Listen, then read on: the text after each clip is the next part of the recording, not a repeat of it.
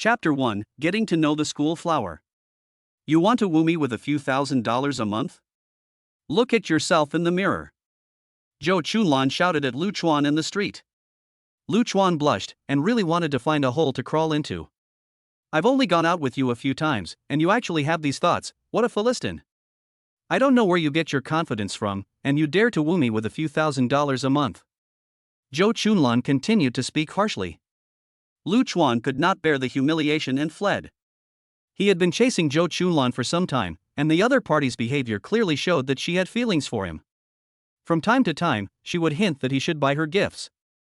Otherwise, Lu Chuan would not have dared to confess his love. But he never imagined that this would be the result after he confessed. Lu Chuan walked down the street in a daze, unable to stop thinking, it's true what they say about poverty not lasting 3 generations. Just then, a strange voice rang in Lu Chuan's head. System activation in progress. 10%. 50%. 100%. System activation successful. Lu Chuan's eyes lit up. A system? Could it be that the kind of system in the novels had hit me? He felt like his luck was about to change. This system is a dating assistance system. Is it bound? Yes, it must be bound. Lu Chuan couldn't wait any longer. Bound successfully. After processing by this system, the host's balance will not be deducted when spending on girls. Special reminder, the spending target must be a woman with a face value of 80 points or above, otherwise the spending will deduct the host's balance. This system setting is quite simple, and Lu Chuan quickly understood it.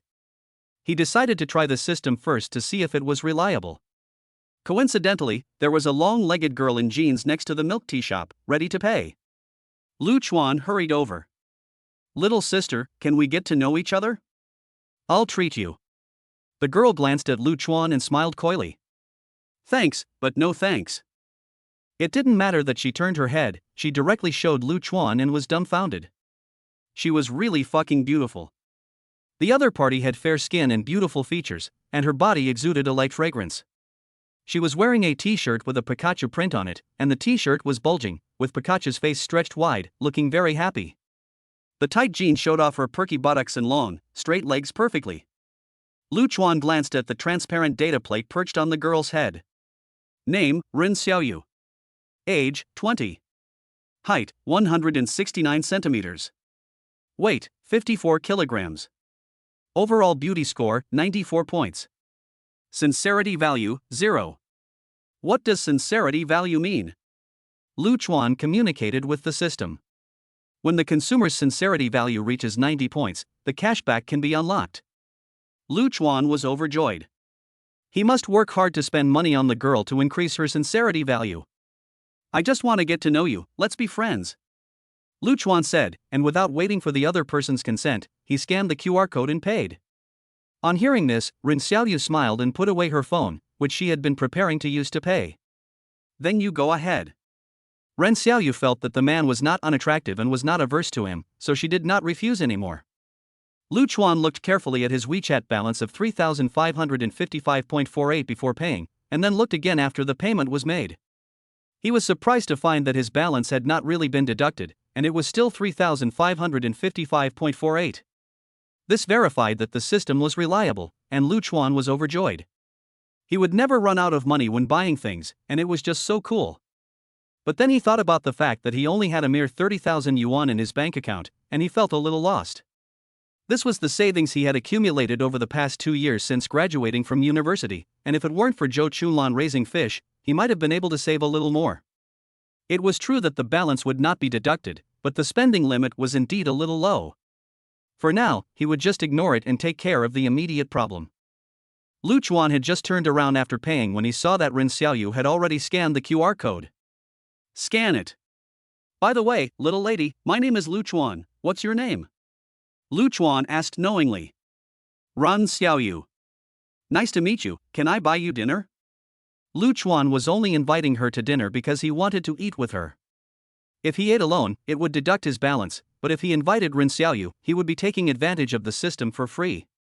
But I'm not really hungry right now, said Ren Xiaoyu. How about I walk with you for a while? We can eat together when you're hungry.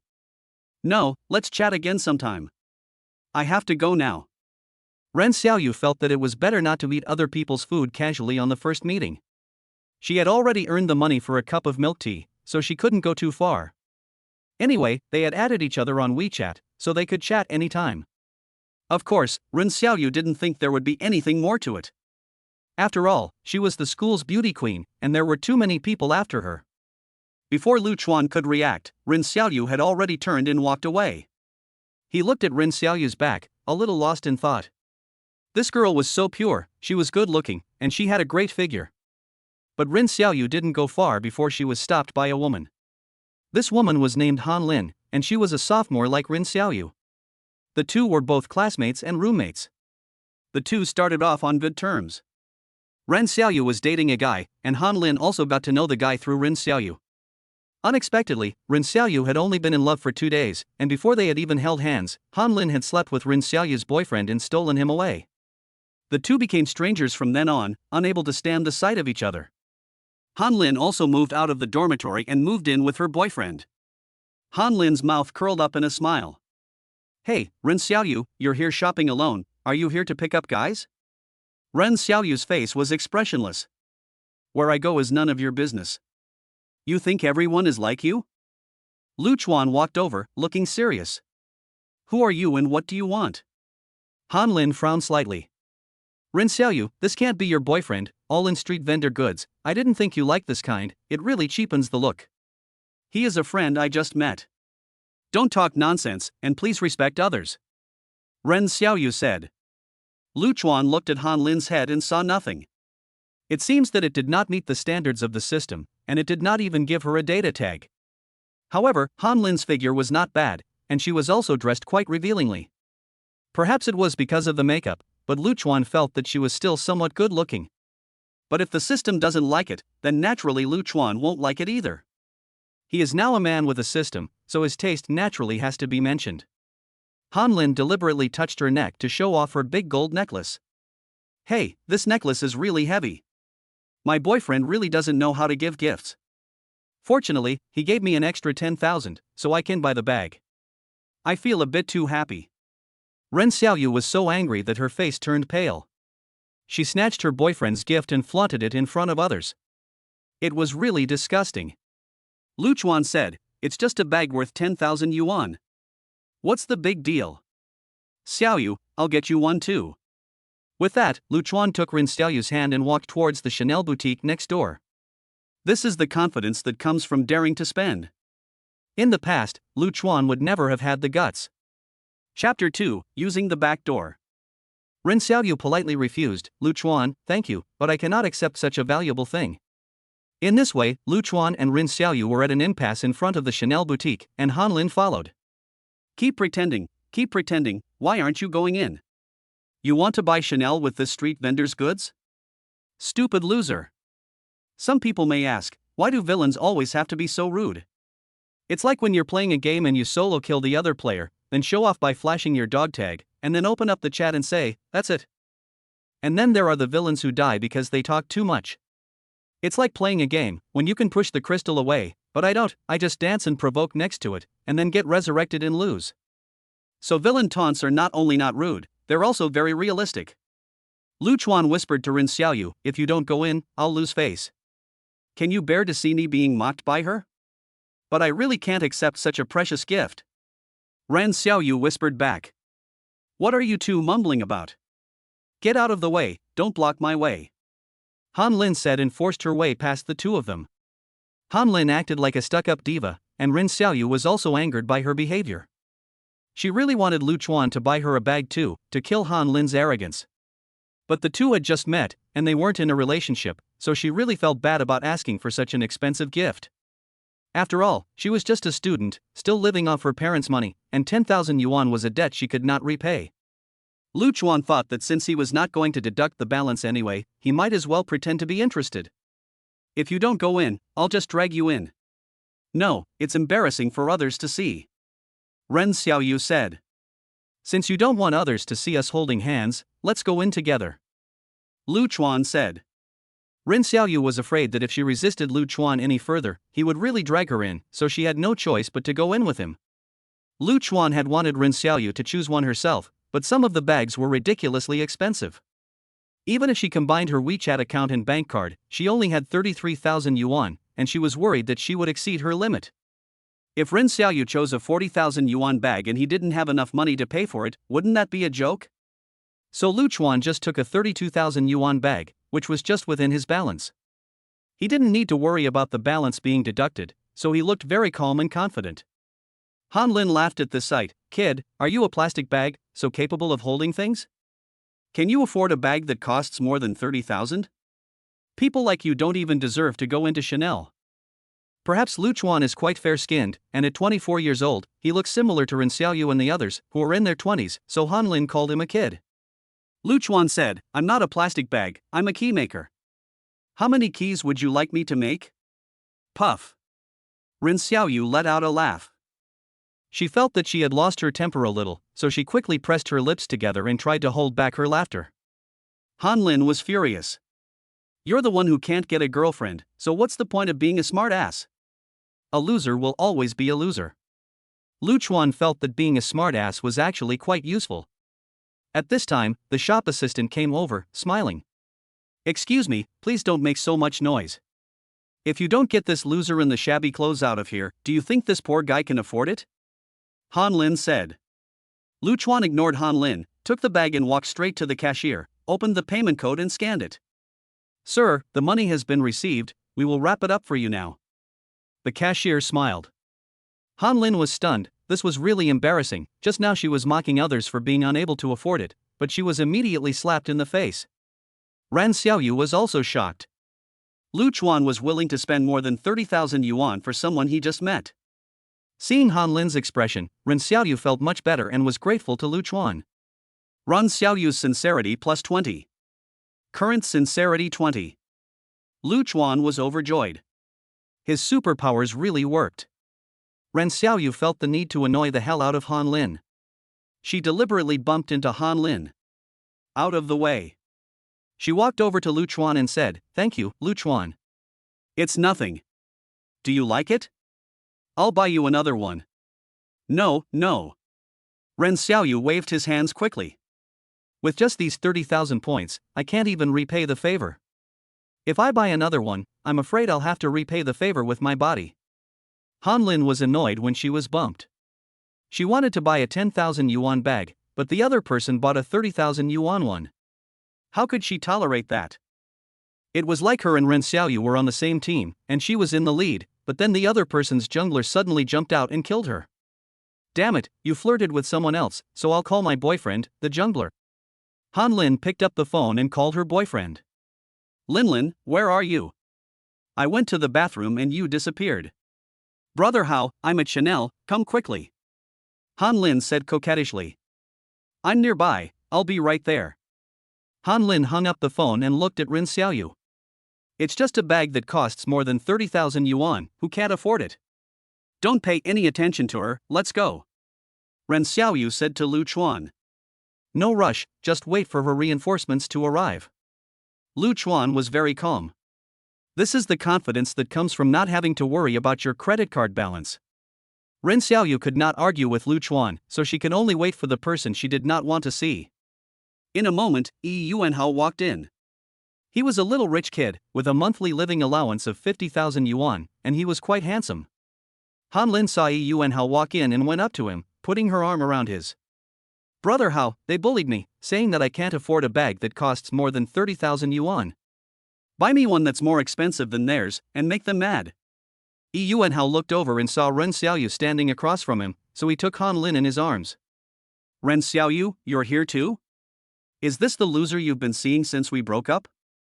Ren Xiaoyu saw Yuanhao humiliate Lu Chuan, and she felt the need to save a little face for Lu Chuan. After all, the guy had bought her such an expensive gift, so she kissed Lu Chuan on the cheek. "Am I strange here? My boyfriend is not the loser you call him." Ren Xiaoyu was not willing to be outdone, and deliberately referred to Lu Chuan as her boyfriend. Lu Chuan touched his cheek, and a wave of warmth welled up in his heart. Happiness came too suddenly. Could this be the effect of the banknotes? He didn't know that Ren Xiaoyu just didn't want him to be looked down upon by Yuanhao. Of course, Lu Chuan didn't care about the reason why she kissed him. He was just having a taste of being a local tyrant. Han Lin said coquettishly, "Brother Hao, buy me a pack." "But I only have 20,000 yuan left this month, which is not enough." Yuanhao was a little helpless. "Brother Hao, I still have the 10,000 yuan you gave me, which is enough when added together," Han Lin said. Yuanhao hesitated. Although he was not short of money, if he used it all at once, what would he do for the second half of the month? If he asked his family for more, he would definitely get scolded. Moreover, he had more than one girlfriend, and if he spent all his money on Han Lin, what would happen to the other girls? Han Lin saw that Yuanhao was indecisive, so she decided to use a drastic measure. She said softly, "Brother Hao, if you buy me that 30,000 yuan bag, I'll let you go through the back door." Chapter 3, Roommates. Yuanhao's eyes lit up at the news, and he immediately transferred the money to Han Lin. Han Lin twisted her little bottom and took an identical bag to the checkout. "It's just a bag, oh yes, my necklace is still so heavy." Han Lin said this without forgetting to touch the gold chain, looking proud. Ren Xiaoyu's face turned pale, she was really angry. She felt uncomfortable in this place and told Lu Chuan, "It's about time, let's go." "No rush, I think it's too monotonous to carry the same bag all day, I'll buy you another one." Lu Chuan said directly and picked up another 30,000 yuan bag to pay the bill, and Ren Xiaoyu wanted to persuade him but it was too late. After giving the second bag to Ren Xiaoyu, Lu Chuan went to get another one and paid the bill again. He did the same thing again and again, paying the bill 7 times. It's not surprising that Lu Chuan did this. He only had a total of 33,000 yuan, so he couldn't pay it all at once. He had to rely on Ren Xiaoyu's unspent balance. That's 7 bags, each worth more than 30,000 yuan, which is almost 230,000 yuan in total. Ren Xiaoyu was stunned, holding a bunch of bags in her hands. She usually had a lot of suitors, but none of them had ever been so generous as to spend more than 200,000 yuan. The key is that Lu Chuan is still very calm and composed, as if more than 200,000 yuan is just a drop in the bucket to him. This is definitely a second-generation rich kid. A second-generation rich kid who likes to pretend to be poor. At this moment, Ren Xiaoyu finds Lu Chuan more and more likable. This is human nature. No matter how strong your heart is, you can't withstand the attack of a sugar-coated bullet, not to mention the fact that Ren Xiaoyu is just a college student who has not yet entered society. There is no such thing as a saint who can truly regard money as dung. Ren Xiaoyu's true heart value plus 20. Ren Xiaoyu's sincerity value plus 20. Current sincerity value 60. Lu Chuan was very satisfied as he listened to the system's announcement. Sure enough, the power of money is useful. Just on the first day of knowing each other, he was able to get the sincerity value up to 60 points. This sincerity value can be considered somewhat likable. Han Lin stared with wide eyes and an open mouth, dumbfounded as she watched the pile of bags in Ren Xiaoyu's hands. This guy in all these street stall goods is definitely a rich kid who likes to play at being a big shot. Ren Xiaoyu was full of herself at the moment. She had previously been bullied and mocked by Han Lin, and now she had to get her revenge. She lifted the bags and waved them in Han Lin's face. "Gee, these bags are so heavy, I can hardly lift them." "Brother Hao, I want them too." Han Lin refused to admit defeat and pouted at Yuanhao to beg for them. "I don't have any money left, what more do you want? More than 200,000 yuan is my living expenses for 4 months. Yuanhao was a little displeased. "Brother Hao, are you willing to see Ren Xiaoyu acting so cocky in front of you?" Yuanhao was indeed unhappy, but what could he do if he was unhappy? What could he do if he had no money? "Let's go, don't embarrass yourself here." Yuanhao knew that Lu Chuan was not an ordinary person, and he didn't bat an eyelid when he spent more than 200,000 yuan. He himself couldn't do that, so he couldn't provoke him. He could only drag Han Lin away in a huff. "Xiaoyu, let's go too," Lu Chuan said. "Lu Chuan, I really don't know how to repay you. This time I spent more than 200,000 yuan. I don't mind. This little amount of money is nothing to me." Lu Chuan started to act like a big shot. Ren Xiaoyu blushed and said, "By the way, just now I said in desperation that you were my boyfriend and kissed you. I hope you don't mind." "I understand. It's no big deal." "Mind? How could I mind? I would accept if you kissed me a few more times." When they walked outside the store, Lu Chuan said, "Xiaoyu, I have something to do, so I won't be able to keep you company. I'll ask you out again some other time." Lu Chuan had to leave quickly, otherwise he would have to drive Ren Xiaoyu back later. He was now a local tyrant, but he didn't even have a car. Wouldn't it be a disaster if he was discovered? Okay, you go ahead, Ren Xiaoyu responded with a smile. Back at the school dormitory, Ren Xiaoyu was exhausted. The 7 bags were a bit heavy for her. Her roommate looked at her in disbelief as she carried in so many Chanel boxes. Xiaoyu, did you rob someone today? Yes, I robbed a cute guy. Ren Xiaoyu said listlessly. How much did all these bags cost? Over 200,000 yuan, Ren Xiaoyu answered truthfully. Her roommate gasped. No way, you got over 200,000 yuan worth of stuff in just one go? When did you get a boyfriend and not tell me? It's not a boyfriend, I just met him today. You call that not a boyfriend? Why don't you introduce him to me? I want a boyfriend like him. Ren Xiaoyu glared at her, as if she were crazy. I didn't say I wouldn't give him a chance. I said Xiaoyu, don't be stubborn, if you let a catch like this get away, you'll regret it. You're still waiting for him to give you a chance, but there are plenty of women who would jump at the chance to be with a guy who can afford to give you a gift like that. Hearing this from her roommate, Ren Xiaoyu was suddenly enlightened. Lu Chuan was not unattractive, and he was generous.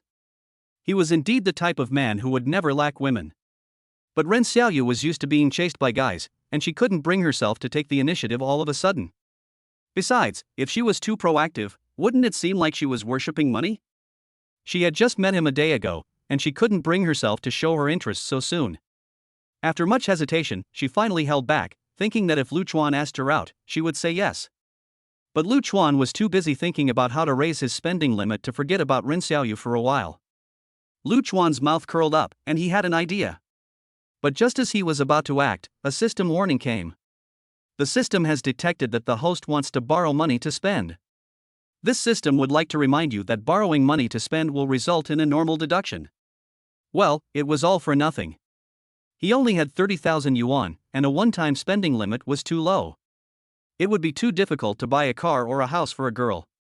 Just then, a message came in on WeChat. Lu Chuan opened it and saw that it was from Ren Xiaoyu. Brother Chuan, I really want to thank you today for helping me get back at Han Lin and make her lose face. Lu Chuan was puzzled. Why did she call him Brother Chuan? In fact, it was Ren Xiaoyu's roommate Gu Ximeng who was helping her chat. Of course, Lu Chuan didn't know that and replied, so how are you going to thank me? Brother Chuan, how do you want me to thank you? Gu Ximeng replied in seconds. Lu Chuan felt that the other person was playing Tai Chi with him. Although he didn't really understand women, he had learned a little from the internet. At this time, he couldn't reveal his own needs, otherwise he would be taken advantage of. I already said not to worry, this little money really means nothing to me. Gu Ximeng looked at Lu Chuan's reply and said to Ren Xiaoyu, this person must be a master. What master or not, Lu Chuan just now has the confidence. If you don't want to, I can spend money on other women, do I still fear that the money can't be spent? With confidence, we are as still as a mountain, you can do whatever you like. Ren Xiaoyu walked towards the toilet. Ximeng, I'm going to the toilet, you keep the conversation going, don't say anything too much, okay? What she didn't know was that this Gu Ximeng had her own little plan for helping her with the conversation. Chapter 4, Jia Jia, Big Baby. Gu Ximeng saw Ren Xiaoyu close the toilet door and quickly recommended Lu Chuan's WeChat to herself. Then she used Ren Xiaoyu's WeChat to send a message to Lu Chuan saying, I have something to do, let's chat some other time. Naturally, Lu Chuan didn't take it seriously, but he misunderstood that Ren Xiaoyu was not as simple looking as she seemed and actually knew how to tease. Ren Xiaoyu came out of the toilet, looking puzzled. Ximeng, why did you stop chatting? You can't rush things, or he'll think you're cheap. Ren Xiaoyu thought this made sense, so she didn't take it seriously. Gu Ximeng, however, was lying in her own bed, and started adding Lu Chuan to WeChat. Lu Chuan saw a friend request and clicked to take a look. I'm Ren Xiaoyu's roommate, Gu Ximeng. Let's be friends. Since she was Ren Xiaoyu's roommate, Lu Chuan agreed. Hello, my name is Lu Chuan. I know, Xiaoyu told me about you. Gu Ximeng replied immediately. What do you want to add me for? Nothing, just want to get to know each other. By the way, are you free tomorrow? Let's go to West Street together. Lu Chuan was confused. They had never met, and yet she was already asking him out. Lu Chuan was fine with going shopping, but he didn't know how good-looking this Gu Ximeng was. Going out costs money, and if she wasn't good looking enough to be used by the system for free, Lu Chuan definitely wasn't going. He tried to transfer some money to Gu Ximeng to see if his balance would go down. If his balance didn't change, it meant that she was over 80 points in terms of appearance and could be used by the system for free, and then he could agree to go shopping. Gu Ximeng was overjoyed when she received a transfer notification. But when she opened it, she was dumbfounded to see that there was only 1 yuan in it. This is so stingy. On second thought, it didn't feel right. The other person is obviously very rich. Could this be a test? In fact, Lu Chuan just sent it randomly, and it couldn't be more than 1 yuan anyway. After some thought, Gu Ximeng sent a message. Brother Chuan, thank you for the red envelope. Are you free tomorrow? Lu Chuan felt that this woman must be no good, otherwise why would she initiate contact with him? She must have been inspired by seeing Ren Xiaoyu go home with a bunch of luxury goods. He tried to send a message. We can meet, but you're not allowed to go home tonight. See you tomorrow at 6 p.m. Gu Ximeng replied immediately. Okay. Naturally, Lu Chuan agreed, since he wasn't going to be charged for the expenses, why should he be afraid of you? It's just that poor Ren Xiaoyu still didn't know that she was about to be snatched again. She can only say that she is unlucky. What kind of roommates are they? First there was Han Lin, and now there is Gu Ximeng. Lu Chuan was lying on the bed with nothing to do, so he turned on Douyin live streaming. He was going to buy some gifts for the female host. He had often seen in novels that powerful players would reward female hosts, and then the female hosts would come to him. Naturally, Lu Chuan also wanted to be a godly hero. As long as the appearance score was above 80, he didn't have to worry about deducting his balance when he bought gifts, so he had no qualms about it. He kept buying gifts for several anchors who looked very beautiful, but he didn't get any system prompts. He thought that the system didn't recognize the beauty because it was enhanced by a beauty filter. A minute later, Lu Chuan finally bought a gift for an anchor called Jia Big Baby. He could see the other person's data card even through the screen. Name, He Jia. Age, 18. Height, 160 centimeters. Weight, 45 kilograms. Overall beauty score, 90. True value, 0. Lu Chuan's eyes lit up. She really is a big treasure. Jia Big Treasure had a lowly face, a sweet voice, and big cartoon eyes on her t-shirt. Lu Chuan clicked into the live broadcast room and saw that there were only 30-odd people, which was very puzzling, as this face value should not be the case. At this time, Jia the baby was still rambling on. Welcome new family members, this is the 5th day of the new host's broadcast, please family members click to follow and like. It turned out to be a new host, no wonder there weren't many people. Lu Chuan saw the few comments. What exactly are you doing, host? I've been watching for a long time and haven't seen any talent. Yeah, are we just supposed to listen to music? Jia the baby gave an embarrassed smile. Hey, the host doesn't have any talent, so I'll just chat with the family. You can ask me anything, and I'll answer. What does the host usually eat? You've grown up well, I'll let my girlfriend eat it too. Upstairs, if you have a girlfriend, don't watch, be careful of a fire in the backyard. Lu Chuan thought this big baby was quite cute, and her appearance score reached 90 points, so he simply used the free system to recharge 3,000 soft sister coins to prepare to send gifts. As soon as he had recharged, a text message arrived. The last digit 8183 indicated that on September 25 at 21:54, ICBC had spent 3,000 yuan, leaving a balance of 27,032.13 yuan. ICBC had completely confused Lu Chuan. Didn't he say that if he spent money on a girl with a face score of 80 or higher, he wouldn't be charged? System, what's going on? Lu Chuan asked. Don't worry, host.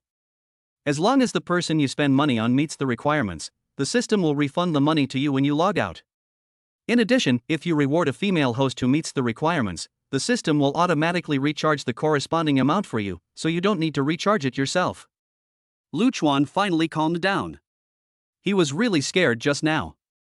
Losing 3,000 yuan all at once would be the end of him. But the system's automatic recharge is pretty good, saving me the trouble of doing it myself. Lu Chuan taps his finger, and a carnival effect appears on the screen. Lu Chuan looks and sure enough, there are still 30,000 beans. The system didn't lie to me, it automatically recharged my account, so I can keep streaming without stopping. Thanks for the carnival gift from Wolf Brother 7. Thanks, brother. Jia Jia is overjoyed. She is just a new host who has been broadcasting for a few days, and there are already more than 30 people in her broadcast room. She never expected to win a huazi, which is worth 3,000 yuan. Lu Chuan looked at the comments, and they were all saying, "Boss is confused." "Humph, you're all talking nonsense, it's the boss who is generous." Judge Dabobi, I said, "You just can't stand to see me do well, I'm ignoring you all." "Fine, since you're ignoring us, I'll unfollow you." "Yes, I'll unfollow you."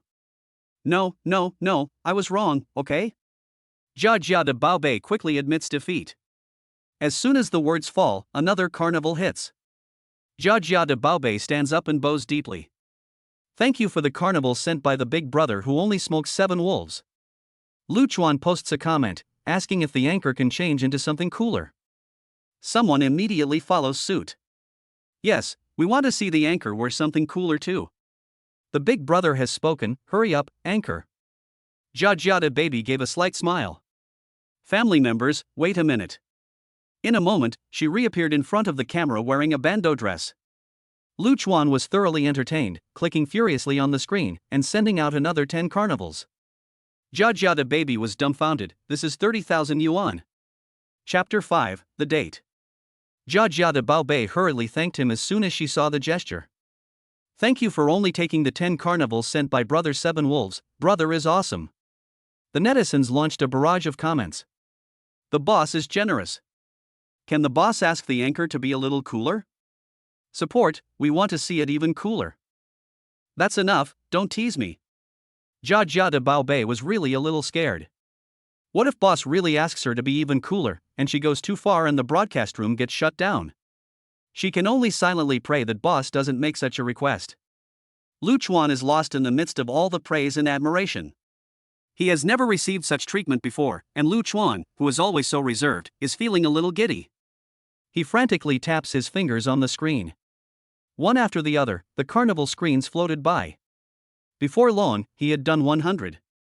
A full 300,000. Holy shit, where did this godly hero come from? When I started swiping for the 10th one, I felt like something big was about to happen. Does the boss need a son? I'm willing to be your godfather. Me too. Judge Dabaobi was so excited that he just knew how to thank. He thanked Wolf 7 for only taking the 7, and he thanked the moneybags for being his godfather. As Lu Chuan's gifts were rewarded, Judge's live broadcast room became extremely popular, and its popularity skyrocketed, with tens of thousands of people flooding in at once. Those who had just come in didn't know what was going on, and all they could see was the barrage of comments saying "godlike hero." What's going on? Is this a live broadcast room for watching a ball game? There are so many people. I looked at the host's account, and the number of people in the live broadcast room was even greater than the number of followers, which was really unusual. Those who had just come in didn't know, but just now, the top player in the rankings had rewarded 100 huazi.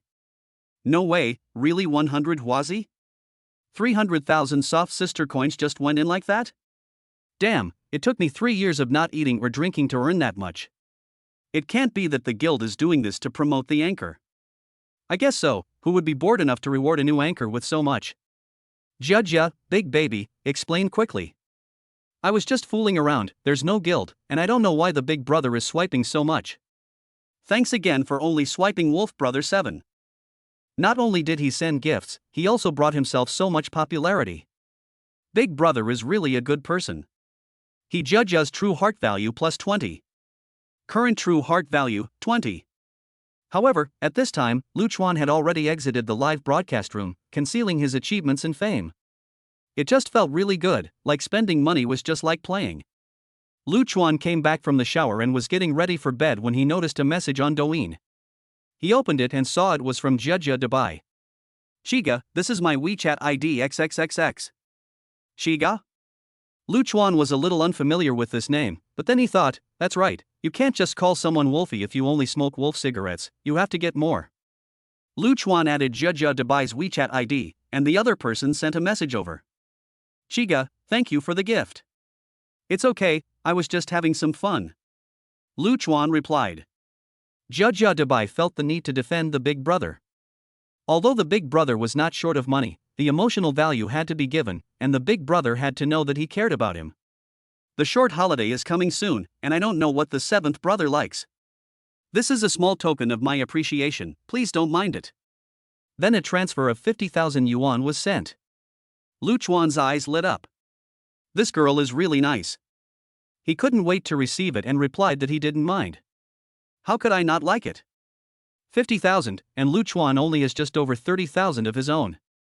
The system doesn't deduct money for gifts, so this 50,000 is a complete surprise. At this point, Lu Chuan had an idea for making money, but just as he thought it, the system's warning came. The host may not directly or indirectly request the consumer to return the money, or else they will bear the consequences. Lu Chuan cursed in his heart, this broken system is really dogged. Jia Jiada Baobei was very happy to see that Lu Chuan had accepted the money. If he hadn't, she might not have come back next time. Now that he has accepted the money, she is sure that she will come back for more. She was worried that her brother would be disgusted by the fact that she casually spent hundreds of thousands of dollars, but she didn't expect him to be so approachable. Today, her brother spent 300,000 yuan, and she got more than 100,000 yuan after deducting the platform's commission and tax. She still made a profit by giving away 50,000 yuan.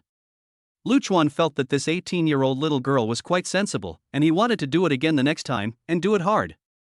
The next day, the alarm on his phone went off, but Lu Chuan just turned it off. I'm a person with a system, do I still need to earn a few $1,000s in useless fees?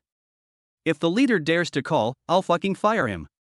Lu Chuan slept until noon and felt refreshed. He opened Douyin and saw that he actually had more than 200,000 followers. What's going on? Did I go too far last night? After watching some short videos for a while, Lu Chuan got up to eat. It was already 5 p.m. when Gu Ximeng sent a message. Brother Chuan, see you at 6 o'clock. Lu Chuan then remembered that he had a date with Ren Xiaoyu's roommate yesterday, and he didn't know what Gu Ximeng looked like. Okay, see you at 6 o'clock. Gu Ximeng looked at Lu Chuan's reply and her mouth slightly curled up. Something is definitely going to happen today. I must win over this local tyrant who spends 200,000 yuan on a bag. At 6 p.m., Lu Chuan arrived at the agreed place and saw a girl wearing a halter neck, backless one-piece dress with a plunging neckline from afar. Her back was simply too beautiful, with long, slender back cleavage and a pair of breathtaking butterfly bones. Her skin was smooth and delicate, snow white, and the dress was held up by a string around her neck. Balenciaga with letters and high heels, those long legs are quite eye-catching. Lu Chuan walked over and asked, "Excuse me, are you classmate Gu Ximeng?" Gu Ximeng glanced back at Lu Chuan and then smiled sweetly. "You must be Brother Chuan, right?" This glance back sent a fragrance into Lu Chuan's nose. I'm going to die, damn it. Lu Chuan glanced at the top of the other person's head. Name, Gu Ximeng. Age, 20. Height, 168 centimeters. Weight, 53 kilograms. Overall appearance score, 93 points. Sincerity score, 20. Ouch, 20 points of sincerity just from the first meeting, not bad. Although her appearance score is 1 point lower than Ren Xiaoyu's, they are both school beauty level. Gu Ximeng felt that since Lu Chuan had made a request, and she had also agreed to meet, everyone knew what was going on, so there was no need to pretend to be modest. She went straight up and took Lu Chuan's arm. "Brother Chuan, are you hungry? Let me take you out to dinner. I can't let you treat me." "I'll treat," Lu Chuan said. "Then I'll let Brother Chuan spend money." Gu Ximeng smiled. The two walked so intimately, attracting countless envious glances. Mainly because Gu Ximeng's figure was too hot, and she was wearing such sexy and provocative clothes. Lu Chuan felt very comfortable, with a beauty in his arms, so comfortable. Of course, he didn't think that Gu Ximeng fell in love at first sight just because she found him handsome. This girl had been purposeful since she added him on WeChat. But Lu Chuan didn't care. It was a mutual thing, and at worst, he would just spend some money. After all, his appearance met the standards, and he could just use the free system. Chapter 6, I'll buy you everything. After Lu Chuan took Gu Ximeng out to a fancy dinner, Gu Ximeng said, "Chuan, let's go shopping."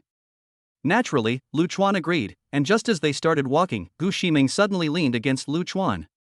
"Oops, my heel broke." Lu Chuan glanced over his shoulder and saw that there was a Valentino store nearby. He thought to himself, your shoe broke at the perfect time. Did you twist your ankle? If your shoe breaks, just buy a new pair. Thank you for your concern, but my foot is fine. There aren't any shoe stores nearby, and these Valentino shoes are so expensive, a pair costs thousands of yuan, I can't afford them. I'll have to trouble you to help me walk for a while. How can I let you suffer by going out with me? Don't worry about it, I'll just buy you a pair. Lu Chuan was full of dominance. I'm not sure if I should accept. I said I'll give them to you, so don't be a drag. Lu Chuan was really impressed by these calculating women, there were really a lot of tricks. Oh. Gu Ximeng obediently answered, taking Lu Chuan's arm and walking into Valentino. After buying a pair of shoes that cost more than 7,000 yuan, Gu Ximeng was overjoyed. Lu Chuan saw Gu Ximeng constantly looking at the shoes on her feet, happy like a child, and it was really beautiful. There is a cute side to Luo's daughter. Apart from being greedy for money, what is her fault? At this time, Lu Chuan had already forgotten his past when he was rejected because he was poor. Brother Chuan, thank you.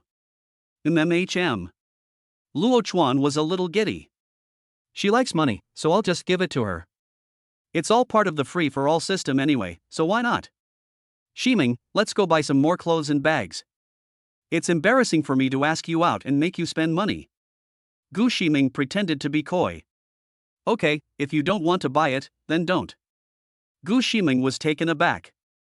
No, I was just kidding. You really aren't buying it? Seeing Gu Ximeng's expression, Lu Chuan laughed heartily. I was just teasing you. I'll buy it for you if I say I will. Thank you, Chuan Gu. Gu Ximeng smiled sweetly.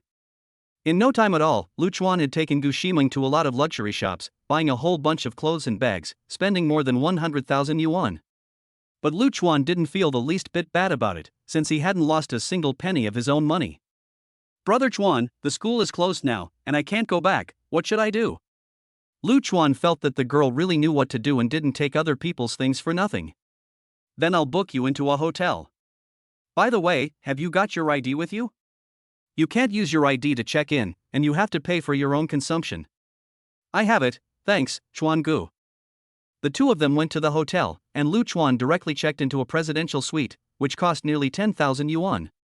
But so what, the balance won't drop anyway, so just make it up. Gu Ximeng looked at Lu Chuan pitifully. Chuan Gu, I'm a little scared to sleep alone, can you stay with me? Don't be afraid, I'll stay with you. Lu Chuan felt that something big was bound to happen tonight. I'll go take a shower, you lie down for a while. Gu Ximeng said, and walked into the bathroom. With the tap stopped spraying, Gu Ximeng wrapped in a towel and walked out. She slowly walked towards Lu Chuan with her snow-white legs, her pink little feet looking especially cute. Gu Ximeng said, Brother Chuan, thank you for the present today. It's nothing, as long as you're happy. I'm a coward, I'm afraid to sleep alone, can you protect me? Lu Chuan said, Of course I have to protect you. I'll turn off the light then. Gu Ximeng said and turned off the light. 2,000 years later. Gu Ximeng said, Chuan Gu, I find you quite handsome. Gu Ximeng's true heart value plus 20. Current true heart value 40. Although the true heart value is still very low, Lu Chuan doesn't care, he doesn't lose anyway. I'm handsome anyway. You didn't look very handsome at first glance either, just not unpleasant. Gu Ximeng spoke her mind this time. Lu Chuan didn't feel the need to be handsome, as he believed that money could solve all problems. The next day, early in the morning, Gu Ximeng left on her own. Ren Xiaoyu, who was just about to go to class, opened the door and saw Gu Ximeng wearing a lot of designer clothes and carrying a large bag of clothes. Ximeng, what's this? Ren Xiaoyu was very puzzled. As far as she knew, Gu Ximeng came from a very ordinary family. Some boys at school did chase after her, but how could a student possibly have the money to buy her so many expensive things? Lu Chuan bought all of this. Gu Ximeng had no intention of hiding it, as Ren Xiaoyu would find out sooner or later anyway. Ren Xiaoyu couldn't help but look grave upon hearing this. Chapter 7 Secret Love. Ren Xiaoyu doubted that she had heard it wrong. How could Gu Ximeng be involved with Lu Chuan? She had only met Lu Chuan the day before, and how did they know each other? Sorry, Xiaoyu, I used your WeChat to push Lu Chuan to me, Gu Ximeng said.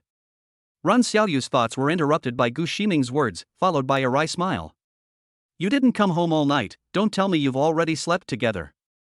I don't want to hide it from you, we did have sex. Han Lin did it, and you did it too, why are you all treating me like this? Ren Xiaoyu said.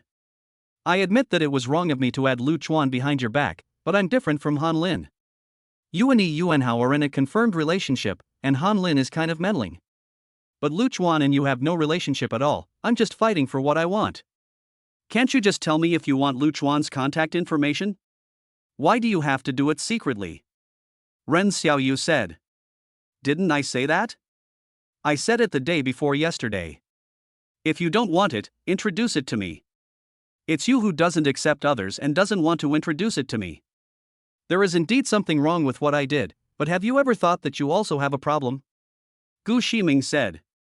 That's funny, it's actually my problem.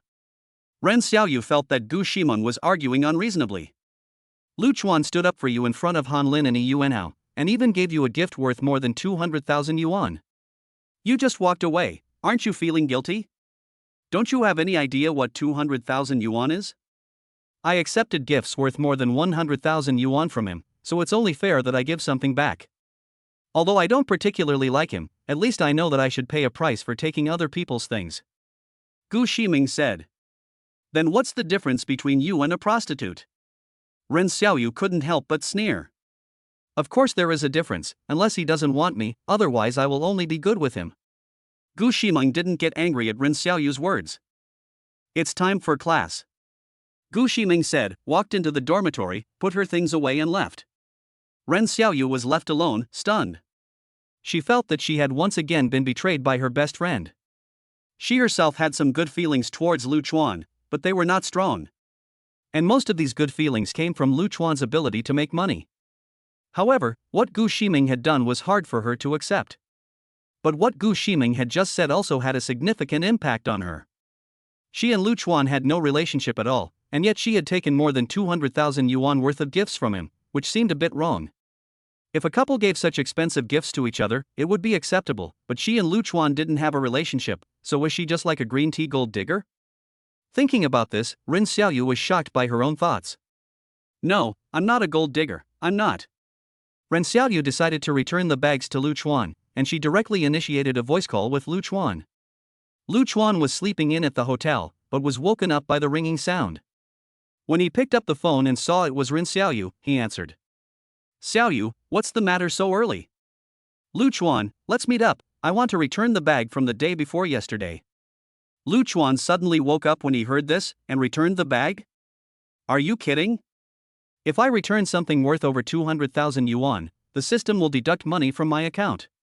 I only had 80,000 yuan after Jia gave me 50,000 yuan. If I do this, I'll owe the system over 100,000 yuan. You're trying to kill me. No need to return it, it's yours. Lu Chuan quickly refused. I didn't do anything to earn this, and I'm already very grateful that you saved face for me the day before. I really can't take these bags. No, it was fine the other day, why do you suddenly want to give it back to me? Lu Chuan was very puzzled. I'm sorry, I didn't realize before that my actions were inappropriate. After all, we don't have any relationship, and I shouldn't have accepted such a heavy gift. Then just become my girlfriend. Lu Chuan teased, and Ren Xiaoyu was speechless upon hearing this. Are you trying to look at the bowl while eating from the pot? Lu Chuan, stop talking, let's meet somewhere and I'll give you back the bag. Ren Xiaoyu's true value 20. Ren Xiaoyu's true value 20. Ren Xiaoyu's true value 20. Current true value 0. Holy cow, what's going on? You're offended just by one sentence? Fine, you're offended. The bag can't be returned anyway. I told you, the bag is yours once I give it to you. Don't mention this again. Okay, I have to go now. Lu Chuan hung up as soon as he finished talking. Ren Xiaoyu was also in a hurry to get to class, so she didn't continue the voice call and had to wait until after class to talk. Lu Chuan thought carefully. It should be Gu Ximeng who went back to explain the matter, otherwise Ren Xiaoyu would not have suddenly acted like this. It was indeed a pity that such a pure girl had broken up, but there were so many girls in the world, so it didn't matter. Looking at the phone again, he found several unread messages. Jia big baby, 7th brother, why didn't you come to the live broadcast room to see me today? Are you busy at work? You should pay attention to rest. This was said last night, so I was probably too busy teaching to notice. And there's also a message from the manager just now. Lu Chuan, it's fine if you didn't go to work yesterday, but you've continued to skip work today. Do you still want to keep your job? If you don't want to, then hand in your resignation letter. Lu Chuan didn't even bother to read it.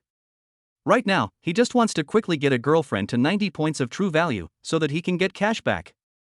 Otherwise, with the little money he has, the upper limit for one-time spending is still too low. Ren Xiaoyu had already offended him to death. Jia Jia Dababi was a host who could be seen but not touched, and Gu Ximeng had sex with him, but her true value was only 40 points. There were still too few girls he knew, so he needed to get to know more girls quickly.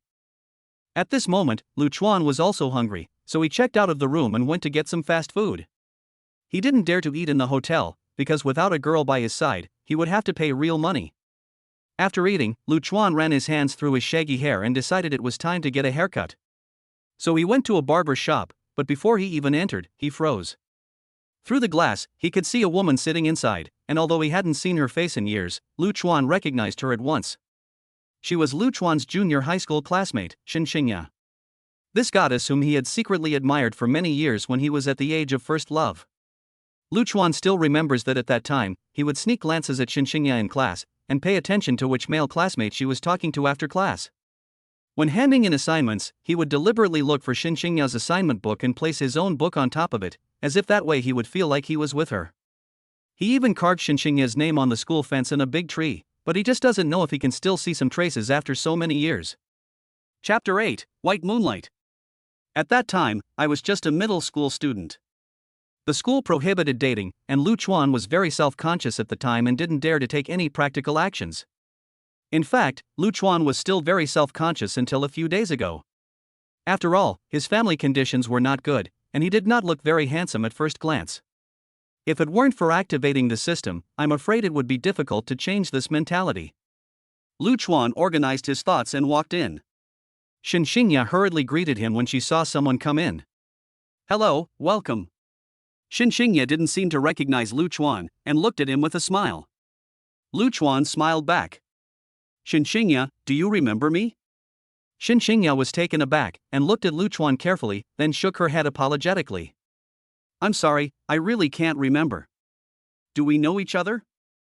I fell down accidentally after class in junior high school, and pulled down my teacher's pants. Do you remember? Lu Chuan reminded her. Oh, Lu Chuan, it's you. Shen Qingya suddenly realized. Since that time, the teacher always wore pants with belts, haha. Shen Qingya burst out laughing, and in Lu Chuan's eyes, she still looked so bright and charming. Her skin was delicate and white, and when she smiled, she had 2 deep dimples, which made her look very refreshing. She was wearing a loose t-shirt, and the shorts she was wearing were so short that they were only partially covered by the t-shirt. Her fair and slender legs made her look even taller. Lu Chuan glanced at the data plate above Shen Qingya's head. Name, Shen Qingya. Age, 24. Height, 170 centimeters. Weight, 56 kilograms. Overall beauty score, 94. True value, 40. This beauty score is the same as Ren Xiaoyu's. Both of them can be considered goddess-level school beauties. Shen Qingya said with a smile, you're here for a haircut, right? Come, let me wash your hair, and then we'll cut it. Lu Chuan followed and lay down. Shen Qingya bent over to wash Lu Chuan's hair, and there was no revealing of her breasts, which obviously meant that she paid attention to this aspect. Shen Qingya's fingers moved back and forth in Lu Chuan's hair, giving Lu a sense of indescribable comfort. He never imagined that one day his white moonlight would wash his hair in this way. The two of them chatted in an off-and-on manner. There aren't many girls who become hairdressers. How did you come up with this idea? Lu Chuan said. In today's society, people always label female barbers as salon girls, as if women working in this industry are not respectable. You should also know the situation in my family. In order to take care of my mother, I have no choice but to quit my job. This job is more flexible, and I can close the salon whenever I want, which is more convenient. Lu Chuan knew that Shen Qingya's mother was suffering from hemiplegia and could not take care of herself, so she had to be taken care of by someone. What about your husband? Lu Chuan asked. Shen Qingya gave a wry smile. With my mother's condition, who do you think would want to marry me? It's not like I'm looking for trouble.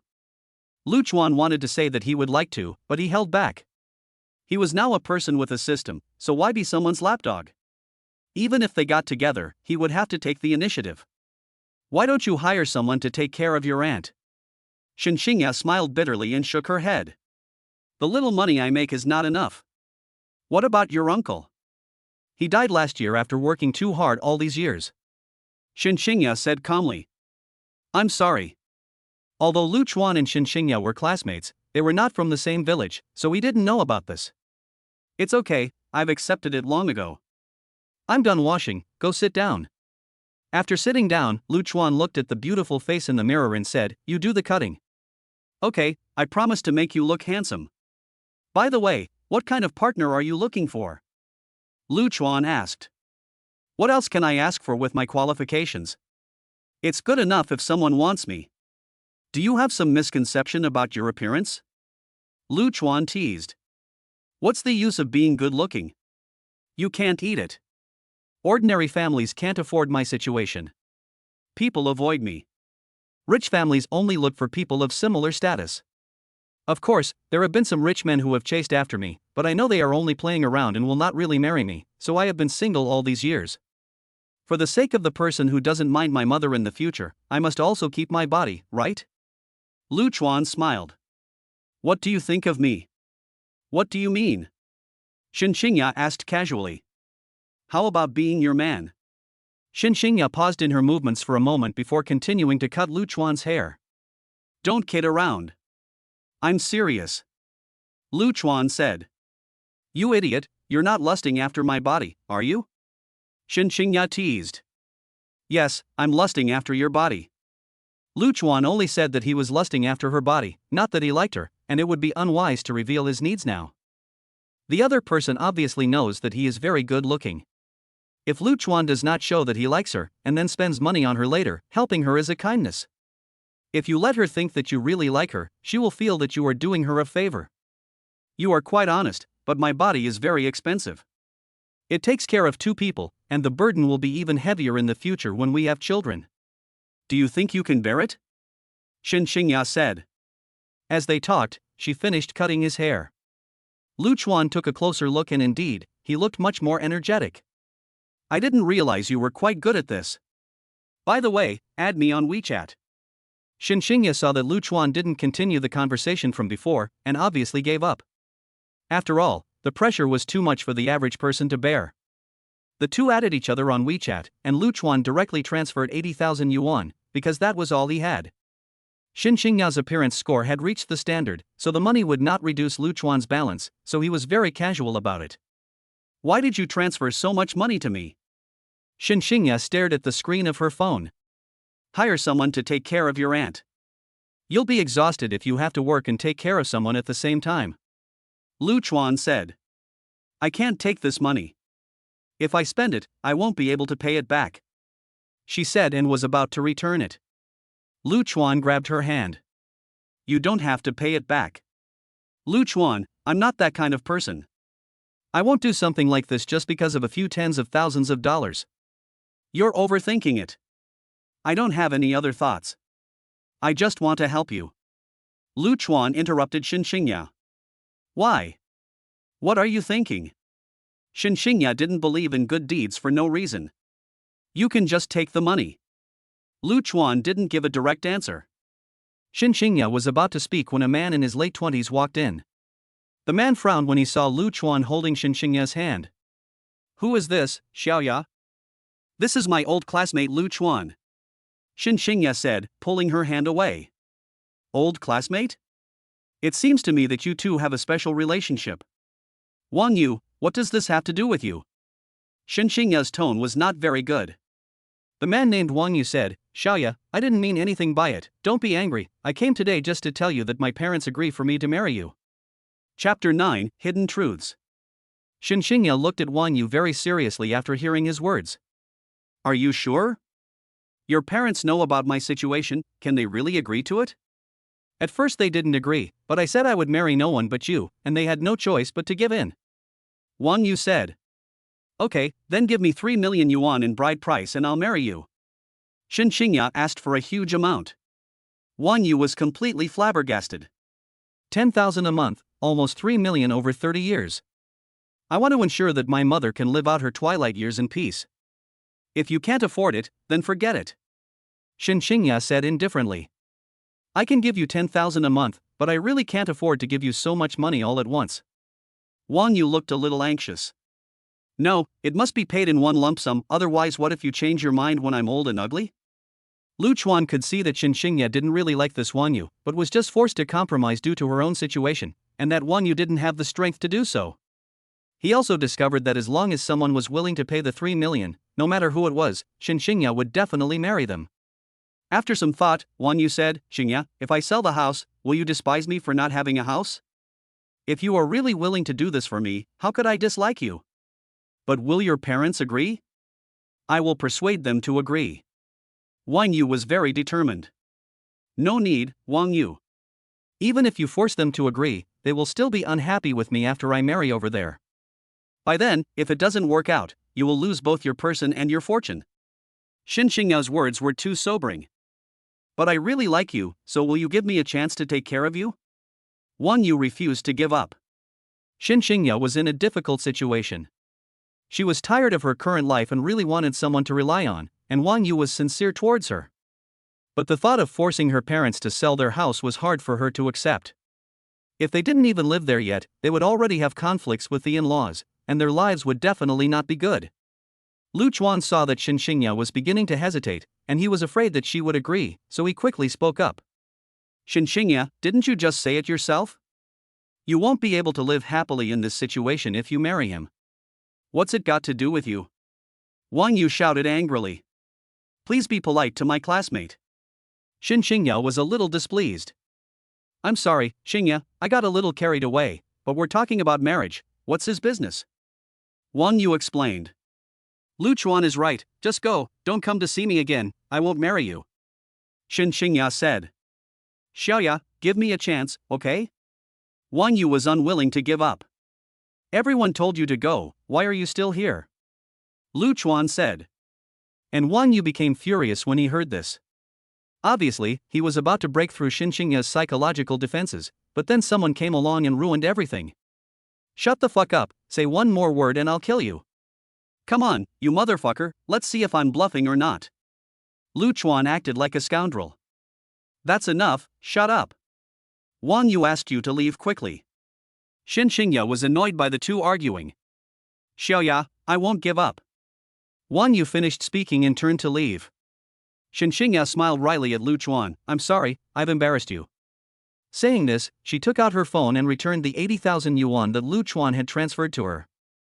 Lu Chuan knew that Shen Qingya definitely would not take the money from him, so he did not continue to transfer it to her. He knew that Shen Qingya was worried about getting a divorce halfway through, and was asking for a lump sum of 3 million, so the 80,000 yuan was really useless.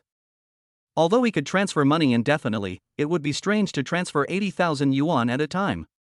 If he wanted to win Shen Qingya over, he would have to find another way. Can I call you Xiaoya? Lu Chuan asked. Of course you can. We've been classmates for so many years, there's no need to be formal. Do you usually play live broadcasts, Xiaoya? Lu Chuan asked.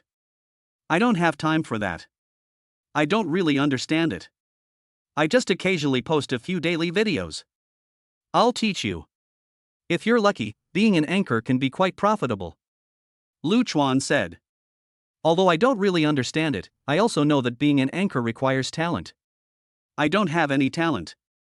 You can be an anchor with good looks. Don't be ridiculous. Who would reward someone who can't do anything? Shen Qingya smiled bitterly and shook her head. Just give it a try. It's not like you have anything to lose. After Lu Chuan's persuasion, Shen Qingya finally decided to give it a try when she had time. Lu Chuan also taught her how to start a live broadcast, and incidentally followed her Douyin account, so that as soon as she started broadcasting, Lu Chuan would receive a reminder. Unlike multiple small transfers, sending gifts doesn't seem abrupt and is very reasonable. Lu Chuan just sat and waited for Shen Qingya to start broadcasting, and then he would send her gifts, and it would be perfect. I'm sure Shen Qingya will be there to greet her. And when you look at Shen Qingya's stunning beauty, Lu Chuan can't wait any longer. Shen Qingya saw Lu Chuan staring at her legs and teased, Do you like them? Lu Chuan was not to be outdone. I can't see clearly, so lift up your shirt a little and let me take a look again. Ugh, I didn't think you were such a pervert. Shen Qingya spat. Hey, I've got things to do, so I'll be going now. Lu Chuan said. Quanjian University. Ren Xiaoyu walked directly to the dormitory after class. She planned to move out immediately, never to live with Gu Ximeng again, and then return all her belongings to Luchuan. She had just reached the dormitory door when she heard Gu Ximeng talking on the phone and stopped in her tracks. "Dad, don't worry, I've got the money together, I'll call you back as soon as possible." Ren Xiaoyu couldn't hear the voice on the other end of the line, and after a while, it was Gu Ximeng's voice again. "I can only scrape together 100,000 yuan for now, I'll figure out the rest. Don't worry, I have to go, I'm busy." Ren Xiaoyu walked into the dormitory and found Gu Ximeng walking out of the door with the luxury goods that Luchuan had given her. "Wait a minute." Ren Xiaoyu called out to Gu Ximeng. "Go ahead and yell at me." Gu Ximeng stopped in her tracks. "You want to sell all this, don't you?" Ren Xiaoyu looked at the bag in her hand. "Yes, I worship money. I approached Luchuan for money." "What happened to your family?" Ren Xiaoyu asked. "You eavesdropped on my phone call?" "I didn't mean to eavesdrop. I just happened to come back and hear it. Tell me what happened to your family." Ren Xiaoyu felt that Gu Ximeng might have a reason. "It has nothing to do with you. I betrayed you. This is not something you should care about. You should hate me. So all those things you said to me before were just to deliberately anger me, right? You just wanted me to hate you so that you wouldn't feel so guilty, didn't you?" Ren Xiaoyu said. "You're overthinking it. I just think you're a hypocrite for accepting such an expensive gift from someone for no reason. Su Meng, I don't blame you for this. Just tell me honestly, what happened at home?" Chapter 10, Reward Shen Qingya. Gu Ximeng heard Ren Xiaoyu's words, dropped whatever she was holding in her hands, rushed over to hug Ren Xiaoyu, and burst into tears. "I'm sorry, Xiaoyu." Ren Xiaoyu patted Gu Ximeng's back and said, "You're so silly. Just tell us what's going on and we'll figure it out together." Gu Ximeng then told the whole story. It turned out that her father had run someone over with the farm truck he drove in the countryside, and in order to gain the family's forgiveness, he needed 500,000 yuan, or else he would go to jail. The car was not insured, so naturally he had to pay out of his own pocket. Gu Ximeng had no choice but to resort to extreme measures. After hearing this, Ren Xiaoyu also began to pack her bags. "Ximeng, take these bags of mine and sell them too." Ren Xiaoyu had planned to return them to Luchuan, but now there was no other way, so she would have to owe him this favor. "No, I can't take this." Gu Ximeng refused outright. "What's the point of being polite between us? I can share everything with you except for men." "In fact, I can share men with you too," Gu Ximeng said. Ren Xiaoyu pinched Gu Ximeng's arm. "You little brat, what are you talking about? You must be seriously ill." Gu Ximeng quickly dodged. "I'm serious."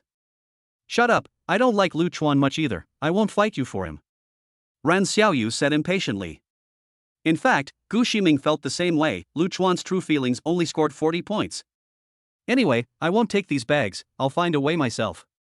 Gu Ximeng still refused to accept it. "Where are you going to find 500,000 yuan? I want to try Luchuan, he's quite generous, he should help me," Gu Ximeng said. "They're all playboys and no good. He already got your body, why would he keep throwing money at you?" Ren Xiaoyu said.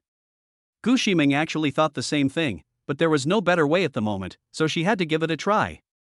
"Forget it, Xiaoyu, I'm going to sell my stuff first and give the family a little money. After all, it's quite sad that someone died," Gu Ximeng said, picked up her bag and left. Ren Xiaoyu then left the school with his own bag. Luchuan was lying at home doing nothing, so he simply opened Douyin and started making short videos. He didn't continue to reward the female host, after all, unlike other people's system rewards, there was no cashback, and clicking on gifts made his fingers sore. He had just been giving it a try the other day for Jia Jia's big baby. Luchuan clicked directly to enter. "This big treasure is very understanding." That day, she took the initiative to return 50,000 to herself, and she must take care of her. "Wow, welcome, big brother Kipawal, you finally come." Jia Jia the big treasure was very surprised. Since Luchuan was the first to enter the broadcast room, there were not many people in the broadcast room. Luchuan didn't say much, and directly sent 10 rounds of carnival. "Thank you, big brother Kipawal, you're so domineering." Jia Jia the big treasure was very happy. "I went preaching and teaching yesterday and forgot to come and see you, so I'll make it up to you today." Lu Chuan posted a barrage of comments. Then he started tapping the screen like crazy, and 100 more carnival tickets were sent out. Brother Q, you're so nice. Thank you, Brother Q. Jia Jia de Baobei looked touched and very pleasing. Brother Q is really generous, and Jia Jia de Baobei's true value is starting to rise. He Jia Jia's true value plus 20. Current true value 40. After this round of rewards, the popularity of the live broadcast room soared, and more than 20,000 people flooded in at once. Chiga, you didn't come last night, and the live broadcast room was so deserted. Jia Jia Dabo Obi looked aggrieved. At this time, the live broadcast room was full of comments. Who is Chiga? Chiga is just a smoker of Kippiwang, a sudden appearance of a godly hero. He made a single purchase of 30 darblues, I admire him. Don't be so gender specific, I can be the top or the bottom. Do you need a dog? Lu Chuan editor send the chat bubbles. I'm sick of you guys. Big baby, what are you doing playing the League of Legends mobile game? Are you a game host now? We're here to watch the game, okay? Yes, we want to watch something cool. That's enough from you all. You're the ones who said last night that you didn't want to just listen to music, so I played a game, okay? Jia Jia Big Baby said. Come on, with your skills, we might as well just listen to music. Top laner Timo, if I were your teammate, I'd just mess up. Big Baby, you'd better play Soraka, it's more in line with your image, you can't do anything except nurse. The person upstairs is right. Humph. If I play the nanny, I'll silence all of you. Jia Jia Dabo Obi was very dissatisfied. Lu Chuan couldn't help laughing. Just then, a broadcast notification appeared at the top of the screen. It turned out to be by Yueguan Shen Qingya's broadcast. Lu Chuan clicked on the screen frantically, and after sending out an unknown number of carnival gifts, he exited Jia Jia Dabo Obi's broadcast room. He went to Xiaoya's broadcast room. Xiaoya is Shen Qingya's Douyin LD. Lu Chuan was the only one in the broadcast room. He saw Shen Qingya shaking back and forth in front of the camera, as if she was still figuring out how to broadcast. Lu Chuan didn't hold back, sending out carnival after carnival. Shen Qingya was captivated by the screen effects, and she didn't know how much a carnival was worth, so she followed the other broadcaster's example and thanked him. She thanked him for only smoking Wolf Brothers. Xiaoya, I'm an old classmate. Lu Chuan sent out a barrage of comments. Old classmate? Which old classmate? Shen Qingya was puzzled. Lu Chuan sent a message to Shen Qingya on WeChat. I'm just a guy who smokes Sept Wolves. Don't call me by my name in the live broadcast, just call me Brother Qi. Shen Qingya saw the message and replied. So it's you. I still don't know how to play. Lu Chuan stopped paying attention to WeChat and switched to Douyin, frantically sending gifts. As the live broadcast room heated up, so did the number of online friends. Damn, this anchor is hot. Love it. Haven't you noticed? This is a new anchor with only a few thousand followers. Holy shit, the number one guy is Smoking Wolf. Brother 7, you were born in the year of the dog, right? You found such a new talent, and she's so pretty. Welcome to Xiaoya's live broadcast room, everyone. Shen Qingya said. As soon as the words fell, the carnival in Lu Chuan's screen appeared again one after another. The barrage of comments from the netizens was so fast that it was like a screen full of comments as soon as it was posted. The barrage of comments never stopped, and neither did the special effects of the carnival. It lasted for a full 20 minutes, and Lu Chuan's fingers were about to cramp up. Holy cow, 1,500 huazi, 4.5 million. Brother Qi, please take me as your godson. I'll kowtow to you. Brother Qi, are you married? I'll be your second wife.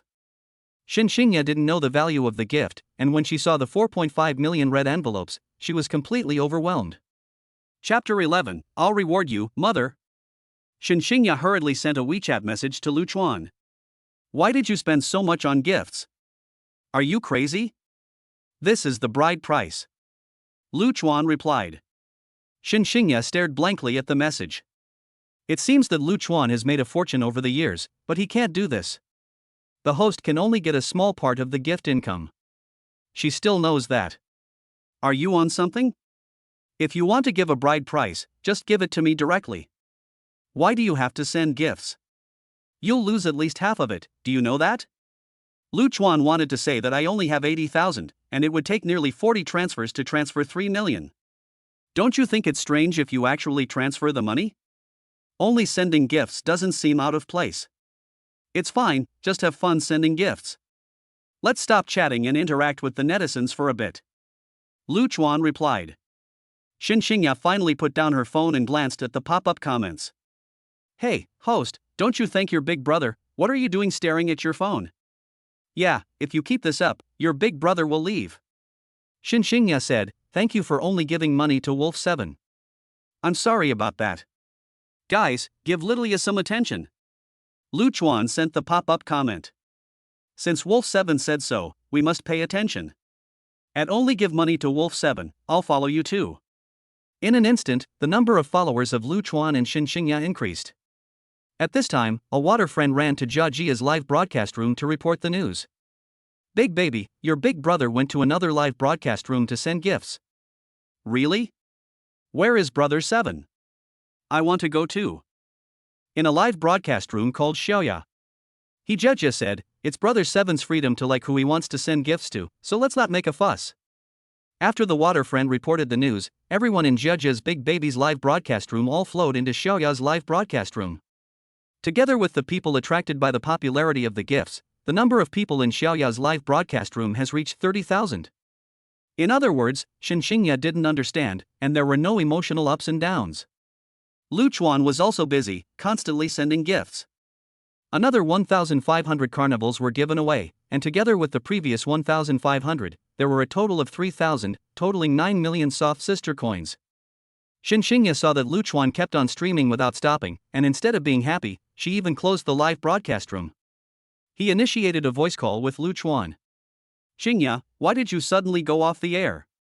Lu Chuan asked. Lu Chuan, are you just burning through money? Shen Qingya was a little displeased. Don't worry, I don't lack money. Lu Chuan said. What do you mean exactly? Didn't I say it was the bride price? Lu Chuan said casually. Shen Qingya felt that Lu Chuan was humiliating her. Why not just give the bride price? Why do it as a reward? Do you take me for a beggar? I Shen Qingya do lack money, but I can't be humiliated like this by you. Shen Qingya's true heart value 20. Shen Qingya's true heart value 20. Shen Qingya's true heart value 20. Current sincerity value 20. What the hell? 60 points of sincerity value just dropped, and it's now negative. This is already to the extent of disgust. How could you send the money wrong? Lu Chuan was full of question marks. I will refund you this money, but I can't control the points that the platform has distributed. You have only yourself to blame for the loss. You have money anyway, so you shouldn't care about losing it. Shen Qingya's tone was full of sarcasm. Xiaoya, what the hell is wrong with you? Lu Chuan hadn't finished speaking when the call was disconnected. What the hell is going on? He had no idea that women were all strange creatures. In a short while, Shen Qingya really transferred the money, along with a message. Half of 9 million is 4.5 million, minus 45% personal income tax, there is 2.475 million left, which will be returned in full. Lu Chuan's eyes lit up. It wasn't a complete loss. He would take it for now, and worry about whether it was really worth it later. He felt that he had not induced the consumer to return cash, so it had nothing to do with him. He could accept the money. Just as his finger was about to touch the screen, the system spoke. Warning, this is money returned to the host. If the host accepts it, the system will deduct the cost of the gift the host spent, which totals 9 million. No, I didn't ask her to give it to me, she did it voluntarily. Didn't it work out fine last time when Jia Jia gave 50,000? Jia Jia accepted the gift reward and gave the money to the host herself, while Shen Qingya refused the gift reward and returned it to the host. The two are different in nature. Dog system, dog system. After Lu Chuan finished cursing, he reluctantly returned the transfer, along with a message. Xiaoya, just take the reward you earned. Shen Qingya was even more angry when she saw that the transfer had been returned and that there was something about rewarding herself. Fine, I'll reward you too, just take it. Then another transfer came. Shen Qingya's true value 20. Current true value 40. Lu Chuan? Although he looked confused, this time he noticed that Shen Qingya seemed to have accepted his reward and rewarded her own money back, which seemed to be a different nature. He tried to ask, "System, can I collect the money now?" Seeing that the system did not respond for a long time, Lu Chuan was overjoyed and quickly accepted it, even saying thank you. However, there was an additional red exclamation mark next to his information. Lu Chuan sighed. It seems that the online pickup lines I learned are not working. I have offended 2 girls already. No wonder I couldn't pick up girls before, it's not for no reason. Ren Xiaoyu lost 60 points of sincerity at once, and Shen Qingya was even more ruthless, losing 80 points from 40 to 40. He Jeja, the anchor, is invisible, so it seems that if you want to break through 90 points of sincerity, you have to start with Gu Ximeng. Quanjian University Girls' Dormitory. Gu Ximeng had already sold the luxury goods that Lu Chuan had given her, and she called her father. "Dad, I've got 100,000 yuan here, I'll transfer it to you in a moment, I'll figure out the rest." "You hung up the phone so quickly before, I didn't even ask you, you're still in school, where did you get so much money?" "Dad would rather go to jail than have you go astray, you must never do anything illegal." "Dad, my boyfriend lent it to me." Gu Ximeng lied. "When did you fall in love and not tell me?" "We just started dating, that's why I didn't tell you." Gu Ximeng said. "He was willing to lend you so much money, you mustn't let him down. I'll find a way to pay him back when everything is settled." "Dad, don't worry about it, I have something to do, I have to hang up now." After Gu Ximeng hung up the phone, she transferred the money to her father and then sent a message to Lu Chuan. "Brother Chuan, I miss you, are you free later?" Lu Chuan was just thinking about asking Gu Ximeng out. He needed to find someone to break through the 90-point barrier of true feelings as soon as possible, so that he could get cash back. Gu Ximeng's true feelings only stood at 40 points, so naturally Lu Chuan knew that Gu Ximeng was lying when she said she missed him, but he still had to meet her. Besides, wouldn't they have sex after meeting? Of course they would. "I'll see you at the usual place if you're free." "Okay, Chuan, I'll be there in an hour." After Gu Ximeng replied, she started to change clothes and put on makeup. Chapter 12, Another Date. Gu Ximeng was getting dressed and putting on makeup when Ren Xiaoyu walked in. "Ximeng, are you going out again?" "Yes, I'm meeting Lu Chuan." Gu Ximeng answered. "Don't go. I sold some of my bags and got 150,000 yuan, which I'll transfer to you." Ren Xiaoyu said. "I can't take your money, and besides, it's not enough." Gu Ximeng refused. "But you don't like him, so won't this be too much of a sacrifice for you?" "I gave him everything for the first time last night, so there's nothing to be sacrificed." Gu Ximeng was very calm. Ren Xiaoyu looked distressed. "I just hope he treats you well." Gu Ximeng smiled bitterly. "Rich people like them don't lack women, so I'm not asking for his heart, just that he doesn't get tired of me too soon and gives me some more money." At this point, Gu Ximeng's makeup was done, and she stood up and started fussing with her clothes. Gu Ximeng was wearing a halter neck dress, exposing her fragrant shoulders. She put her right hand into her left armpit and pushed it towards the middle, and then put her left hand into her right armpit and pushed it towards the middle. Ren Xiaoyu said impatiently, "Stop squeezing, it's already big enough." "You're good, you actually dare to make fun of me, yours is even bigger." "Not really, I feel that we are about the same size, but I want to feel your breasts even if you dress like this," Ren Xiaoyu said, and reached out to grab Gu Ximeng's breasts. "Damn you, I'm not a lesbian." Gu Ximeng quickly put her arms around her chest to protect herself. Don't hide, let me try." Ren Xiaoyu scratched all over Gu Ximeng's body. "Stop, the makeup I just put on is going to smudge." Gu Ximeng begged for mercy. Ren Xiaoyu then stopped, his face becoming serious. "Ximeng, you must accept this money from me, otherwise I will have to return it to Lu Chuan.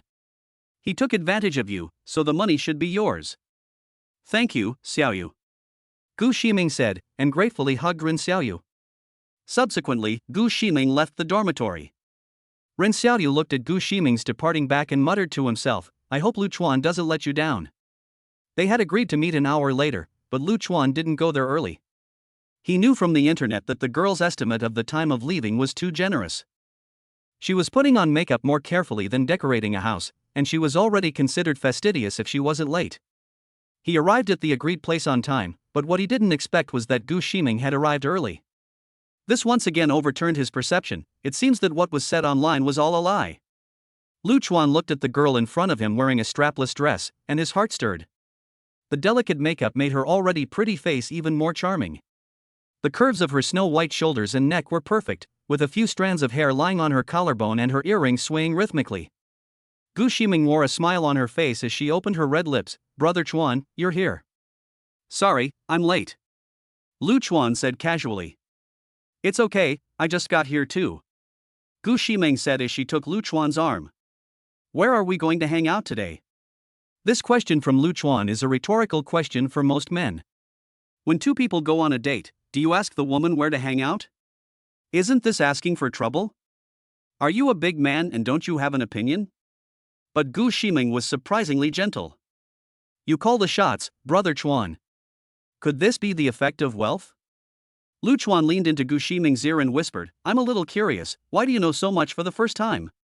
Gu Ximeng originally just felt that everyone was getting what they wanted and only saw herself as a commodity, but Lu Chuan's question made her feel embarrassed. Gu Ximeng lowered her head and blushed as she said, I learned it from the little movies." "You girls watch little movies too?" Lu Chuan was curious. "Girls can be curious too, and many of the authors in our women's novels are old drivers who drive very hard," Gu Ximeng said. "Oh, I see. "But I'm a bit tired today, I don't feel like shopping," Lu Chuan said. Gu Ximeng was a bit anxious when she heard this. How could she not go shopping? She was thinking of buying some more luxury goods to sell today. If she just asked for money, it would be too obvious. She had to find a way to go shopping. "Chuan Gu, just keep me company." Lu Chuan just wanted to have sex, where was the heart to go shopping? "How about this, I'll transfer money to you, and you can buy whatever you want when you have time," Lu Chuan said, and took out his phone to transfer money. He had received a reward from Shen Qingya, and now had more than 2 million yuan, so he was very confident. "Okay, thank you, Chuan Gu." Gu Ximeng was embarrassed to ask for money directly, but Lu Chuan would not refuse if he wanted to transfer money to her. When Gu Ximeng received the transfer notification and unlocked the screen, she was dumbfounded.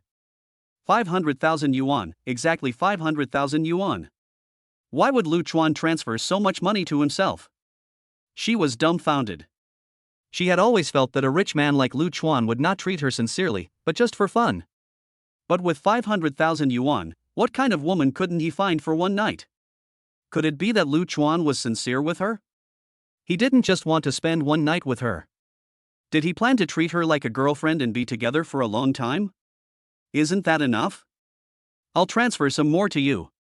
Lu Chuan saw that Gu Ximeng didn't respond, so he thought it was not enough.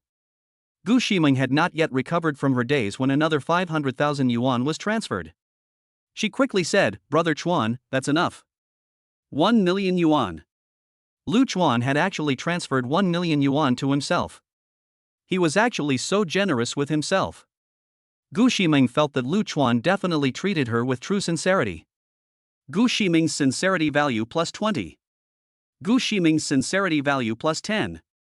Current sincerity value 70. Lu Chuan was overjoyed. Indeed, the ability to print money is awesome. Gu Ximeng stared at Lu Chuan with love in her eyes. "Brother Chuan, I don't deserve you being so good to me." "Little troublemaker, you do deserve it." Lu Chuan ran his finger across Gu Ximeng's nose. "Thank you, Brother Chuan," Gu Ximeng said with a shrug. "You're my woman, it's only right to give you money to spend, don't be so formal." Lu Chuan was full of dominance. Gu Ximeng took the 500,000 yuan and returned the other 500,000 yuan to Lu Chuan. "Brother Chuan, 500,000 yuan is enough." "Okay, let me know if you run out of money," Lu Chuan said. "Brother Chuan, since you're tired, let's go and get a room to rest." Chapter 13, The Beautiful Boss. Lu Chuan and Gu Ximeng got a room. After some emotional exchanges, Gu Ximeng tilted her head slightly and looked at Lu Chuan. "Brother Chuan, you're really good looking. This is what they say about beauty being in the eye of the beholder." Gu Ximeng's true heart value plus 10. Gu Ximeng's true heart value plus 5. Current true heart value 85. Sure enough, it's all about emotional connection, and this true heart value is rising rapidly. Lu Chuan looked at Gu Ximeng's cute face. "You're also very beautiful." Gu Ximeng heard this and smiled, her face full of happiness. The next day, after returning to the dormitory, Ren Xiaoyu looked at Gu Ximeng, whose complexion was becoming more and more rosy, and said, "It seems that you got along very well last night." "How dare you make fun of me? I'll beat you up," Gu Ximeng said, and swung her little fists to hit Ren Xiaoyu. Ren Xiaoyu dodged while saying, "I beg for mercy." "Good for you, you actually dare to imitate my speech," Gu Ximeng said quickly. Ren Xiaoyu looked confused. "How did I imitate your speech?" After a moment of silence, both of them reacted. Ren Xiaoyu had a wicked smile on his face, and Gu Ximeng's face turned red. "By the way, did you tell him about your family?" Ren Xiaoyu asked. Gu Ximeng knew that Ren Xiaoyu was asking about the money. Thinking that she hadn't said anything, and that Lu Chuan had directly transferred 500,000 yuan to her, she was full of happiness. "Xiaoyu, I think Lu Chuan doesn't just want to play with me. It seems that he really wants to date me." "What do you mean?" Ren Xiaoyu was puzzled. "You know, he transferred 1 million to me, but I only accepted 500,000. You think about it, if he didn't really want to go out with me, why would he transfer so much money to me?" Ren Xiaoyu was shocked. "He actually transferred 1 million to you?" "Yes, that's why I said he really wants to go out with me. If he just wanted to have fun, with that kind of money, what kind of girl couldn't he get, right?" Gu Ximeng said. "Let's say he, Lu Chuan, still has some conscience and hasn't let you down. But I'm a little jealous," Ren Xiaoyu said. "Xiaoyu, I'm sorry. You were the one who met him first, and he even approached you. If I hadn't come between you, you might have been together. I sincerely apologize." Gu Ximeng seemed a little guilty. "I said I envied you just to be polite, and you took it seriously. Your situation is also unavoidable, and I don't blame you. Besides, I didn't like him anyway." Ren Xiaoyu was relieved. "Xiaoyu, I can see that you still have some feelings for Lu Chuan. If you want to be with him, I don't mind," Gu Ximeng said very seriously. "What are you thinking? Have you lost your mind?" Ren Xiaoyu snapped. Gu Ximeng said, "Lu Chuan has given me so much, and I am willing to be the woman behind him. Since I have enjoyed his gifts, I naturally dare not ask for anything like gender equality, and I cannot ask him to be devoted to me. I cannot have it both ways. Besides, I am not a person with much ambition. I am happy to be protected by him, as long as he has me in his heart." Ren Xiaoyu was stunned, and thought to herself, where did this woman get this enlightenment from? "I'm afraid she hasn't been brainwashed by Lu Chuan." "It's getting late, let's hurry to class." Ren Xiaoyu didn't want to continue this conversation. Lu Chuan still slept until noon, and after eating, he walked over to Shen Qingya's barber shop. He had to figure out why the other party's sincerity was worth 40 points. Ga. A screeching sound came from the brakes. A Porsche 911 pulled up steadily in front of Lu Chuan, who was lucky to have jumped back quickly enough to avoid a serious injury. Lu Chuan sat on the ground and cursed, "Can't you fucking drive?" The door opened and a beautiful woman with a refined air got out, apologizing anxiously, "I'm sorry, I was distracted just now." "I'm really sorry." Lu Chuan looked at her and realized that she was the boss's wife. This boss's wife rarely goes to the office and doesn't really know anyone there, but Lu Chuan is very impressed by her, mainly because she has an outstanding figure and temperament. Today, the boss's wife is wearing a wrap skirt and a white short-sleeved shirt, and the buttons on the shirt seem to be unable to bear the weight and are about to break. Lu Chuan looks at the information board on the other person's head. Name, Pei Ruoxue. Age, 30. Height, 169 centimeters. Weight, 55 kilograms. Overall appearance score, 95 points. True value, 0. Her appearance score is 1 point higher than that of Ren Xiaoyu and Shen Qingya, although to the naked eye, there is no difference. In the past, when Pei Ruoxue came to the company, Lu Chuan only dared to peek, not daring to have any thoughts at all. The main reason was that not only was she beautiful, she was also rich, which gave people the feeling that they were simply not good enough for her. Now his mindset is different, and he dares to stare at the piece of snow-white skin that was revealed when she bent down to help him up. After Pei Ruoxue helped Lu Chuan up, she said, "Are you hurt? I'll take you to the hospital to have a look." At this time, Lu Chuan was possessed by the Chow thief and had already forgotten about going to find Shen Qingya. "My leg hurts a little." "Then get in the car, I'll take you to the hospital," Pei Ruoxue said and helped Lu Chuan into the car. Pei Ruoxue was about to start, when Lu Chuan said, "No need to go to the hospital, I'll be fine after a rest." "No, it's better to go and have a look," Pei Ruoxue said. I'll be fine. How about this? You give me your phone number, and I'll contact you if I need anything, okay? Chapter 14, The Boss's Gossip. Pei Ruoxue didn't think much of it and gave Lu Chuan her phone number. Lu Chuan dialed the number, and after a ring, hung up. My name is Lu Chuan, please save it if you don't mind the trouble. My name is Pei Ruoxue, if you really get hurt, remember to call me. Pei Ruoxue saved Lu Chuan's phone number with a name. By the way, why are you so careless when driving? Lu Chuan asked. I'm really sorry, I was just thinking about something. Pei Ruoxue looked embarrassed. It's so hot, you must be thirsty. I'll go buy you a drink. Lu Chuan didn't refuse, so Pei Ruoxue got out of the car to buy a drink. Lu Chuan, who was bored sitting in the passenger seat, casually pressed the storage box, and it actually opened. It seems that Pei Ruoxue didn't lock it. A toy appeared in Lu Chuan's eyes. Lu Chuan picked it up and studied it carefully. He had only seen it in small movies before, but this was the first time he had seen it in reality. It's quite realistic, actually. Just as Lu Chuan was examining it, there was a sound of something dropping outside the car. Lu Chuan turned his head and saw Pei Ruoxue staring at him with her mouth open.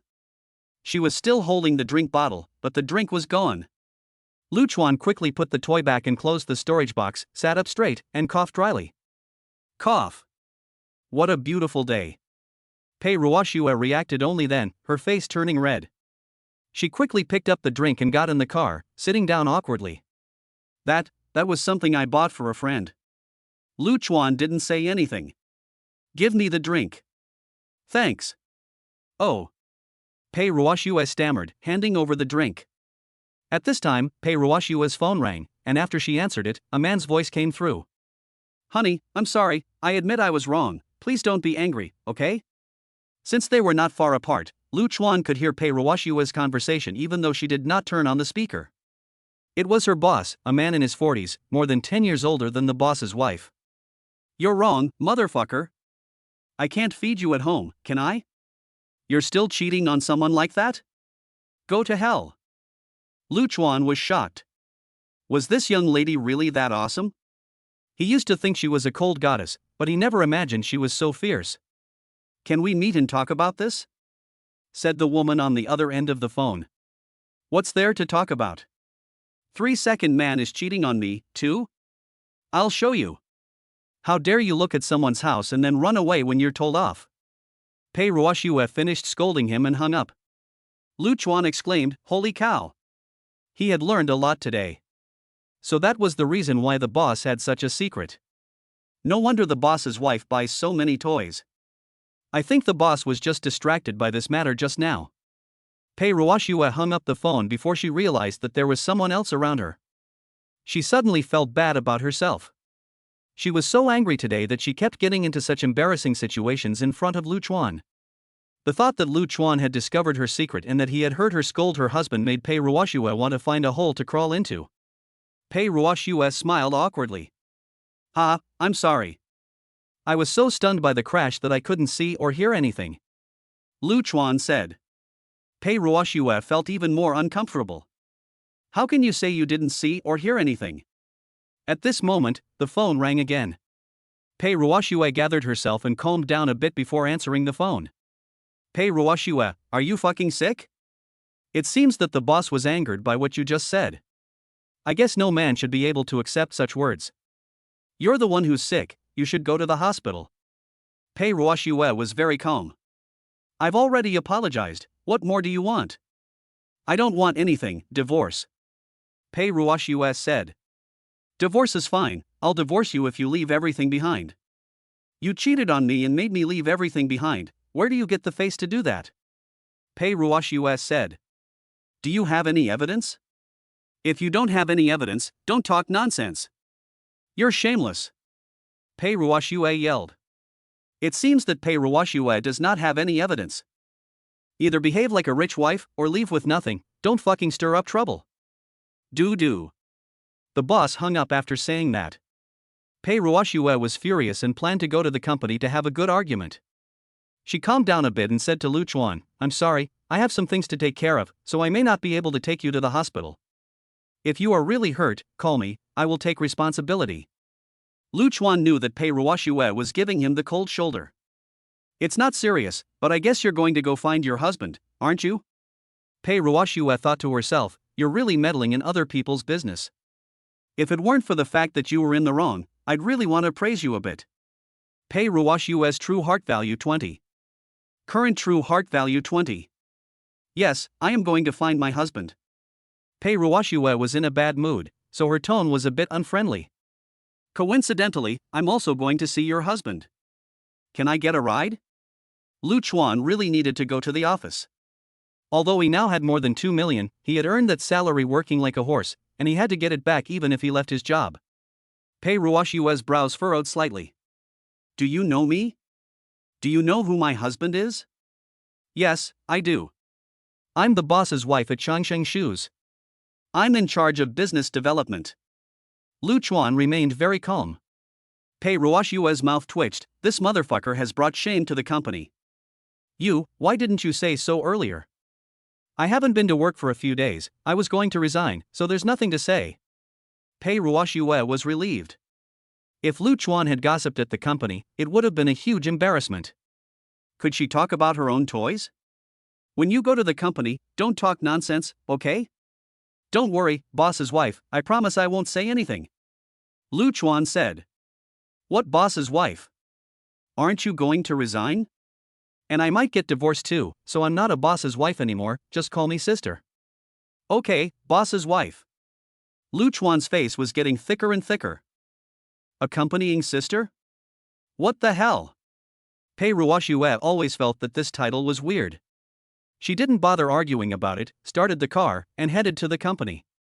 When they arrived at the company, Pei Ruoxue told Lu Chuan to go in first, and she stayed in the car, not wanting to go in with Lu Chuan. Lu Chuan didn't care much about this and went straight into the company. As soon as he entered the office, a woman said in a strange voice, "Hey, isn't this Lu Chuan? The manager sent you a message but you didn't reply. You're so arrogant, I thought you quit. Does it matter whether I quit or not?" Lu Chuan said this and looked over the other person's head. Name, Zhou Chunlan. Age, 23. Height, 165 centimeters. Weight, 50 kilograms. Overall appearance score, 82. True value, 20. Zhou Chunlan had been at the company for half a year, and she was the one who had started the chase. But she refused, and then she went on to insult Lu Chuan with all kinds of words, berating him. Although her appearance met the standard for spending money, Lu Chuan would not spend money on her. Lu Chuan, I just rejected you, right? Why are we fighting like this? I care about you, I'm afraid that if you leave here, you won't find a better job. Chapter 15, Getting Paid.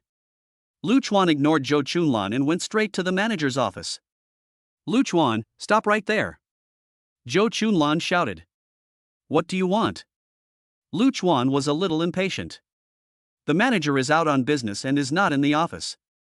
Besides, the manager said that you have been absent from work continuously, which is considered voluntary resignation. You are no longer part of the company, so just get out of here. I never intended to continue working. I came to collect my wages, said Lu Chuan. Heh, you still want to get paid? Who do you think you are? You really think this company is your home? You automatically quit your job and still want to get paid? That's a joke. And who are you to decide if I can get paid or not? Lu Chuan shot back. The manager is my boyfriend, and he told me his decision long ago. Of course I know you won't get paid. Zhou Chunlan looked smug. So you've hooked up with the manager. No wonder I said you're on something today, just trying to show off, right? Humph, I just think it's a disgrace that someone like you chased after me. Zhou Chunlan said. Is your manager really that great? No, but you're still going to beg him. Zhou Chunlan was very disdainful. Lu Chuan took out his phone and called Pei Ruoxue. Sister Pei, come up for a second. What's the matter? Pei Ruoxue said, just getting off the bus and preparing to enter the company. Just come. Lu Chuan hung up after saying that. Pei Ruoxue was at a loss, not knowing what Lu Chuan wanted, and was afraid that he would talk nonsense at the company. Puff, still Sister Pei, it's laughable, aren't you nauseating? Zhou Chunlan sneered. Lu Chuan ignored Zhou Chunlan and waited quietly for Pei Ruoxue to arrive. In a moment, Pei Ruoxue arrived at the office. Zhou Chunlan immediately nodded, curtsied, and said with a smile, "Hello, boss." This is a small company, or you can say it's a factory. Unlike those big companies with a bunch of positions, the employees all call Pei Ruoxue boss. Pei Ruoxue responded, then looked at Lu Chuan. What is it? Pei sister, this person doesn't work hard, and she spends all day fighting with her colleagues. Please fire her. Zhou Chunlan said disdainfully, Lu Chuan, who do you think you are? How dare you order the boss's wife? Lu Chuan winked at Pei Ruoxue, obviously threatening her, meaning that if you don't fire her, don't blame me for talking nonsense. Pei Ruoxue was so angry that she gritted her teeth. Pei Ruoxue's true heart value 20. Current true heart value 40. Lu Chuan thought to himself, the boss's wife is really stingy, losing true heart value like this? Zhou Chunlan saw Lu Chuan's expression and scolded him for calling Pei Ruoxue's sister. Lu Chuan, you're out of line, how dare you molest the boss's wife? Go to the finance department to get your wages. Pei Ruoxue said. See, offending the boss's wife won't get you anywhere, but it's a bargain for you to get your wages. Zhou Chunlan gloated. I mean, go get your wages. Pei Ruoxue said to Zhou Chunlan. Zhou Chunlan was confused. What's going on? No, boss, I helped you reprimand Lu Chuan, why are you firing me? Pei Ruoxue glared at Zhou Chunlan, who slunk away, her neck cringing, towards the finance office. Lu Chuan finally got some revenge. This gold-digging woman, when you realize that I have a system that can make a lot of money, you'll regret it. Let's see what happens. Didn't you want to resign? Why haven't you left yet? Pei Ruoxue said coldly to Lu Chuan. Right away, Sister Pei, just wait a little longer. Lu Chuan said, dialed the manager's phone number, and turned on the speakerphone. Lu Chuan, why are you still calling me? You're no longer with the company. Manager Huang, I heard from Zhou Chunlan that you're not going to pay me my salary, right? Lu Chuan said. You're not entitled to wages if you resign voluntarily. That's the company rule. Do the company's rules or labor laws prevail? Lu Chuan said flatly. Don't talk to me about this, if you're capable, sue me, as long as you have the time, the company is not afraid to play with you. Manager Huang said. This is the same routine in many companies, they are not afraid of employees causing trouble, most people are afraid of wasting their time and can't find a job with peace of mind, so they let it go. Because this kind of thing may require many trips, once they have entered a new company, they will have no time to deal with these matters. Not finding a new job will cause a lot of time to be wasted, and the employee really cannot afford to waste time with the company. Lu Chuan looked at Pei Ruoxue and said, Pei sister, what do you think we should do? Pei Ruoxue gave Lu Chuan a cold stare and took the phone from him. Manager Huang, this is Pei Ruoxue, pay him his wages. Okay, boss, I'll be right back to write him a receipt. Manager Huang's flattering voice came over the phone. Pei Ruoxue returned the phone to Lu Chuan and walked towards the boss's office. It was a coincidence that this situation happened today, and it happened to be Pei Ruoxue who got a head start. But even without Pei Ruoxue's help, Lu Chuan would have fought to the end with Manager Huang. Lu Chuan didn't have to go to work now, so he had plenty of time. Although it was only a few thousand yuan, it was the result of his own labor, and he couldn't lose a single penny. After waiting for a while, Manager Huang returned. Lu Chuan, you know that the boss's wife is afraid of trouble, so you only came back when you saw an opportunity, aren't you usually underestimated? Lu Chuan expressed his innocence, saying that he didn't come back until he saw that Pei Enshin had come to the company. Manager Huang wrote out a note and gave it to Lu Chuan. If you can't make it outside, you can come back and beg me, and maybe I'll give you another chance. Good luck. Lu Chuan felt strange. Although Manager Huang and he had a distant relationship in the past, he would never have spoken to him like that. He guessed that it was most likely Zhou Chunlan who had provoked him, and he was a little upset that what he had just said had been changed by Pei Ruoxue. That should be the case, but Lu Chuan didn't care. Who would beg who in the future was still uncertain. Lu Chuan took the slip to collect his wages, and just as he was about to go downstairs to hail a taxi to go back, Pei Ruoxue also walked out with a cold face. He quickly went up to her and said, Sister Pei, can I get a ride? Can't you even hail a cab yourself? Pei Ruoxue said. You don't want to be responsible for hitting me, do you? Lu Chuan acted like a scoundrel. I'm really scared of you, Pei Ruoxue said. Lu Chuan obediently opened the passenger door and got in. Where are you going? Pei Ruoxue asked. Just go back to where you hit me. By the way, Pei, how did your meeting with Xu go? Can you please shut up? What's it got to do with you? Pei Ruoxue looked unhappy. Tell me, maybe I can give you some advice. Lu Chuan said. I don't need your advice. We've already agreed on the terms. I get the company and he gets the rest of the assets. Lu Chuan heard this and let out a long sigh, saying, Hey, Pei sister, you've fallen for it. Pei Ruoxue didn't understand why. Although the company was small, it had a net profit of several million yuan a year after deducting various costs, so how could she have fallen for it? What do you mean? Zhu Yongchang is in charge of the company, and the people who run the business must listen to him. He can completely take the people and start a new company. Without customers, how can your company continue to operate? Chapter 16, I'm yours. Pei Ruoxue felt like she had been hit in the head, and slammed on the brakes. Damn it, what are you doing? Don't take me with you if you want to die. Lu Chuan complained. This damned Zhu Yongchang actually tricked me. Pei Ruoxue gritted her teeth. Pei sister, I don't mean to pour cold water on you, but once the business goes with them, and the company has no orders, then you'll have to support the workers in the factory, or close down.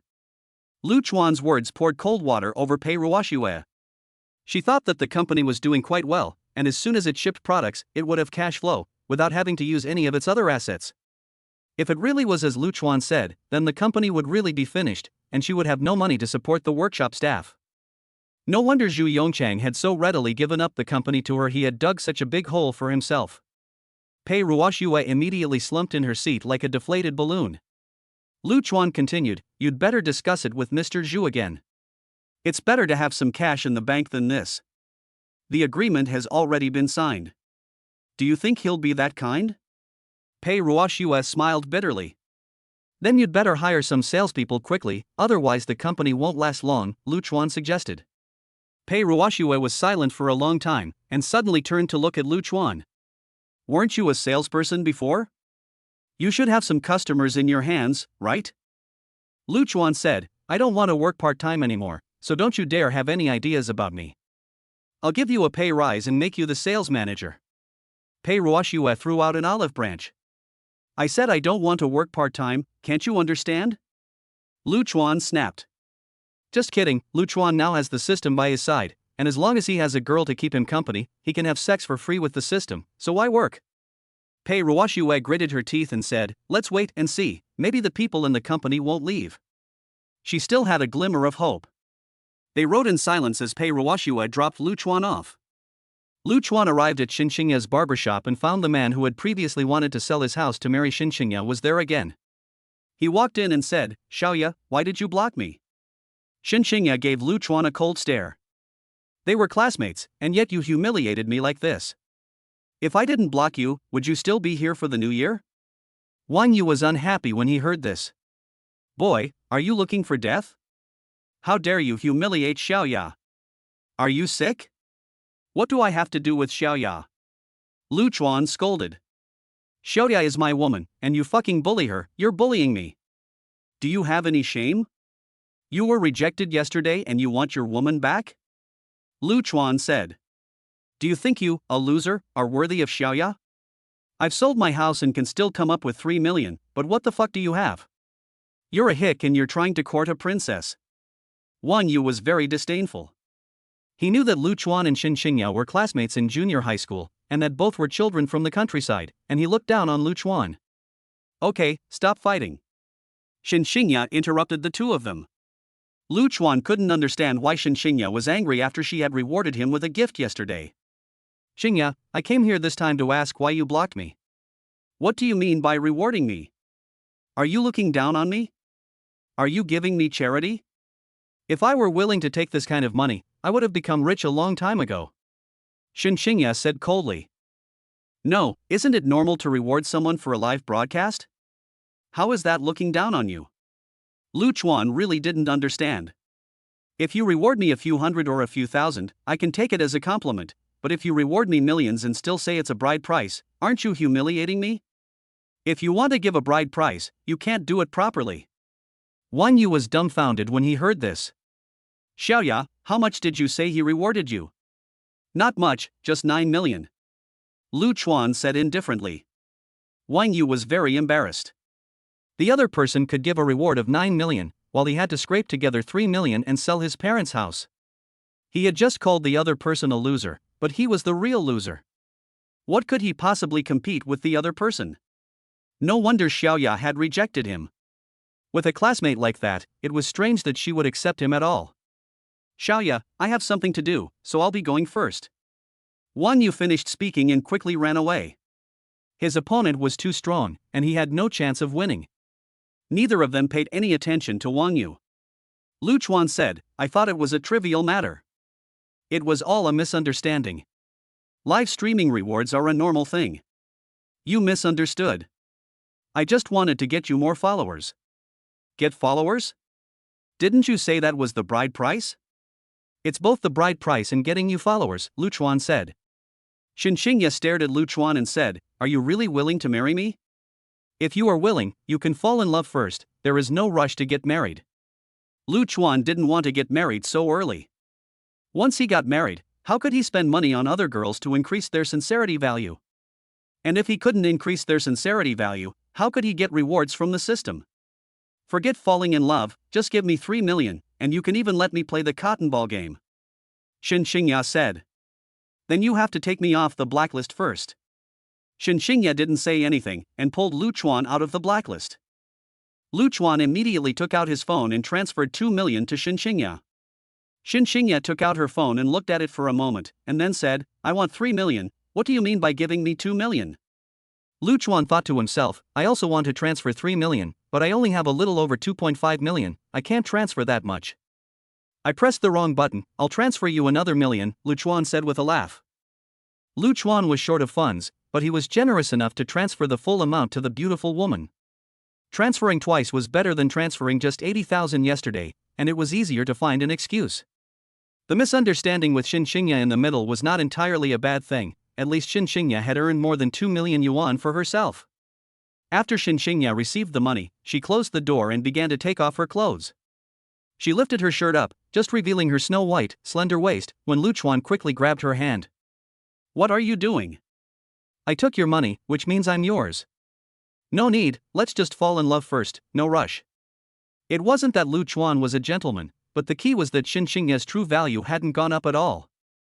It was obvious that she was just giving it away in a huff, and if she really took him, she would be hated. How could her true value be raised? Anyway, the other party has already received the money, so it's just a matter of time before they share the same bed. You can't let a small loss outweigh a big gain. If you really want to solve this problem, you can start by looking for Gu Ximeng. Shen Qingya was confused by Lu Chuan's actions. You spent 3 million just to lust after my body? What's going on? What do you mean? I'm not the kind of person who takes advantage of others in their time of need. I want you to accept me from the bottom of your heart. Lu Chuan said. Shen Qingya's eyes reddened. Is that really what you think? Yes, that's what I think. You'd better hire someone to take care of Auntie, and stop making things difficult for yourself. Chapter 17, Thinking about Buying a Car. Shen Qingya let go of the hand holding the corner of the shirt and said sincerely, Thank you, Lu Chuan. Shen Qingya's sincerity plus 20. Shen Qingya's sincerity plus 20. Shen Qingya's sincerity plus 20.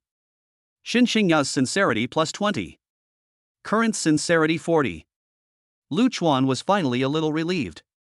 It has finally gone up again, and it was worth holding back. So, how do you talk about a relationship? Shen Qingya asked weakly. Lu Chuan was also at a loss. How would I know how to talk about it? Dating is just about that kind of nonsense. Shen Qingya didn't really mean that she was innocent and didn't know the ways of the world, but the current situation was awkward, and she was a little at a loss. She hadn't reached the point where she liked Lu Chuan, and she didn't know how to get along with him. She couldn't accept it for the time being, but if she was given some time, she would naturally be able to slowly accept the situation. Xiaoya, don't open your barber shop anymore, I will support you in the future. Lu Chuan said. You have already given me so much money, how can I take any more? I can support myself. No way, how can my woman wash other men's hair? You are not allowed to open it again, do you hear me? Lu Chuan responded domineeringly. I'll listen to you then, I won't open the barber shop, I'll do something else. Okay, you just let me know if you need money to do something else, I have to go now. After leaving the barber shop, Lu Chuan sent a message to Gu Ximeng. Ximeng, are you hungry? Do you want some fruit? Gu Ximeng replied immediately. Yes, I want some. Wait for a second, I'll be done with class soon. Lu Chuan now just wanted to quickly get Gu Ximeng's sincerity value up to 90 points. It was currently at 85 points, so he had to work harder. He took a taxi directly to the front gate of Quanzhong University, planning to take Gu Ximeng to buy a car. At noon, Pei Ruoshua's Porsche 911 had made Lu Chuan very envious. When he was a poor loser, he had a dream of owning a luxury car. He didn't dare to think about sports cars worth tens of millions of yuan, and was content with a million-level car. Now it's different, he's started to think about sports cars worth tens of millions of yuan, but he can't do it yet. He thought that now he has more than 2 million yuan, it's not difficult to buy Gu Ximeng a car. She's still a student, so she won't have much time to drive, and he'll be driving it anyway. Maybe I can even get some loyalty points. Lu Chuan, who was still on his way to school, received a message from Gu Ximeng. Chuan, I'm free. Where should we meet? I'll be at the entrance to your school. Lu Chuan replied. Got it. Gu Ximeng, who had just received the message, hurried to the dormitory. She hadn't even put on any makeup yet, which was a real problem. Ximeng, what are you rushing for? Ren Xiaoyu shouted. Gu Ximeng didn't even bother to respond, just kept running. Ren Xiaoyu was speechless. Are you in a hurry to be reborn? When Ren Xiaoyu walked back to the dormitory at a leisurely pace, Gu Ximeng had already changed into the halter neck dress that she had worn when she first met Lu Chuan. Ren Xiaoyu was dumbfounded as she watched Gu Ximeng applying her makeup. Is this what you were in such a hurry for? What are you doing? Brother Chuan asked me out, so of course I want to look good. Gee, I feel like the whole dormitory is reeking with the sour smell of love. Ren Xiaoyu teased. Gu Ximeng's face flushed. Don't make fun of me. I don't know how many guys at school are going to cry themselves to sleep, the school beauty being wooed away by someone else. How can I compare with you? I remember when you were with a Yuanhao, so many guys got drunk and wailed like wolves under the dormitory. Gu Ximeng said. Don't mention that scum. He cheated after just 2 days of dating. Disgusting. I don't have your high standards. As long as Chuan has me in his heart, I don't care. Gu Ximeng said. I think you've been fed a line of BS and gone crazy. At this point, Gu Ximeng had finished applying her makeup. I can't talk to you anymore, I'm leaving. Gu Ximeng grabbed her bag and ran out. Seeing Gu Ximeng like this, Ren Xiaoyu felt that Lu Chuan must have treated her well, otherwise Gu Ximeng would not have followed him like a possessed. Lu Chuan had a bit of a conscience after all. Ren Xiaoyu's sincerity value plus 20. Current sincerity value, 20. Lu Chuan, standing at the school gate, looked confused. He hadn't even seen Ren Xiaoyu, so why had her sincerity value suddenly increased? Gu Ximeng walked through the school, attracting the attention of countless boys. Her smooth, slender back was indeed a feast for the eyes. As soon as she walked out of the school gate and saw Lu Chuan, Gu Ximeng ran over to him cheerfully, like a child, and threw herself into his arms. She was beaming. Brother Chuan, have you been waiting long? No, I just got here too. Lu Chuan took Gu Ximeng's hand. The boys at the school gate were envious when they saw this scene. Holy shit, the school beauty queen is being hit on. I'm so fucking heartbroken. My goddess, I'm crying to death. The problem is that guy looks like a loser, and I can't figure out where I lost out, even if I rack my brains. While they were over there, envying and jealous, Lu Chuan was here, smelling Gu Ximeng's perfume, heading to the 4S shop together. They hailed a ride-hailing car, and the two sat in the back seat, with Gu Ximeng quietly leaning on Lu Chuan's shoulder. Lu Chuan liked Mercedes-Benz G-Class cars, and he wondered if Gu Ximeng liked them too. He asked, Ximeng, let's go buy a G-Class car. Gu Ximeng's face flushed at his words, and she punched him in the chest. You're so naughty. Then she pursed her lips and nodded shyly. It wasn't surprising that Gu Ximeng had imagined something naughty, because Lu Chuan had said it in an English accent, and the words G-Class car sounded like let's drive. Lu Chuan didn't react for a moment. Why did you hit me? You're really bad, I hate it. Gu Ximeng's head was buried in her conscience. I just asked if you like it. Before the sentence was finished, Lu Chuan finally reacted. He pinched Gu Ximeng's nose and shook it slightly from side to side. You want to mess around again, don't you? How can you be so horny? Gu Ximeng's nose wrinkled up. Humph, you're horny, you big pervert. Cough.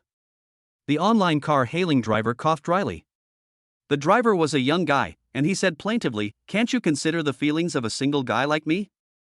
The two of them glanced at each other and almost burst out laughing. In order to take care of the driver's emotions, they calmed down a bit, and Gu Ximeng took Lu Chuan's big hand and messed with it. For a while, they held their fingers together and then looked at the lines on his palm. When they arrived at the 4S shop, the driver was finally relieved. As soon as the two got out of the car, he slammed the accelerator, really having had enough of today's dog food. As they were just about to walk up to the entrance of the 4S shop, they encountered two people they didn't want to see. They saw their former colleague Zhou Chunlan walking over, arm in arm with the manager Huang Guoping. Chapter 18. Fortunately, I rejected you at that time. Zhou Chunlan gave Lu Chuan a contemptuous glance. Oh, what a narrow escape. Huang Guoping, on the other hand, was looking at Gu Ximeng in a daze.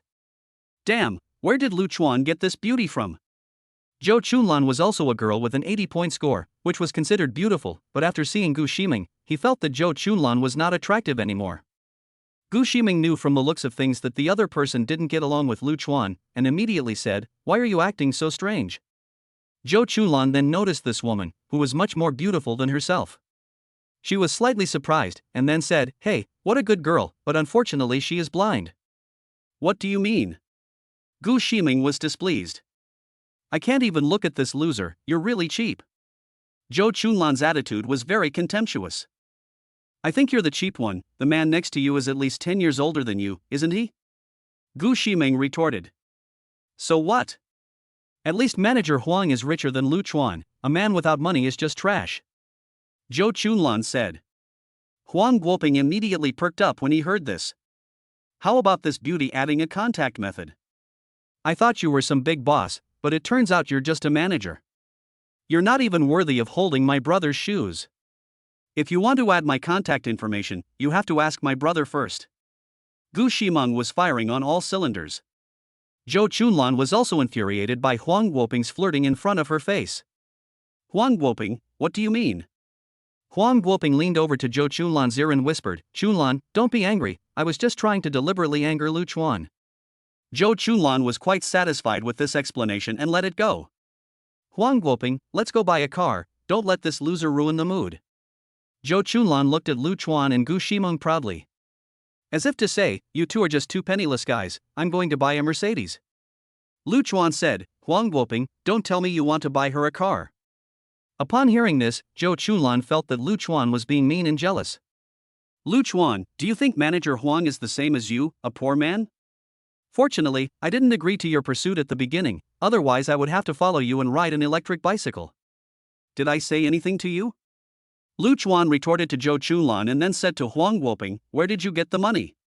Did President Zhu want to start a new business and give you benefits, and wanted to take you away from the company together? You're quite well informed, aren't you? Yes, President Zhu just gave me 300,000 yuan, so I brought Chunlan here to buy a car. Huang Guoping looked smug. Lu Chuan thought to himself, just as I thought. It seems that Pei Ruoxue is really going to lose a lot in this divorce, and there are definitely going to be problems at the company. Manager Huang, let's go, and ignore this kind of smelly loser. Zhou Chunlan said, and then she took Huang Guoping by the arm and walked into the 4S shop. Gu Ximeng was a little upset. Chuan, why didn't you scold them? They were really being too much, it made me so angry. Why bother arguing with them, they're just two clowns. Lu Chuan really didn't take the two of them seriously at this point. I just can't stand it when they talk about you like that. The woman even said that you had chased after her, what a shameless person. Gu Ximeng was indignant. She wasn't lying, I did chase after her. Lu Chuan admitted it with a smile. Then she really has bad taste. But that's good, she's not good enough for you, Gu Ximeng said. Do you really think she's not good enough for me? Of course. You're so rich but you're low-key, unlike other rich second-generation kids who only know how to toy with girls' feelings. You're so good to me. Gu Ximeng was beaming with a smile. Lu Chuan thought to himself, it's not that I want to be low-key, it's just that my abilities don't allow me to be high-profile. As for being nice to you, it's because you're nice to me. Otherwise, I'd just take advantage of you and run. I really am not a nice person. Let's go in and buy a car. Lu Chuan took Gu Ximeng into the 4S shop. Gu Ximeng thought that Lu Chuan had previously been experiencing life, so she didn't think much about the fact that he didn't have a car. At that moment, Zhou Chunlan was carefully examining a Mercedes-Benz C-Class car, her eyes shining with excitement. Huang Guoping came with 300,000 yuan to buy a Mercedes-Benz, and he wasn't looking at anything but the C-Class. He wouldn't give Zhou Chunlan a mortgage for an expensive car. When she saw Lu Chuan walk in, Zhou Chunlan was suddenly happy. Does everyone dare to enter a Mercedes-Benz 4S store now? Is he here to use the bathroom? As she said this, she didn't forget to lean against the car she had her eye on. At this moment, the salesperson came up to them and said to Lu Chuan, "Welcome, sir. Do you have a favorite model? Or would you like me to introduce you to the various models?" Before Lu Chuan could say anything, Zhou Chunlan jumped in. "Do you have any eyes? He makes a few thousand yuan a month and wears all street-side goods. Can he afford it? You're wasting your expressions. Who told you that my brother Chuan can't afford it?" Gu Ximeng's brows were knitted together. "We work in the same company, how could I not know how much he is worth?" Zhou Chunlan looked down upon her. "It's as if you've already been fired, right?" Lu Chuan said. Zhou Chunlan was so angry that she couldn't even speak. "So what if I've been fired? That shitty company will go bankrupt soon, and Chunlan will be better off with me at my new company than there." Huang Guoping looked smug. Yes, Manager Huang is really capable. Zhou Chunlan felt like she had one around. Lu Chuan also didn't want to pay any attention to them, and said to the salesman, "Take my girlfriend to look at the car." Gu Ximeng's heart was filled with joy when she heard this. This was the first time Lu Chuan had admitted that she was his girlfriend. It seems that I was right to guess that Lu Chuan really likes me and is not just playing around. Gu Ximeng's true heart value +3. Current true heart value, 88. Lu Chuan wanted to ask what was going on, and why had his true heart value gone up? "I haven't even started using my money-making ability yet." "This lady, come with me," the salesperson said to Gu Ximeng with a smile. In fact, the salesperson was not sure either. Lu Chuan was indeed dressed a bit shabbily, but such a pretty girl shouldn't be talking to a poor man. In any case, he had to take the situation seriously and not neglect the customer, based on his professional ethics. Gu Ximeng thought that Lu Chuan wanted her to help him choose a car, so she followed the salesperson. Zhou Chunlan said, "Oh, Lu Chuan, you can really pretend, isn't it that your girlfriend will look at it for a long time and not be satisfied, and then just walk away? People like you are really disgusting, you don't want to buy it, but you're wasting the salesperson's time." "Who told you I'm not buying it?" Lu Chuan said. "You can afford a Mercedes? I'm afraid you'll have to put on a brave face and take out a mortgage to buy it. If that's the case, even if you can afford it, you'll be eating instant noodles every day. Manager Huang is generous to pay the full price for me. Hey, that girl looks good but she's got no brains. When it comes to taste, she's no match for me. You're so extravagant even buying an entry-level model. You're really something." Lu Chuan said. "So what if it's an entry-level model?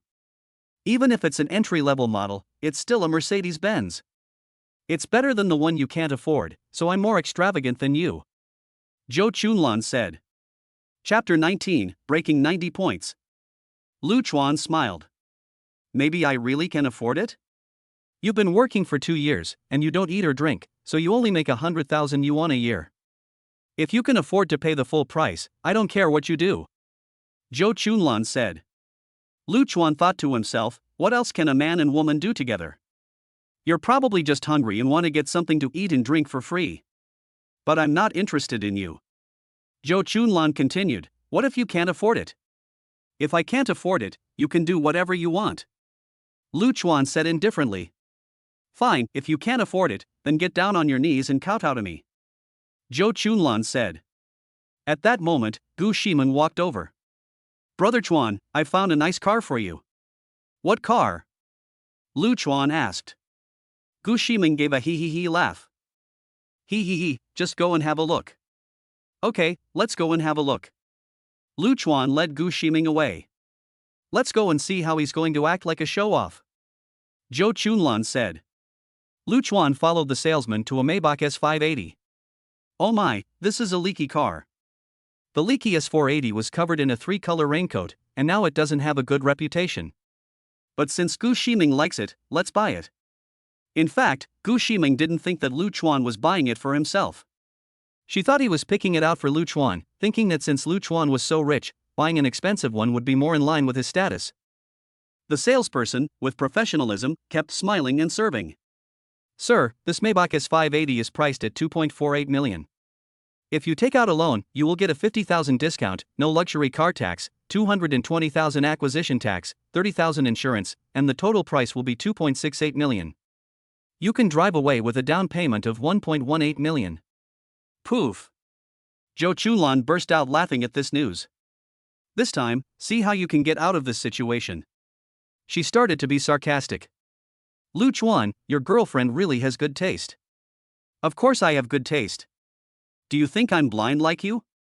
Gu Ximeng was still upset that Zhou Chunlan had rejected Lu Chuan. Lu Chuan just said indifferently, I don't want a loan. How much is the full payment? The salesperson was shocked. What did you say? You want the full payment? I didn't hear you right. Don't kid me, man. If this deal goes through, the salesperson will get a lot of money, so she couldn't believe it.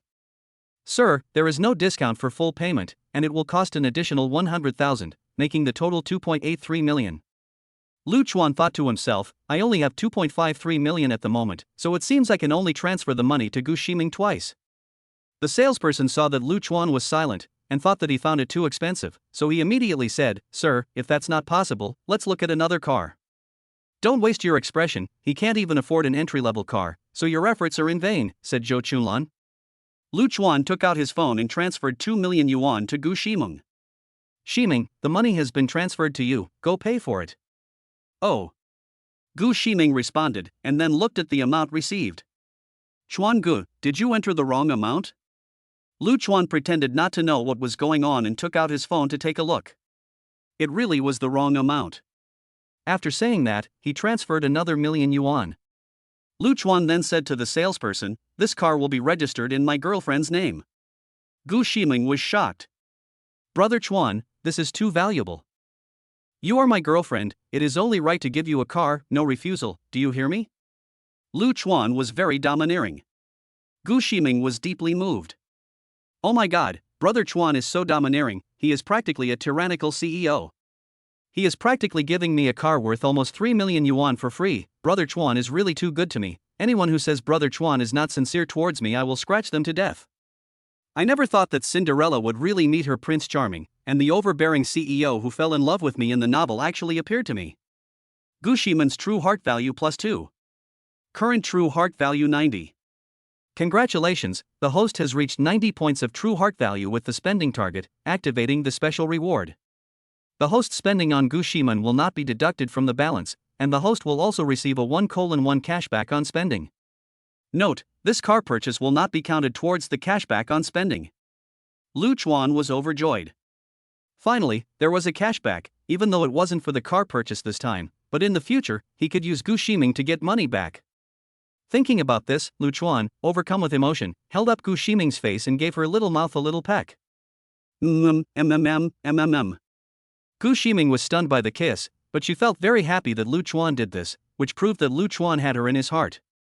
Zhou Chunlan couldn't believe it. How could Lu Chuan afford a car that cost nearly 3 million? He must be acting. She snatched Gu Ximeng's phone away. What are you doing? Give it back to me. Gu Ximeng was startled. Zhou Chunlan ignored Gu Ximeng and directly opened the text message to check. There were tens, hundreds, thousands, millions, and really 3 million. She was stunned. How come this Lu Chuan guy is so rich? He just gave away a car worth millions. Could it be that he is a rich second generation, like those rich playboys in TV dramas who pretend to be poor in order to find true love? No one would spend all their money on luxury cars. If he can give away a car worth millions, he must be worth tens or even hundreds of millions. As she thought about this, Zhou Chunlan regretted it all the more. Why did she reject Lu Chuan when he was courting her? If she had agreed, the Maybach would be hers by now. Then she looked at the Mercedes-Benz C-Class not far away, and suddenly it didn't seem so appealing. Ximeng, go and complete the paperwork. Lu Chuan said. Oh, okay, Chuan Gu, you wait for me? Gu Ximeng said, and walked away with the salesperson. The salesperson was also happy in his heart. He had struck lucky today, and would receive a large commission. Fortunately, he had not treated everyone differently, or else the big order would have been lost, and he might even have been punished by the company. At this moment, Zhou Chunlan suddenly felt that Lu Chuan had become more handsome, and the more she looked at Huang Guoping next to him, the less she liked him. She walked towards Lu Chuan. Zhou Chunlan's true heart value plus 20. Zhou Chunlan's true heart value plus 20. Zhou Chunlan's true heart value plus 20. Zhou Chunlan's true heart value plus 20. Zhou Chunlan's true heart value plus 20. Current true heart value 80. What the hell? It suddenly went up 100 points? It went from 20 to 80. She really deserves the name Fishing Girl. I'm afraid she's just going after rich guys. Lu Chuan, I've been thinking about it, and I actually kind of like you. I'm willing to be your girlfriend. Chunlan, what do you mean? Are you going to dump me? Huang Guoping looked aggrieved. You're more than 10 years older than me. Who would like you, an oily old man? You want to stay with me? You're dreaming. I'm Lu Chuan's girlfriend. Chunlan, that's not what you said at the beginning. You said you liked mature uncles. Now you're saying something else. Are you sick? Rich people are called uncles, and people like you are called older brothers. Zhou Chunlan said. Chapter 20, I lost the bet. Huang Guoping was very sad. Zhou Chunlan, you have really disappointed me, I won't forgive you.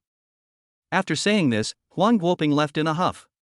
Zhou Chunlan ignored Huang Guoping and walked over to Lu Chuan, putting her arm around his. Honey, you won't blame me for rejecting you, will you? I was just testing you in the beginning. Let go. Lu Chuan said coldly.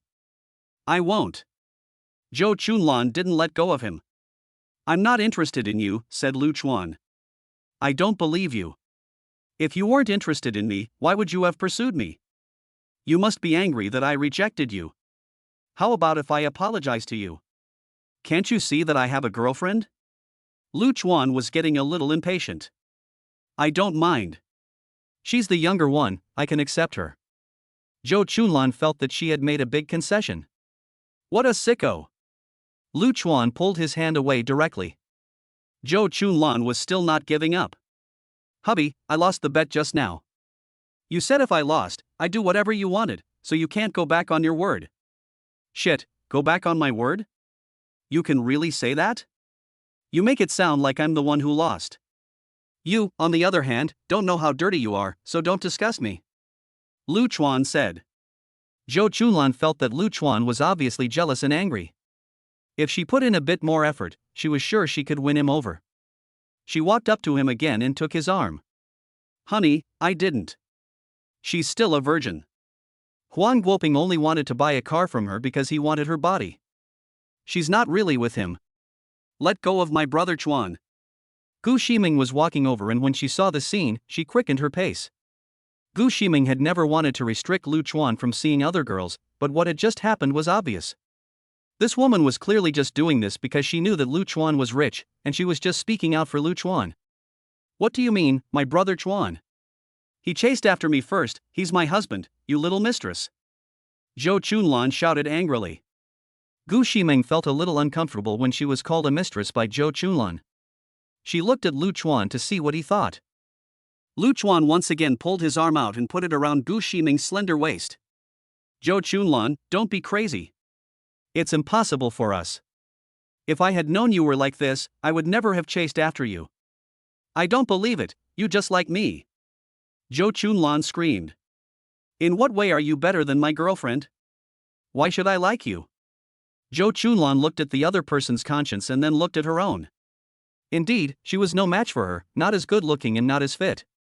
Gu Ximeng also puffed out her chest with confidence. She really hated this Zhou Chunlan. So she tilted her head slightly and pointed her chin at Zhou Chunlan. Oh shit! Lu Chuan exclaimed. Has Gu Ximeng been possessed by Brother Woying? Although Zhou Chunlan was ignored by Lu Chuan, she was not angry. She only blamed herself for not being able to discover that Lu Chuan was a local tyrant in the first place. She was just unwilling to accept it. Hubby, I beg you, please forgive me, okay? I really was wrong. Have you no shame, calling me hubby all the time?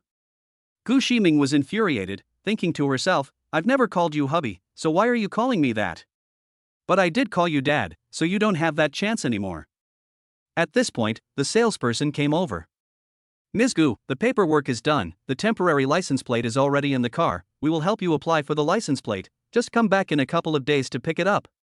Zhou Chunlan was jealous, the 2.8 million Maybach, which was originally hers, was actually snatched away by another woman. Thank you. Gu Ximeng smiled as she took the green book and the keys, her face full of happiness. Congratulations on becoming a valued Mercedes-Benz owner. May the three-pointed star emblem illuminate your career and future. The salesman beamed. Lu Chuan had originally liked the Mercedes-Benz, but since Gu Ximeng liked the Maybach, he went along with her wishes. After all, it was a gift for Gu Ximeng. He wrapped his arm around Gu Ximeng's smooth back, placed his palm on her shoulder, and walked towards the newly purchased Maybach, embracing her. Only Ling Ling, who was left standing in the mess, Zhou Chunlan, vowed in his heart that he would never give up and would definitely get Lu Chuan. Gu Ximeng has a driver's license, although she hasn't driven much and isn't very skilled, Lu Chuan still let her drive. After all, it takes a process. If you never drive, you'll never get better. You'll get better as you drive. Lu Chuan, who was sitting in the passenger seat, said, Ximeng, I want to see what you look like in a JK uniform. Since Chuan likes it, I'll wear it for you. Gu Ximeng didn't have much of a reaction. The halter top she was wearing now was even more provocative than the JK uniform. She just couldn't understand these bad tastes in men. Students at Quanzhong University are allowed to drive into the campus as long as they register at the security office. After registering, the moment Gu Ximeng drove the Maybach into the school, the students couldn't keep calm. Holy cow, a Maybach S580, who is this? Is there another rich kid? Compared to sports cars costing tens of millions, it's still not good enough. Dude, you've been watching too many videos, haven't you? Is everyone driving a Maybach these days? You can't even be impressed by a car costing over 2 million? Exactly, you're someone who can't even afford 2,000 yuan a month living expenses, and you're actually looking down on a Maybach? When the car stopped and the driver's door opened, revealing a pair of long, white, straight legs, the students were stunned. Gu Ximeng, it's actually Gu Ximeng. Damn, she went out for less than 2 hours and came back in a Maybach. It's true that the school beauty doesn't belong to the poor. I used to think that goddesses were unattainable, but now I feel even more inferior. Why do I feel that Gu Ximeng is even more beautiful at this moment? Nonsense, a luxury car will add points to a person, as long as they're not ugly, everyone will think they look good getting out of a Maybach, not to mention that Gu Ximeng is beautiful in the first place. Gu Ximeng parked the car and went straight back to the dormitory to change. Ren Xiaoyu was reading a book, but when she saw Gu Ximeng start to fuss with herself as soon as she returned, she couldn't help but let out a sigh. Hey, they say that a woman in love has an IQ of 0, and they weren't lying to me. Gu Ximeng didn't care about what Ren Xiaoyu said, and just twirled around in front of her. Xiaoyu, do I look good? No way, you're not even wearing leggings, and when you twirled just now, your skirt floated up and everything was revealed. It's fine, I'll drive as soon as I go out, so nothing will be revealed, and it'll be more convenient for Brother Chuan. Gu Ximeng said with a smile. Ren Xiaoyu's mouth twitched, and indeed she had completely lost herself. She felt that Gu Ximeng now only had Lu Chuan in her heart. She immediately reacted afterwards. Drive? You bought a car? Yes, Brother Chuan gave me a car. It cost more than 2 million. Brother Chuan is really good to me. Gu Ximeng didn't mean to show off, she was just sharing her joy. I'm jealous. Ren Xiaoyu's eyes widened in disbelief. Gu Ximeng felt a little guilty. She sat next to Ren Xiaoyu and took her arm. Xiaoyu, I'm sorry, I took something that should have belonged to you. As long as you don't mind, I can accept you being with Brother Chuan. You'd better hurry up and go on your date. Ren Xiaoyu changed the subject. Gu Ximeng slapped her forehead. Yes, Chuan is still waiting for me in the car, I can't talk to you anymore, I'm leaving. Ren Xiaoyu looked at the back of Gu Ximeng's leaving figure, and she really envied her. She never thought that Lu Chuan would be so good to his woman. Which woman wouldn't want a boyfriend like this? Chapter 21 Gu Ximeng returns. Lu Chuan was waiting in the car and was getting bored. When he saw a beautiful girl in a school uniform skipping and jumping over, he couldn't help but smile. Gu Ximeng was wearing a pair of white sneakers, white silk knee-high socks, and a plaid pleated short skirt, revealing her slender and fair legs. On top, she was wearing a white shirt with a tie. Brother Chuan, do I look good? Gu Ximeng opened the car door, with her hands behind her back, standing outside the car with a bashful look. You look good. Lu Chuan continued, it's still early, let's go for a stroll for a while. Lu Chuan said. Gu Ximeng responded. The two went to Qianda Square for a stroll for a while, attracting countless stares during the time. Damn, this girl is so hot. My god, she's a JK. This body is amazing. Her boyfriend is so lame, where did I lose out? She's so pretty, but her taste in men is terrible. When Lu Chuan heard these words, he wasn't angry at all, but rather a little pleased. I become the envy of others too. Gu Ximeng, however, walked over solemnly. None of you are even close to being as good as me. The others were very confused. We were just praising you, why are you getting angry with us? Gu Ximeng ignored the passers-by and dragged Lu Chuan away. Chuan, don't mind them, they don't understand your good qualities. They're just jealous, I don't care, said Lu Chuan. Chuan, it's getting late, let's go and get a room and rest. Gu Ximeng said. And the two went to a hotel and got a room, where they began to express their feelings for each other. Half an hour passed, and Lu Chuan already found everything boring. So he opened his phone to watch videos, and Gu Ximeng watched with him. Lu Chuan had never sent gifts to any anchors before, so he went directly to Jia Jia de Baobei's live broadcast room. Since Jia Jia de Baobei was playing a game, he didn't notice that only Q7 Wolf had entered. Lu Chuan only saw the top laner on the screen, Timo, being chased and beaten by the opponent, Xian Zhao, and the Barbarian King. Help, help, help, help, help me. Jia Jia de Baobei shouted for help. After this, Timotheus escaped with his life. Jia Jia de Baobei said again, help, help, help, help, is that all? Jungler, are you a miracle worker? The opponent Zhao Xian kept chasing me and stabbing, and you didn't even care? Jia Jia de Baobei complained about his jungler. The jungler turned on the voice chat and said, you're playing a Timmy, and you're trying to catch the Barbarian King.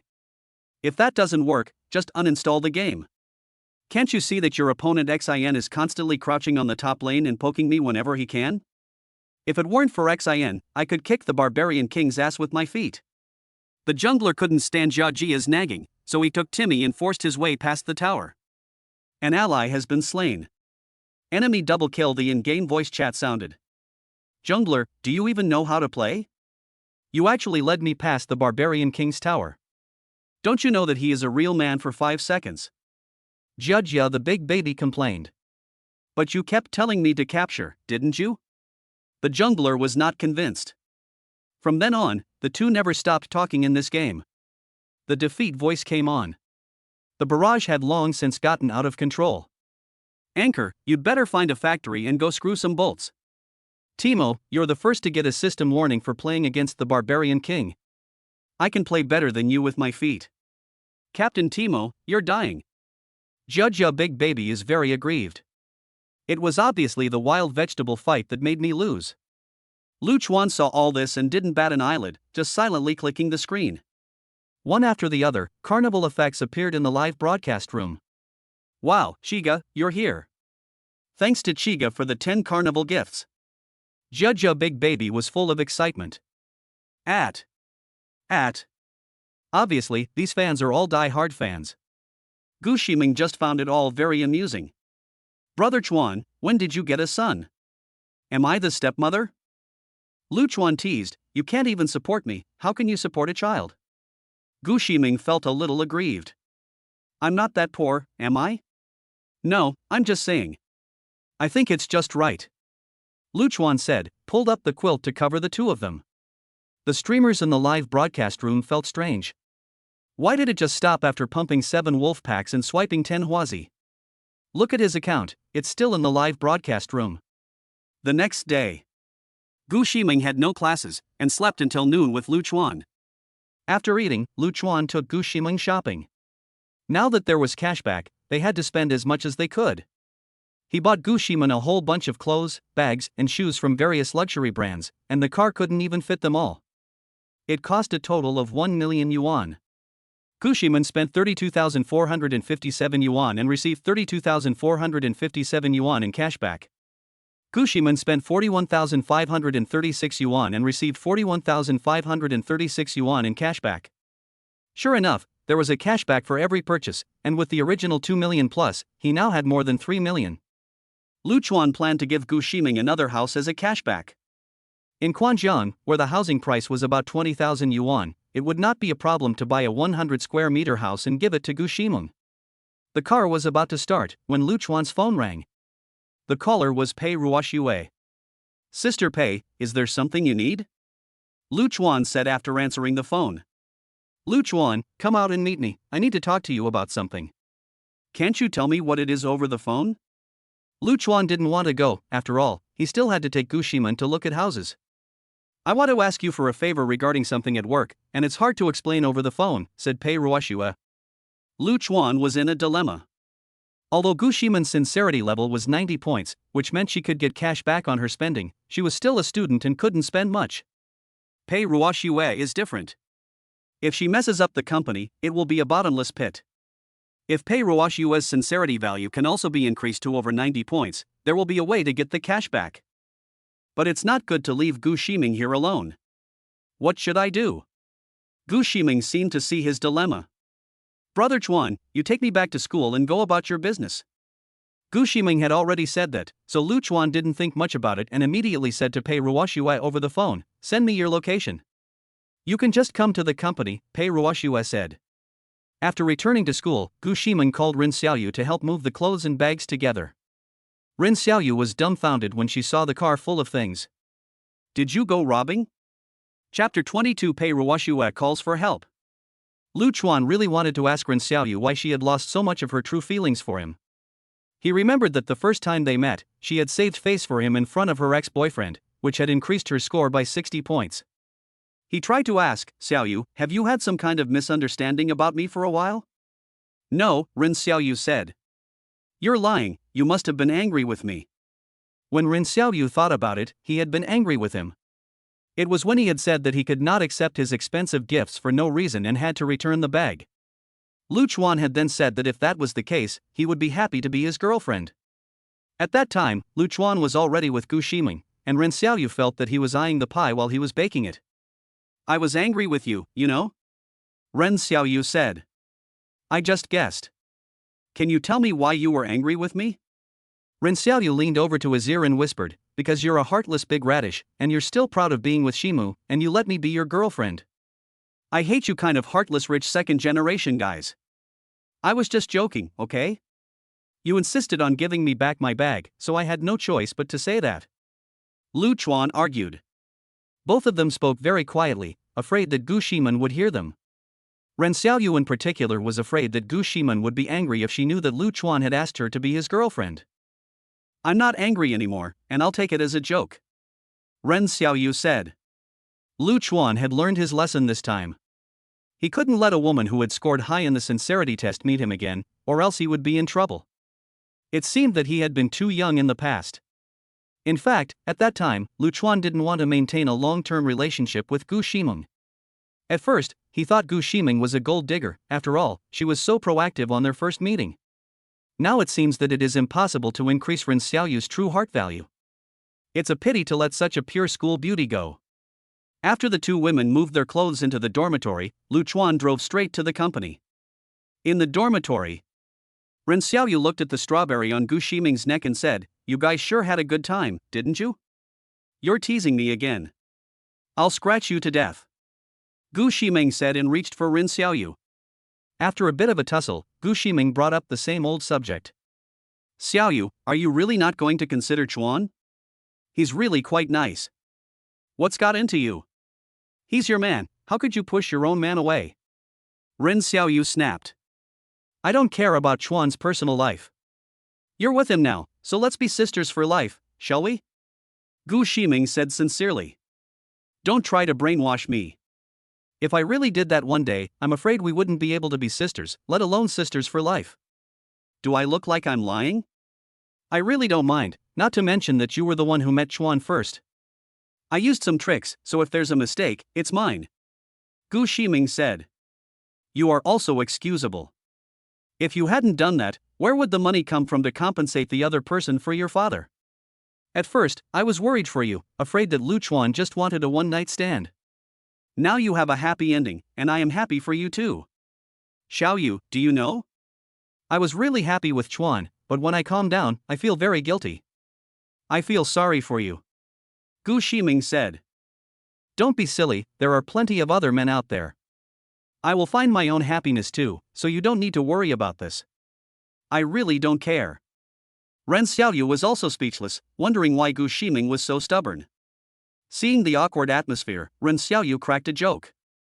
Ximeng, I've noticed that your conscience has been getting stronger lately. Tell me, is it because of Lu Chuan? You're going to die, making fun of me again. Gu Ximeng's face turned red, then she gave a wicked smile. How about I ask Chuan to give you a massage too? Inside the office of Changsheng Shoes, Pei Ruoxue waited anxiously, standing by the window and staring at the factory gate. A Maybach S580 pulled up to the factory gate. The security guard approached and questioned the driver, but when he found out it was Lu Chuan, he let him in.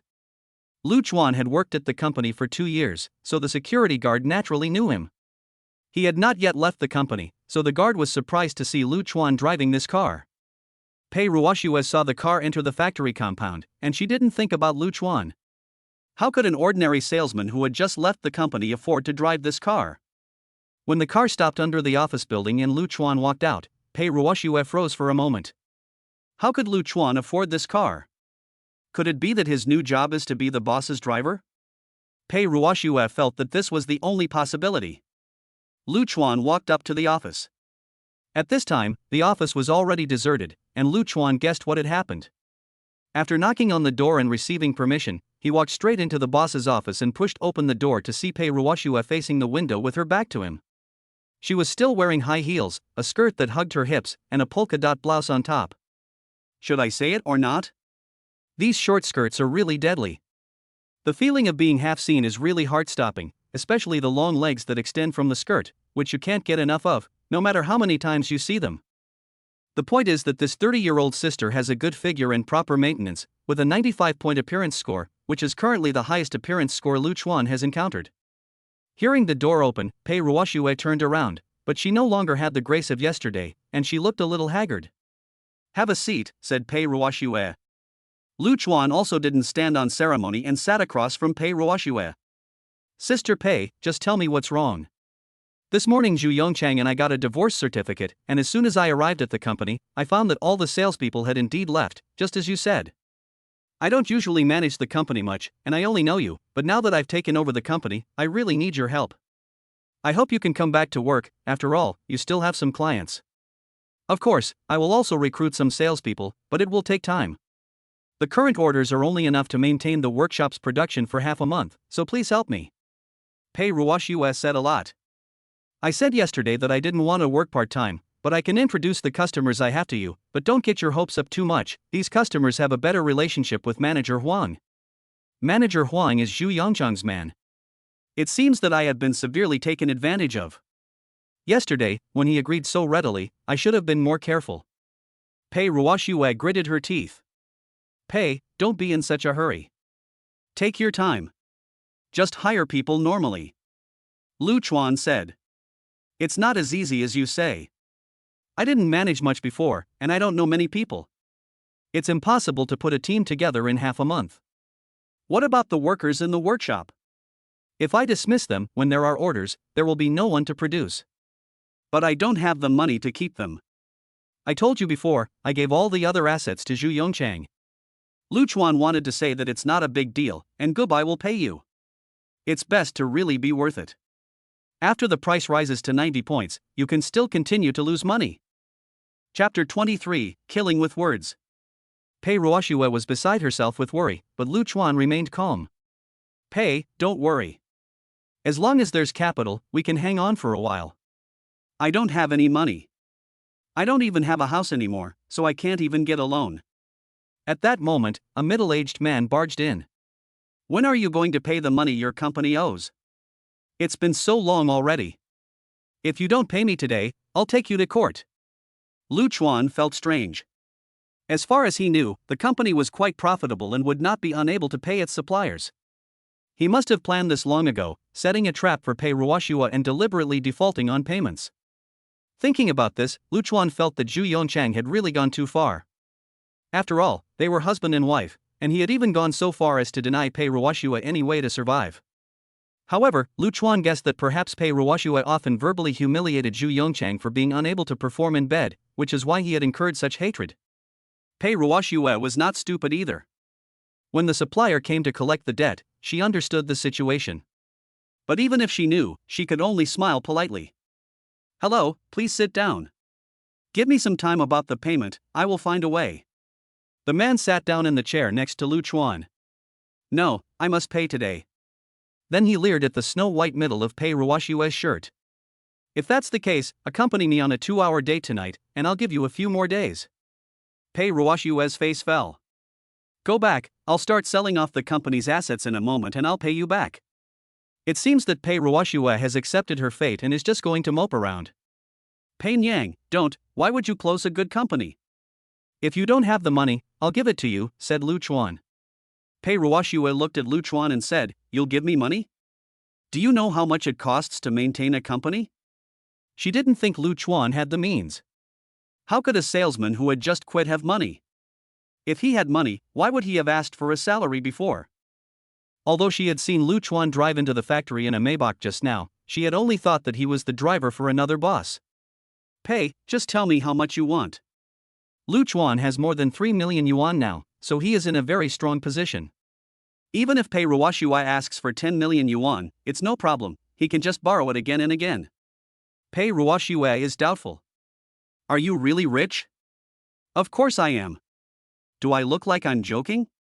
Lu Chuan said. "Even if you are really rich, why are you helping me? To be precise, we only met yesterday. What do you want?" Pei Ruoxua doesn't believe that money will just fall from the sky. This question stumped Lu Chuan. What should he say? He couldn't just say that he was stupid and rich and liked to give money away. If he said he was lending it, his own balance would be deducted, so it had to be a gift. After thinking about it, Lu Chuan could only pretend to be licking a dog. He looked at Pei Ruoxua seriously. "Pei, do you believe it when I say I like you?" Pei Ruoxua was stunned for a moment and then said, "You like a divorced woman like me? You're sick." "Sister Pei, I've actually had a secret crush on you for a long time. I came to work at this company just to be able to see you. Every time you came to the company, I would silently pay attention to you. Now that you're divorced, I dare to say it out loud." Lu Chuan's words directly explained why he had money but still came to work here. "Damn you, is there anything like that? You kid, I'm afraid you're not trying to scam me." The supplier was dumbfounded. In this day and age, are there still such infatuated people? Who the hell would believe it? Lu Chuan ignored the supplier and continued to say to Pei Ruoxua, "Pei Jia, just tell me, how much do you need?" Pei Ruoxua didn't have a good idea at the moment. This supplier made her feel sick just looking at him. If Lu Chuan really had money, she would borrow some from him to tide her over. As for what Lu Chuan said about liking her, Pei Ruoxua didn't have time to think about it for the time being. She had just taken over the company and didn't know how much money she owed. She called the finance department and found out that she actually owed more than 900,000 yuan. Pei Ruoxua's back molars were about to be ground down. She tried hard to suppress her emotions, thinking that in addition to paying back the money, she also needed some money to get by. So she said to Lu Chuan, "I need 2 million. Do you have it? Give me the card number." Lu Chuan was very decisive. After Pei Ruoxua sent the card number, Lu Chuan really transferred 2 million yuan over. She couldn't help but believe that Lu Chuan had come to the company for her. If he can lend 2 million yuan to anyone, his assets must be more than that. With this kind of money, he won't have to work for someone else. Apart from this reason, she really couldn't think of why Lu Chuan had come to work at this company before. The supplier had originally thought that he could force Pei Ruoxua to submit tonight, but he never expected a third party to come along. Although he got the money, he wasn't that happy.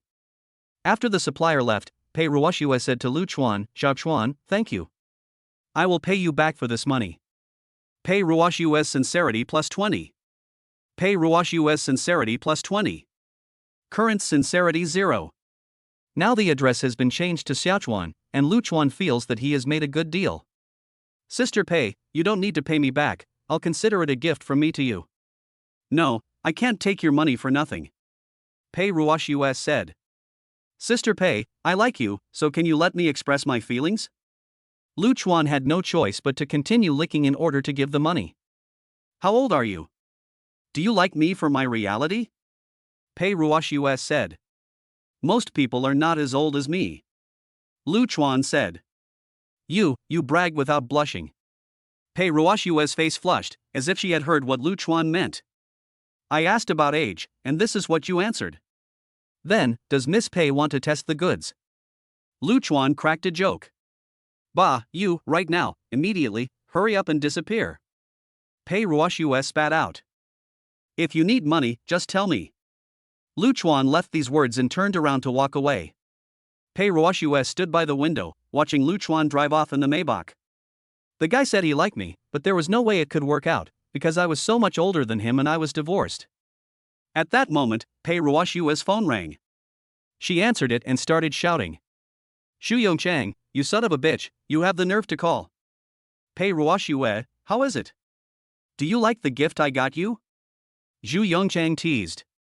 I followed you when I was still in college, and I didn't mind that you were more than 10 years older than me, but you can be so heartless and not give me any room for survival. I was really blind at the time. Who the hell told you to keep insulting me? You deserve to die, I wish you would just die already. Xu Yongchang roared. I insult you? Did I do that before you cheated on me? You went out and cheated on me, and you didn't even let me vent a little? You're a wimp and impotent. This is the retribution for cheating. Pei Ruoxiu went straight for the jugular. Pei Ruoxiu, shut the fuck up. You just wait, I'll see you go bankrupt and end up on the streets. Beep beep beep. The phone was hung up by Zhu Yongchang. Chapter 24, Rocking the Sun. Pei Ruoxiu threw the phone on the desk and covered her face and wept. The person who had been closest to her had hurt her the most, and this was driving her to her death. She had borrowed 2 million from Lu Chuan, paid back more than 900,000 to the supplier, and was left with 1 million. There were more than 200 people working in the factory, and even if each person was paid an average of 5,000, without orders, the 1 million would only last a month.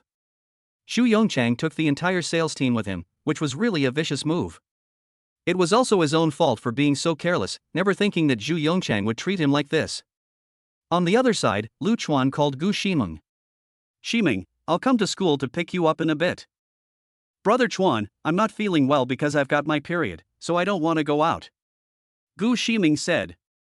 Oh, that's fine, just drink plenty of hot water. Lu Chuan was being a straight man again, telling her to drink plenty of hot water. Brother Chuan, I'm sorry for you, just hang in there for a week. It's fine, just rest up. Lu Chuan said. Brother Chuan, I'm going to miss you, I'm hanging up now. Gu Ximeng said, and hung up the phone. There was nothing he could do, so Lu Chuan had to go back to his rented room and make a short video. Once again, he went to Jia Jia de Baobei's live broadcast room, and when he entered, there was a carnival of 10. Thanks to Chiga for sending the carnival, Chiga is here so early today. Jia Jia de Baobei said. Lu Chuan typed and sent. I don't have much to do today, so I'm bored. At Only Smoke Wolf 7, Chiga, let the anchor shake the sun, she has a big conscience, it will definitely be good to watch. At Only Smoke Wolf 7, yes, let the anchor shake the sun. Don't make a fuss, I can't dance. I'm just a chat anchor, and you're the ones who make me play games. Jia Jia Dabaobi said. Lu Chuan was also curious about how to dance to the shaking sun. He exited the live broadcast room and searched for it, and his eyes immediately lit up. Is this the shaking sun? This is shaking the life out of me. Left hand stroke, right hand stroke, 3 times around the chest. Left hand stroke, right hand stroke, hug your head and swing your hips. 3 times with the left chest, 3 times with the right chest. Right foot, left foot, 3 steps back. The host was teaching while dancing, a true conscientious host indeed. But Lu Chuan didn't have the time to waste on showering gifts everywhere. These people can't see each other even if they shower gifts, so it's a bit difficult to increase the value of sincerity. It's better to focus on Jia Jia de Baobei. And the scale of Jia Jia's dance is definitely more exciting, because Lu Chuan has also watched other anchors dance, and there is no feeling at all when there is no sun. Lu Chuan returned to Jia Jia's live broadcast room and posted a comment. Jia Jia, can you show me how to shake the sun? The netizens exploded. Jump, support. The number one brother has spoken, anchor, hurry up and jump. Big brother is awesome. When Jia Jia saw this, she looked a little embarrassed and uneasy, and she just looked down at her phone. After a while, Lu Chuan received a WeChat message, Brother Chi, if you want to watch, I can learn to dance for you, but in front of so many netizens, I'm embarrassed, it's too embarrassing. Lu Chuan read the message and didn't want to make things difficult for her. Anchor, the big brother told you to dance, why are you playing with your phone? Yes, you've offended the big brother, and he'll run away later. Dance quickly. Lu Chuan edited the on-screen comments and sent them out. Forget it, everyone, don't make things difficult for Jia Jia, just go watch in other live streams. Then there was a flurry of screen taps, with special effects for Hua Zi one after the other. Thank you, seventh brother, for the carnival. Jia Jia Big Baby sincerely appreciated the fact that Lu Chuan did not continue to mention the request to dance. She thought to herself, it seems that this Chiga is not the kind of rich bully. He Jia Jia's sincerity plus 20. Current sincerity 60. Lu Chuan felt a little surprised that his sincerity had inexplicably increased. At this moment, the WeChat message alert sounded, and Lu Chuan opened it to see that it was from He Jia Jia again. Chiga, can you send me a photo of yourself? Lu Chuan was a little puzzled, but he picked a passable selfie and sent it. A moment later, the message came again. Chiga, I didn't realize you were so young. I thought you were a domineering CEO. Lu Chuan thought to himself, you think I'm a greasy old man, and you're being so euphemistic about the CEO thing. I'm not young anymore, I'm 24. Lu Chuan replied. You're only 6 years older than me, not that much. By the way, the National Day holiday is coming up soon. Can I come visit you? He Jia Jia wants to go out and have some fun, and she wants to take care of her big brother at the same time. After all, she spent so much money on him, she wants to show him that she cares. At first, she was worried that he was a middle-aged, greasy guy, and she thought there was a barrier she couldn't overcome. But she never imagined that he was still such a young guy. I'm going back to my hometown for the holiday, so I probably won't have time. Lu Chuan felt that He Jia Jia was going to drop in on him, but he did have to go home. That's okay, I can go to your hometown too, I like the rustic atmosphere. He Jia Jia meant what she said. Great, then you're welcome to come over and visit. Lu Chuan agreed, seeing that He Jia Jia had already said it. He Jia Jia stopped sending messages and said in the live broadcast room, Brother Chi, do you play the League of Legends mobile game? Want to play a game? You open the room, I'll be there soon. Lu Chuan sent a barrage of messages. The screen was now full of bring me to the car. The streamers were all very enthusiastic. After remembering the room number, Lu Chuan opened the game group and joined the team. In this game, he played the jungler Yong'en, and He Jia Jia continued to play the top laner Teemo. As expected, He Jia Jia was once again blown away, and the bottom lane was also at a great disadvantage. Only Lu Chuan and the mid laner Yasuo were developing relatively well. In the middle and late stages of the game, He Jia Jia was caught, and her teammates rushed over to save her. Unfortunately, they arrived too late, and He Jia Jia fell. She then turned into a commentator. Gu is gathering wind in the Three Wolves. The loot girl has grown to 3 people. Gez went up, blowing up the 3, and the double swords cut. Wow, Gu has grown to 4 people. Yasuo doesn't have enough distance to catch the ultimate. Yasuo flashes and catches the big one. Suri presses the button. Samira is spinning. The Quafra kill game broadcast letter sounds. Samira kills 4. He Jia Jia is thrilled. Lu Chuan feels like an ultimate part-timer.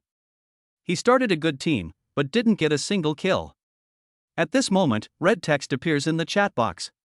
Samira, Dad. Noob, calling me grandpa won't help. He Jia Jia continues the commentary, Chi-Chi is back online, up, Q-flash, Chi-Chi is dancing. Yasuo slides up, flash. Yasuo is dancing too. Samira flashes up and follows. Is there going to be a pentakill? Samira is going for the 5 kills. Oops, Noob stepped on a mushroom and got blown up. Samira, you've taken 4 of my kills, that's too much. He Jia Jia said. Samira, listen to me, thank you. Lu Chuan fell asleep after fighting with them for more than 2 hours. The next day. Lu Chuan, having nothing to do, went to find Shen Qingya. When he arrived at the barber shop, he found that the shop had indeed not reopened, so he called Shen Qingya. Chapter 25, No Time to Split. Shen Qingya answered the phone and said, Lu Chuan, what's up? Where are you now? I'm taking care of my mom in the rented room. Why? Shen Qingya asked. Send me your location, I'll go see your aunt. Well, it so happens that I also need to talk to you. Shen Qingya hung up the phone and sent Lu Chuan her location. Lu Chuan bought some fruit and went to Shen Qingya's rented room. He knocked on the door, and almost burst into a nosebleed when the door opened. Shen Qingya was wearing a slim-fitting lace nightdress, with the important parts covered and the rest made of sheer fabric, through which he could vaguely see her white as jade skin. In particular, her waist, which was lethal, made him feel like embracing her. Did Shen Qingya want something to happen? After all, the other party had received 3 million in so-called bride price, and it had been agreed that they would go out on a date. Why are you standing there like an idiot? Shen Qingya felt a little embarrassed by Lu Chuan's gaze, and her face flushed slightly. You're in the way, and I can't get in. After a moment of absent-mindedness, Lu Chuan pretended to be calm. Shen Qingya hurriedly stepped aside. Come on in. Lu Chuan entered the room. This was a 2-bedroom apartment, and there were already several dishes on the table, still steaming, which meant they had just been cooked. Let's eat first, said Shen Qingya. To be honest, this was the first woman other than Lu Chuan's mother to cook for him, and this person was actually the goddess he had a crush on when he was at the age of first love. This feeling was very good, and it made his heart feel warm. Lu Chuan knew that Shen Qingya's mother was paralyzed on one side of her body and was unable to eat with them, so he didn't ask. I think Shen Qingya's mother should be lying in her room. I have to say, Shen Qingya's cooking is really good, but that's normal. Since she had to take care of herself since she was young, her cooking skills can't be bad. I transferred 3 million yuan to you, why don't you hire someone to take care of your aunt? Lu Chuan asked this because he saw that there was no one else in the house. It's not that I haven't had time yet, can you go with me in a while? Sure, I don't have anything to do anyway. Lu Chuan agreed. The National Day holiday is coming up soon. Are you going home? Shen Qingya asked. Yes, are you? Lu Chuan asked in return. I want to go back and pay my respects to my father. I should have gone during the Qingming festival, but it's not convenient to bring my mother with me, and I can't leave her here alone. I'll hire an au pair later, and I'll have some free time. Shen Qingya said. Well, that's good. As soon as Lu Chuan finished speaking, he felt something was wrong. Isn't Jia also going to her own home? This won't give the two of them run into each other, will it? Shen Qingya and I are not from the same village, but we're not very far apart either. We'll definitely be going home together this time. What if Shen Qingya runs into Jia and gets angry? Will she be like Ren Xiaoyu and just have her heart value click away? I still have to develop their ability to earn cash back, which would cut off my own source of income. Lu Chuan, what are you thinking? Shen Qingya looked puzzled. Oh, nothing. Lu Chuan stopped thinking about it, and could only learn from the time management masters, and try not to let the two of them meet at that time. After dinner, after Shen Qingya had cleaned up the dishes, Lu Chuan said, Xiaoya, you said on the phone that you had something to ask me. What is it? You'll know if you come in with me. Shen Qingya said and walked towards the bedroom. Lu Chuan saw Shen Qingya walking towards the bedroom and had some thoughts in his mind. Could it be that something really was going to happen today? But yesterday, the way Shen Qingya took off her clothes was clearly an act, so he stopped her. He couldn't have figured it out so quickly. Was she really willing to give up her body? Lu Chuan, come in quickly. Shen Qingya urged. I'm coming. Lu Chuan followed and entered the room. Shen Qingya took out several sets of clothes from the closet and held them in her hands. I bought these for you yesterday, they've already been washed, try them on and see if they fit. So this is what you were talking about, you made me get all worked up for nothing. Although it wasn't what he had in mind, a warm current still welled up in Lu Chuan's heart. For the first time in so many years, a woman had bought him clothes. In an emotional moment, Lu Chuan put his arms around Shen Qingya's waist and pulled her towards him. Shen Qingya was suddenly pulled into his arms. Her heart was pounding like a rabbit, and she was at a loss for what to do, so she just held the clothes in her hands tightly. Lu Chuan, what are you doing? Shen Qingya asked, her head bowed. Lu Chuan didn't answer, his lips slowly approaching Shen Qingya's. Can you give me some time? Shen Qingya said with her eyes tightly shut.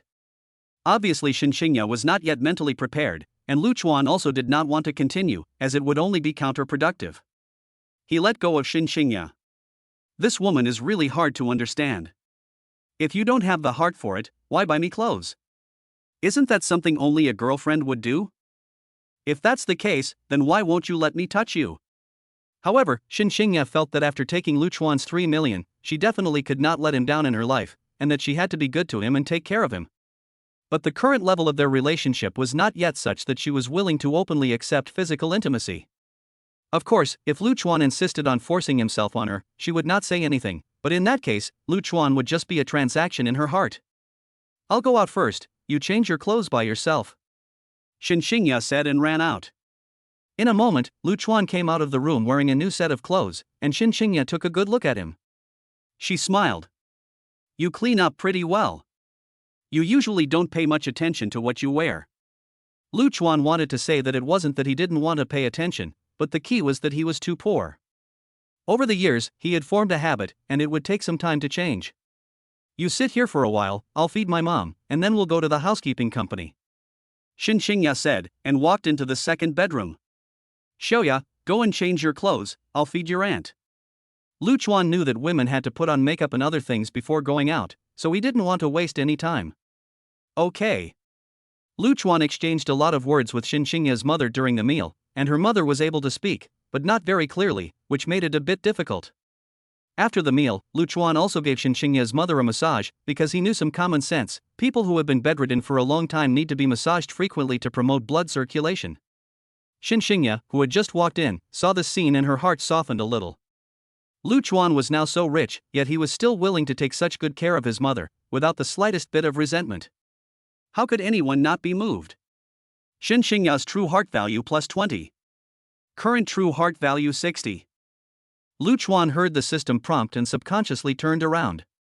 He saw Shen Qingya wearing a long white dress with a waistline, which gave a refreshing and clean feeling. What's wrong, Lu Chuan? Why are you standing there? Nothing, let's go.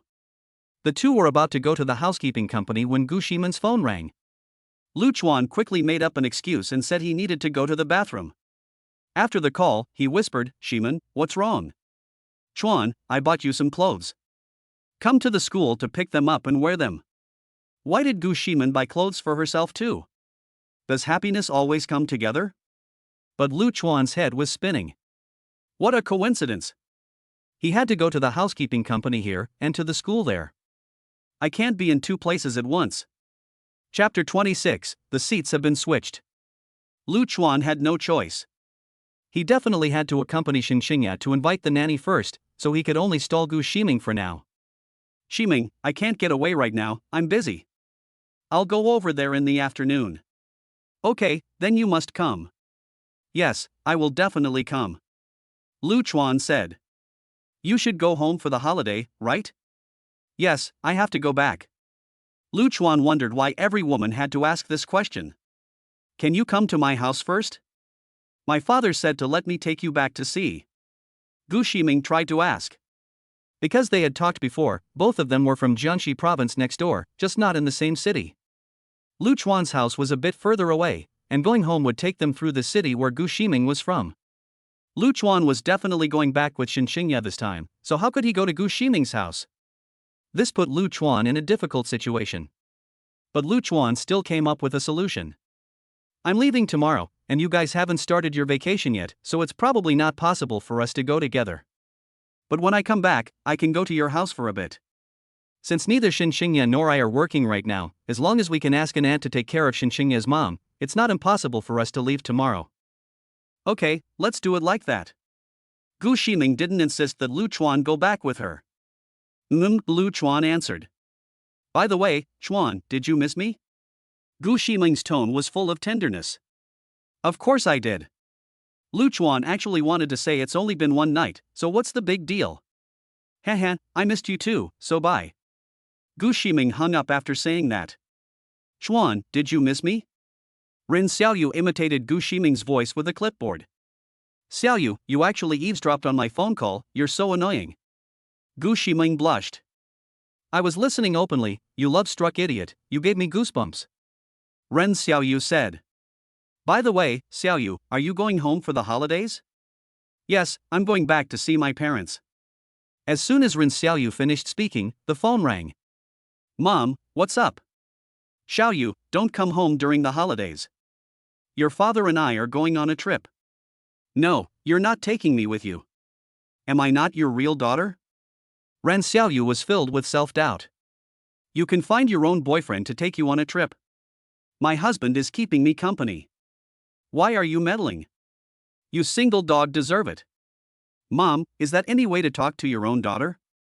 Ren Xiaoyu felt like she was only good for dog food. Forget about her best friend, now even her own parents were like this. Is Mom wrong? You're not that bad looking, and you can't even get a boyfriend. When I was young, I was much more popular than you. I also had a lot of guys chasing after me. Ren Xiaoyu was very dissatisfied. Pfft, so many guys chasing after you and you're still a single dog. What, are you going to pick a husband to inherit your dad's bit of family wealth? Come on, does my dad have family wealth for me to inherit? Ren Xiaoyu's parents earn nearly 20,000 yuan between them, which is considered a comfortable household income in a third-tier city. So I'm just teasing. I have to go, your father and I still have to get ready. We're busy. You hurry up. It'd be best if you brought me a son-in-law for the new year. I'm hanging up. Beep, beep, beep. Ren Xiaoyu looked at her phone, her lips moving, but there was no sound. I don't know what she was saying, but it sounded like she was swearing. Su Meng, I'm so miserable, now even my parents don't want me. Ren Xiaoyu said with a grievance. Why don't you come over to my place? Sure. Ren Xiaoyu's eyes lit up, and she agreed readily. Going to her best friend's house was better than staying alone at school, right? On the other side of the street, Lu Chuan drove the Maybach with Shen Qingya to the housekeeping company. During the drive, Shen Qingya asked Lu Chuan, "What do you do now? It seems like you've made a lot of money." Lu Chuan really had a hard time lying to Shen Qingya. If it had been Gu Ximeng asking, he could have said that he was a rich second generation, but Shen Qingya was from the next village over, and she knew more or less what was going on at home. I started a company with a friend, and it's been doing pretty well, making a little money. Lu Chuan started making stuff up. Small money? You call this small money? Shen Qingya was confused. You previously spent 10 million yuan on gifts, and then gave me 3 million yuan. You call this small money? Xiaoya, I've been meaning to ask you, why are you in Quanzhong too? Lu Chuan changed the subject. I worked in Quanzhong after graduation, but I quit last year after my father passed away to take care of my mother. Shen Qingya continued, when my father was alive, even though the family was not well off, at least I didn't feel very much hardship. This year, I have to earn money and take care of my mother at the same time, and I feel like I can't take it anymore. Having said that, Shen Qingya seemed to still be shaken. If she really couldn't take it anymore, she wouldn't have accepted Lu Chuan's money so easily. She had had many suitors before, including some wealthy ones, but he didn't like those rich playboys who only wanted to play with emotions. In her opinion, Lu Chuan was also like that at the beginning. She felt that Lu Chuan was a nouveau riche who looked down on people. Otherwise, he wouldn't have given a so-called bride price and then rewarded it with gifts. Such behavior is very tasteless. However, there is still a difference between Lu Chuan and those rich second generation. When she said she wanted 3 million, those rich second generation immediately backed off, but Lu Chuan was so straightforward, which made her view of him change. Moreover, just now, Lu Chuan took very good care of her mother, and now she has a preliminary approval of Lu Chuan, otherwise she would not have revealed her vulnerable side. If Shen Qingya is realistic, there is nothing wrong with that.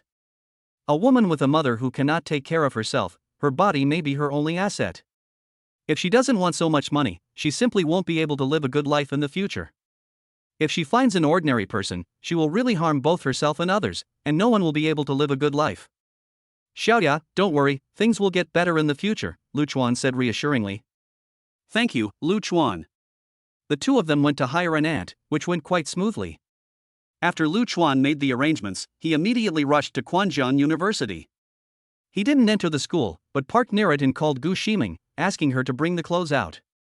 After all, going to the girls' dormitory would not look good.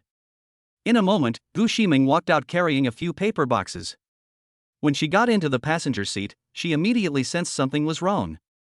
The seats had obviously been rearranged, and they were different from the usual front and back positions she sat in. There was also an unfamiliar perfume smell in the car. Another thing was that Lu Chuan had changed into new clothes, which were obviously much better than his previous clothes, and he definitely hadn't bought them himself. Women are just that sensitive, and they can be compared to Sherlock Holmes when faced with such situations. Although she knew something was up, Gu Ximeng didn't lose her composure. Chuan, are you hiding something from me? No. Lu Chuan felt a little guilty. He didn't know that Gu Ximeng wouldn't interfere with his private life.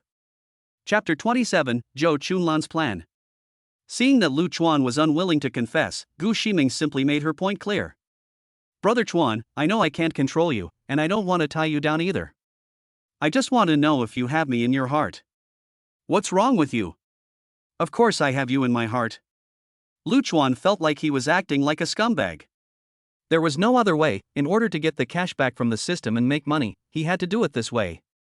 I'm not a scumbag, I just want to give the girls a home.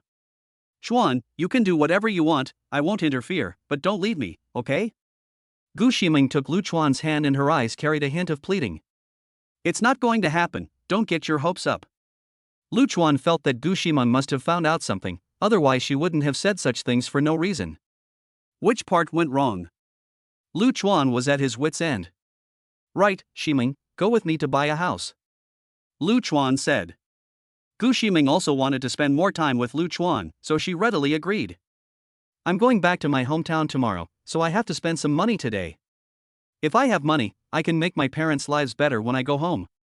Money spent on parents is real money, and you can't get it back, so I have to spend more on Gu Ximeng. Fortunately, Gu Ximeng's sincerity value has exceeded 90 points, otherwise there really wouldn't be a good solution. In order to hurry, Lu Chuan was very decisive and paid for the house after just a cursory look. At 120 square meters, the unit price was $20,831, and a few $100s short was exactly $2.5 million. The salesperson had also encountered this type of customer for the first time, and they all felt that happiness had come too suddenly. This deal was too good to be true, and if every customer was as decisive as this, it would be perfect. When Lu Chuan said that he would register the house in Gu Ximeng's name, Gu Ximeng was dumbfounded once again. Just now, she was worried that Lu Chuan would grow tired of her. She never expected that Lu Chuan would be so good to her, giving her a car and a house. It seems that she was worrying for nothing. If Chuan didn't like me, why would he waste money on me like this? And since Chuan is so rich, he definitely doesn't need a house. He must be anxious to buy me a house because he wants to give me a sense of security. Gu Ximeng's true heart value +2. Current true heart value 92. Lu Chuan sighed, things that make women happy really do cost money. Gu Ximeng spent 2,499,720 yuan and received a cashback of 2,499,720 yuan. At this time, Lu Chuan received a text message on his phone, informing him that the cashback had been credited to his account. With this 2.5 million yuan in cashback, Lu Chuan now has 6 million yuan. This time, he will leave the car at home for Gu Ximeng. After all, it was agreed that the car would be a gift for her, and it would be inappropriate for Lu Chuan to drive it back to his hometown. He thought that he would need a car when he went home, but since Shen Qingya's loyalty points had not yet reached the required level, he could only spend money, not get cash back. It would be best to buy her a car when he could get cash back in the future. The only person who could get cash back right now was Gu Ximeng, so he can only start with her. Ximeng, let me give you another car. Don't I already have one? No need. Gu Ximeng felt that although Lu Chuan was rich, this was a bit of a waste. One car is not enough. I think girls should drive sports cars, that's cool. Really, I can't accept it. I can't drive it either. Gu Ximeng still refused. Lu Chuan took Gu Ximeng in his arms. A woman says no, but she means yes, right? Gu Ximeng was stunned. What kind of logic is this? Can buying things be the same as that? She punched Lu Chuan in the chest. What are you talking about? Then I can have it, right? Okay, if you want it, let's go buy it. Gu Ximeng. Are all rich people so willful? The point is that I can't drive both cars. Brother Chuan, let's not buy it. Lu Chuan felt speechless, and he couldn't even force it in. In that case, I'll just have to rent a car tomorrow. In that case, I'll give you $1 million, and you take care of the renovations yourself. Lu Chuan said and transferred the money. Brother Chuan, you don't need that much for the renovation. You gave me $3 million last time for the car, and I still have 100,000 left. It's fine, you can keep the rest for yourself. You still have to spend money when you go back home, right? Lu Chuan said. Brother Chuan, you're so nice. Gu Ximeng leaned against Lu Chuan's chest like a little bird, feeling that Lu Chuan was really considerate, even thinking about what would happen after she went home. Gu Ximeng spent 1 million yuan and received a double cashback of 1 million yuan. As soon as the money was transferred, Lu Chuan's phone immediately rang again with an SMS alert. He glanced at it and saw that he had received 1 million yuan in cashback, which brought his total to 7 million yuan. If you have to ask if the source of this money will be investigated, you can only say that the system gives you clean money. Don't even ask about suicide. It's so cool to have someone to spend money with, and the money really comes fast. But now that he had given her the house and the car, there was no reason to keep giving her money. He had to continue to develop other consumer targets. It was getting dark. Gu Ximeng did not go back to school, and she and Lu Chuan opened the hotel again. In fact, Lu Chuan would rather Gu Ximeng go back, because Gu Ximeng's period had come, and the two of them lying together unable to touch each other was really uncomfortable. Gu Ximeng saw that Lu Chuan seemed to be unable to hold back any longer, so she asked him, Chuan, are you having a hard time? What do you think? Lu Chuan asked in return. Gu Ximeng did not reply, but went straight to get under the covers. The next day, Gu Ximeng left early in the morning in the car and returned to school. Lu Chuan also changed his habit of sleeping until noon during this period of time, got up early to pack his luggage, and called Shen Qingya. Xiaoyu, pack your luggage, we're leaving today. Isn't it 2 days before the holiday? Shen Qingya said. We're not at work, so it doesn't matter when the holiday is. We can go whenever we want. Okay, it's just that my aunt came to work, so I can leave now. After hanging up the phone, Lu Chuan dragged his suitcase to the car rental agency, rented a Passat, and went straight to pick up Shen Qingya. Lu Chuan's hometown is about 600 kilometers from Quanzhong, which is about a 6-hour drive. After picking up Shen Qingya, he drove back home.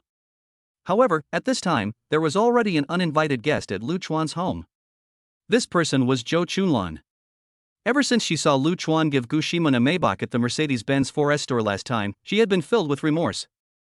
At that time, she made up her mind to win Lu Chuan back. She had a good relationship with the company's human resources before she was fired, so she asked for Lu Chuan's ID information. After all, Lu Chuan had only left the company not long ago, and his information had not been deleted yet, so she was still able to find his home address. Zhou Chunlan's idea was to first coax Lu Chuan's parents into being happy. As long as she got Lu Chuan's parents' approval, she was sure that Lu Chuan would not disobey his parents. Besides, Lu Chuan had once chased after her, so he must like her. With her sincere apology and the help of his parents, she should be able to get forgiveness. After some inquiries, Zhou Chunlan found Lu Chuan's home in the village. It was a 2-story small flat, with about 100 square meters on the first floor. She knocked on the door, and the voice of a middle-aged woman came. Who is it? Hello, Auntie, I am Lu Chuan's girlfriend. Chapter 28, A Good Daughter-in-Law. Lu Chuan's mother, Li Sufan, was sweeping the floor when she heard this and quickly put down her work and went to open the door. When she saw that it was a pretty young girl, she couldn't stop smiling. Quick, come in. She didn't doubt the other person's identity. Who would pretend to be someone else's girlfriend for no reason? Hello, Auntie. Zhou Chunlan had a smile on her face. This child, Xiaochuan, didn't even tell us about his girlfriend, really. Auntie, this is a little something from me. Zhou Chunlan said, handing over the nutrition products she was holding. Li Sufan was overjoyed. The boy was quite sensible, and she accepted without being polite. However, she looked into the distance and still couldn't see Lu Chuan's figure, so she asked, Where's Xiaochuan? Lu Chuan told me to come back first, he might not be able to come until tomorrow or the day after tomorrow. Zhou Chunlan wasn't sure when Lu Chuan would be back, so she could only say something like that. She thought that the other person was just asking casually, and no matter when Lu Chuan returned, no one would care what she was saying at that time. This brat, how could he let a girl like you run so far by yourself? When he comes, I'll teach him a lesson for you. Auntie, it's fine, I'm a big girl, nothing will happen to me, Zhou Chunlan said. Li Sufan thought that this child was really nice and unpretentious, and she was also pretty. She immediately took Zhou Chunlan and walked towards the house. By the way, what's your name?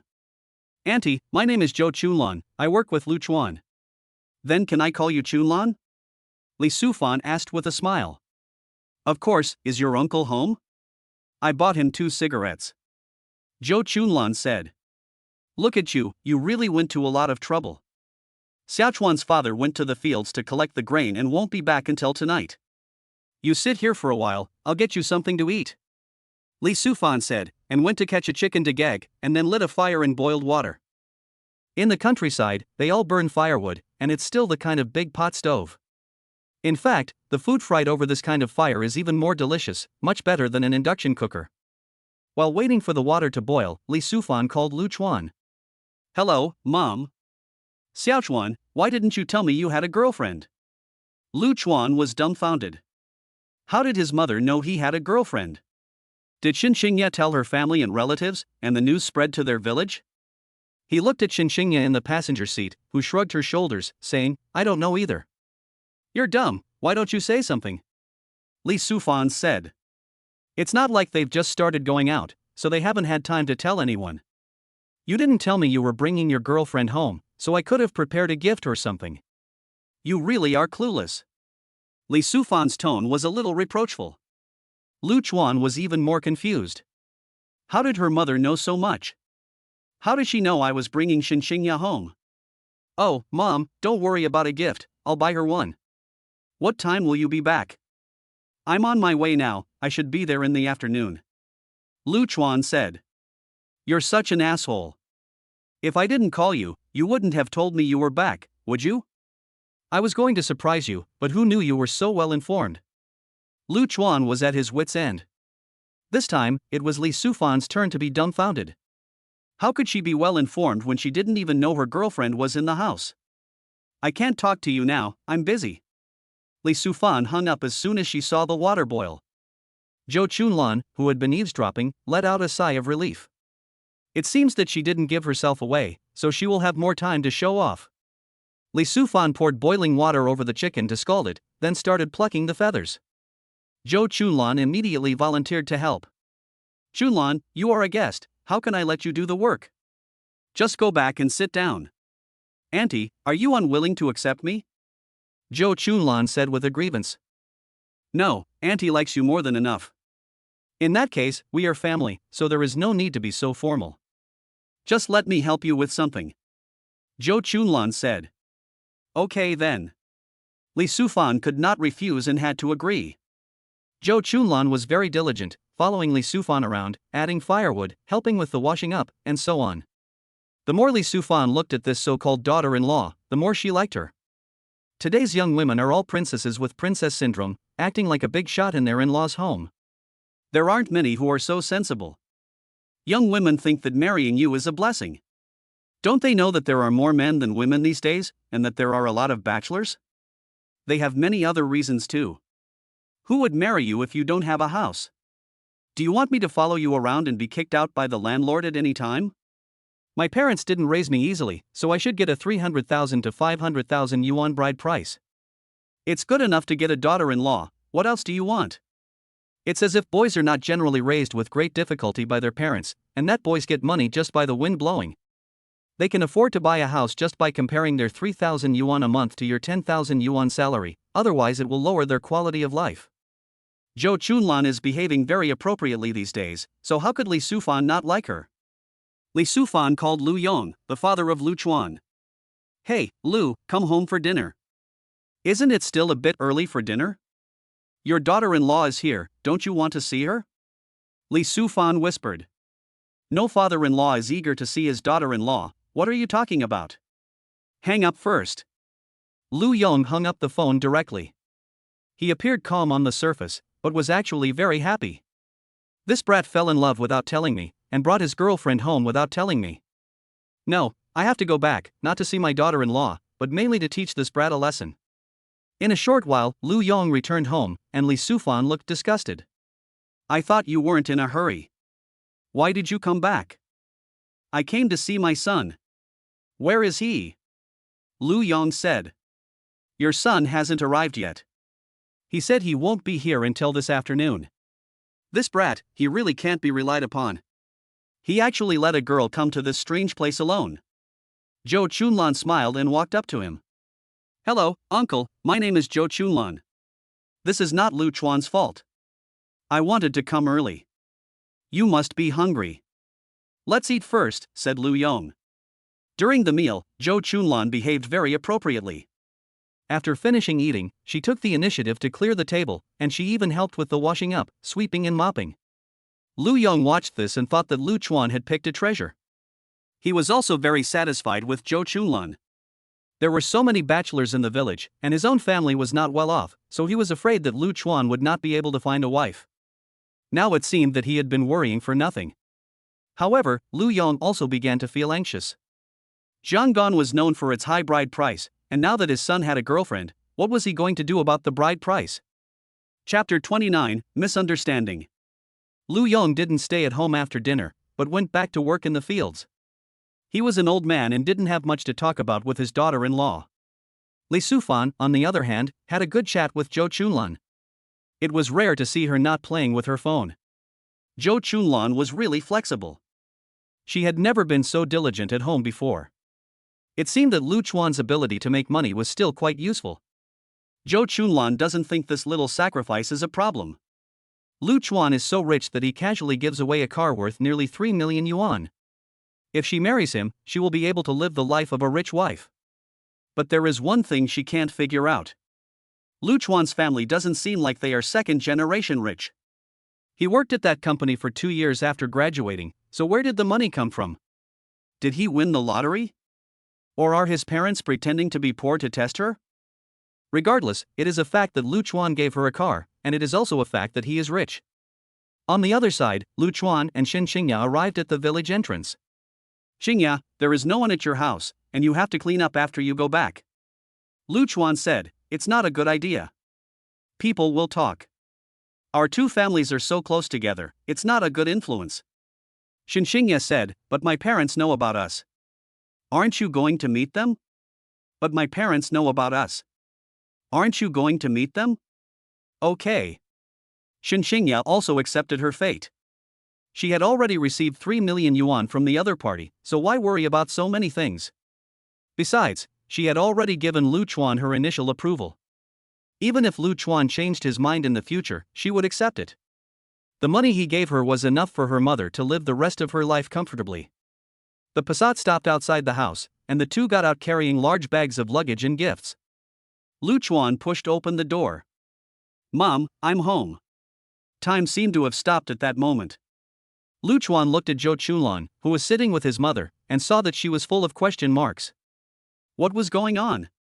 How did Zhou Chunlan, a gold digger, come to his house? Zhou Chunlan was even more surprised to see that the woman next to Lu Chuan was not the one who had delivered the car last time. Li Sufan knew Shen Qingya, and this was not the daughter of the old Shen from the next village? How did she get involved with Xiaochuan? And what was going on with this Zhou Chunlan? Shen Qingya was fine, she just thought that Zhou Chunlan was a relative of Lu Chuan's or something, and that she was the only normal one. Shen Qingya smiled and walked up to Li Sufan, took out a gift and handed it over. Hello auntie, I'm Xiaoya, you should know me, right? Yes, you and Xiaochuan were classmates. I remember you very well from the parents' meetings. You were such a pretty girl. Li Sufan took the gift and invited Shen Qingya to sit down. Zhou Chunlan felt inferior again. How come she has such big breasts? It was the same with the last one. Is she trying to make life difficult for me? And she is also much prettier than I am. Are all my competitors this good looking? But when Lu Chuan's mother said they were classmates, there probably wasn't anything special about them. Lu Chuan walked up to her and said in a cold tone, Zhou Chunlan, you're quite something, you even found your way to my home, please leave. Li Sufan scolded, Xiaochuan, what are you doing, how can you speak to a girl like that? Lu Chuan couldn't believe it, how could her mother still be taking the side of an outsider? Mom, what's going on? What do you mean what's going on, did you and Chunlan have a fight? You can't just ask someone to leave after a fight, she came here alone, how could you treat her like that? No, she has nothing to do with me. Isn't it normal for me to ask her to leave? Lu Chuan was still in a daze. Are you colleagues? Li Sufan asked. We used to be, but not anymore. Have you ever chased after someone? Li Sufan asked. Yes, I have. Lu Chuan didn't hide it. Chunlan told me everything. She did something wrong, and you're mad at her, aren't you? How can you not cherish such a good girl? Li Sufan persuaded Lu Chuan. As anyone who has been in a relationship knows, lovers will say things when they are arguing. Li Sufan, as someone who has been there, thought this was what was going on between the two of them. After all, Zhou Chunlan had a preconceived idea, and Li Sufan had a very good impression of her. Mom, what are you talking about? I did chase her, but she didn't say yes, and we never got together, so what kind of anger is there to put aside? Nonsense, then how did she know our home address? Didn't you tell her? I think you're just being angry and saying things to spite her. Li Sufan's guess was not unreasonable. For no reason at all, how did someone find their way to the house and act so knowledgeable? Lu Chuan directly called Zhou Chunlan's tactics brilliant. How did this green tea know my home address? And how did she manage to trick my mother into doing this? If I explain any further, I'm sure I'll end up arguing with my mother. Mom, don't worry about me, just go upstairs and rest for a while. Lu Chuan just wanted to get Li Sufan out of the way and get rid of Zhou Chunlan. Unexpectedly, Li Sufan directly began to pretend to wipe her tears. I have raised you with great difficulty, and now that you have grown up, you have begun to dislike me, is that it? Then I will just go. Lu Chuan thought he had made his mother cry, and a wave of guilt washed over him. Mom, I didn't mean it like that. Li Sufan ignored him and wiped her tears as she walked upstairs. She didn't care about Zhou Chunlan in the current situation, so Lu Chuan hurriedly chased after her to comfort his mother. There were only 2 women downstairs, and Shen Qingya spoke up. I think I just got it. Your name is Zhou Chunlan, Lu Chuan's former colleague. He pursued you and you rejected him, right? I was testing him, not really rejecting him. Are you in love with Lu Chuan? I'll tell you, Lu Chuan is mine, don't even think about it, said Zhou Chunlan. You're quite calculating, actually going after Auntie Li. But misunderstandings will be cleared up one day. Is it useful for you to use these tactics? What tactics did I use? Lu Chuan liked me anyway, otherwise why would he be after me? I just did what a daughter-in-law should do, so why is that calculating? Zhou Chunlan was defiant. You dare to call yourself a daughter-in-law, you really have a thick skin. Has Lu Chuan admitted it? You just blurted it out. Don't think that I'm afraid of you just because you have big breasts. Auntie Li likes me, you don't stand a chance. I advise you to back off before it's too late. Don't blame me if you lose face when Auntie Li drives you away. Zhou Chunlan looked like she had the upper hand. I just have bigger breasts than you and I just look better than you, I don't even take opponents like you seriously. After saying this, Shen Qingya turned around and walked out of Lu Chuan's house. She was also depressed. Just as she had started to change her opinion of Lu Chuan, she encountered this kind of thing. She didn't expect that Lu Chuan was really a heartless man, and she was just arguing with Zhou Chunlan because she felt uncomfortable and wanted to vent. She felt that the two of them must have something going on, otherwise how would this Zhou Chunlan know Lu Chuan's address? Shen Qingya had also thought that Lu Chuan might change his mind, but she just didn't expect things to go wrong so quickly. She took a deep breath to calm her emotions. What could she do about taking someone else's money? Just think of it as a transaction. Shen Qingya's true heart value 20. Current true heart value 40. Chapter 30, Ruined. Lu Chuan was still comforting Li Sufan when he heard the system announce that Shen Qingya's sincerity value had dropped again, which made him angry. There must be some misunderstanding. Zhou Chunlan was really annoying this week. Although Zhou Chunlan's sincerity value had reached 80 points, it would be easy to increase it, but Lu Chuan was not at all interested in someone like her, even if she met the appearance standards. This kind of woman only recognizes money. If she accepts it, she may put a cap on you one day. Besides, she is still having an ambiguous relationship with manager Huang. Who knows what they have done? It's not that Lu Chuan has a first-time complex. It depends on the situation. If you know about it before, then out of sight, out of mind. But if you know about it after and know that the other person is involved with another man, then the image is too strong and you can't accept it at all. Lu Chuan said to Li Sufan, "Mom, don't be angry, I really didn't mean to offend you." Then do you still want to ask Zhou Chunlan to leave? Let's not talk about her for now, shall we just catch up? Lu Chuan didn't want to discuss Zhou Chunlan, there was no need to make himself unhappy over such a person, and he waited for Li Sufan's mood to ease a little before explaining. It wasn't easy for a girl to come all this way. Okay, I know, don't be angry, I'll go downstairs and take a look. Lu Chuan interrupted Li Sufan. After all this talk, he was still defending Zhou Chunlan. I'll explain to you later, Lu Chuan said and walked downstairs. He wanted to see what the situation was, and Shen Qingya had dropped her true feelings, which was not delaying his own progress. When Lu Chuan walked downstairs and saw that there was only one person left in his house, he couldn't help but give Zhou Chunlan a cold look. Then he walked out of the house and called Shen Qingya. Xiaoyu, where have you been? I've gone home. Didn't we agree to stay at my place? You'll be in trouble if you go back there, Lu Chuan said.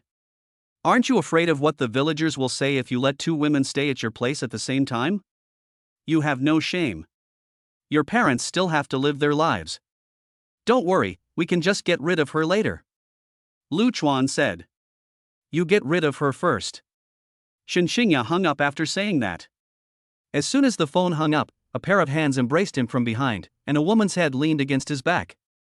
Lu Chuan, please forgive me, okay? Let go. I won't let go. You clearly liked me before, why can't you give me a chance?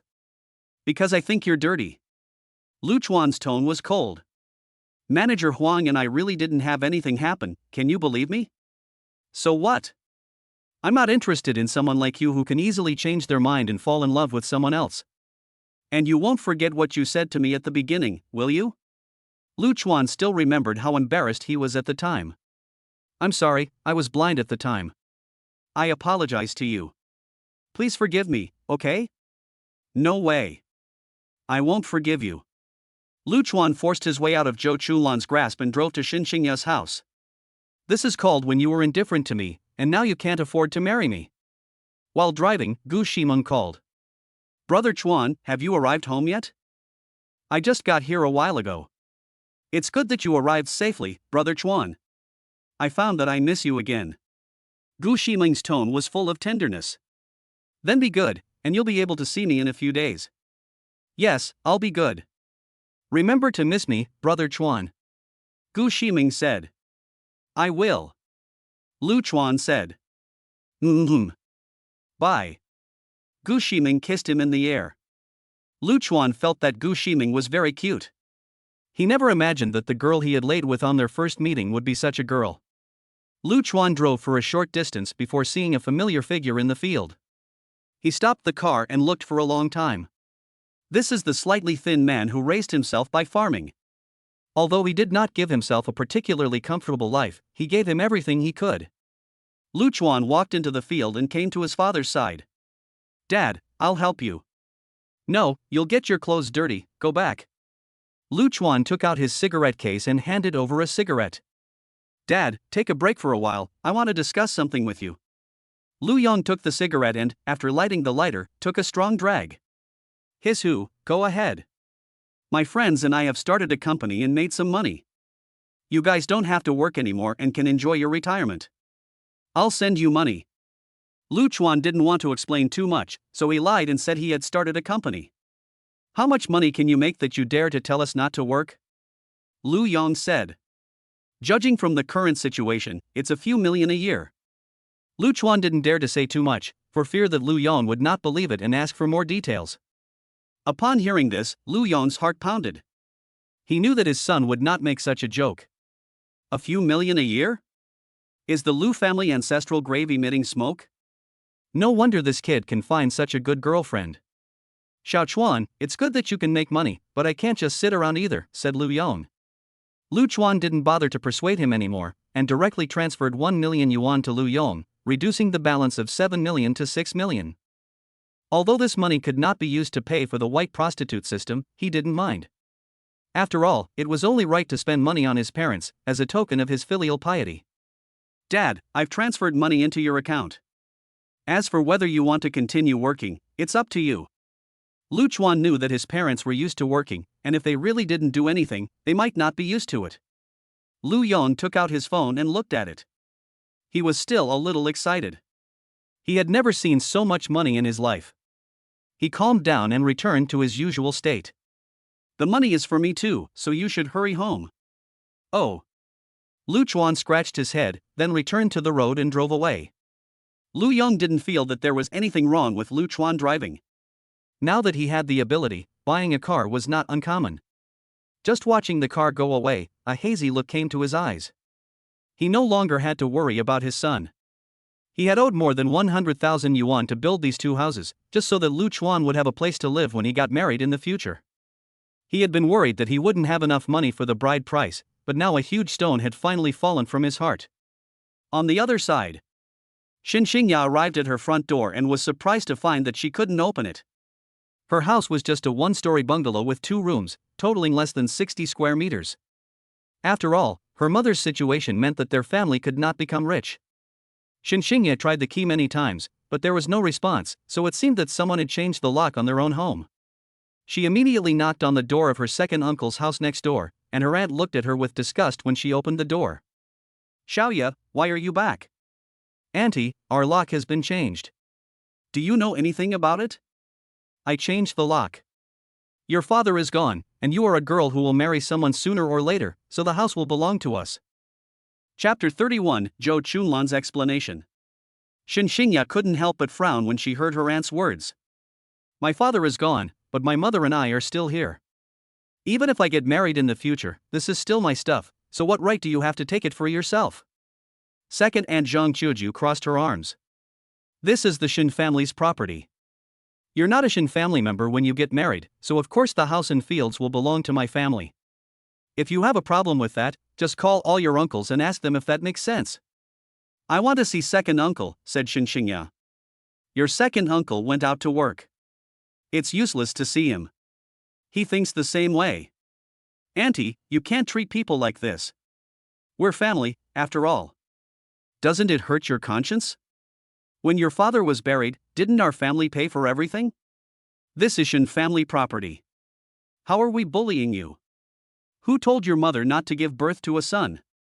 Zhang Qiuju said. Didn't I already pay you back? The neighbors all came to help, and it's only fair that you pitch in a little.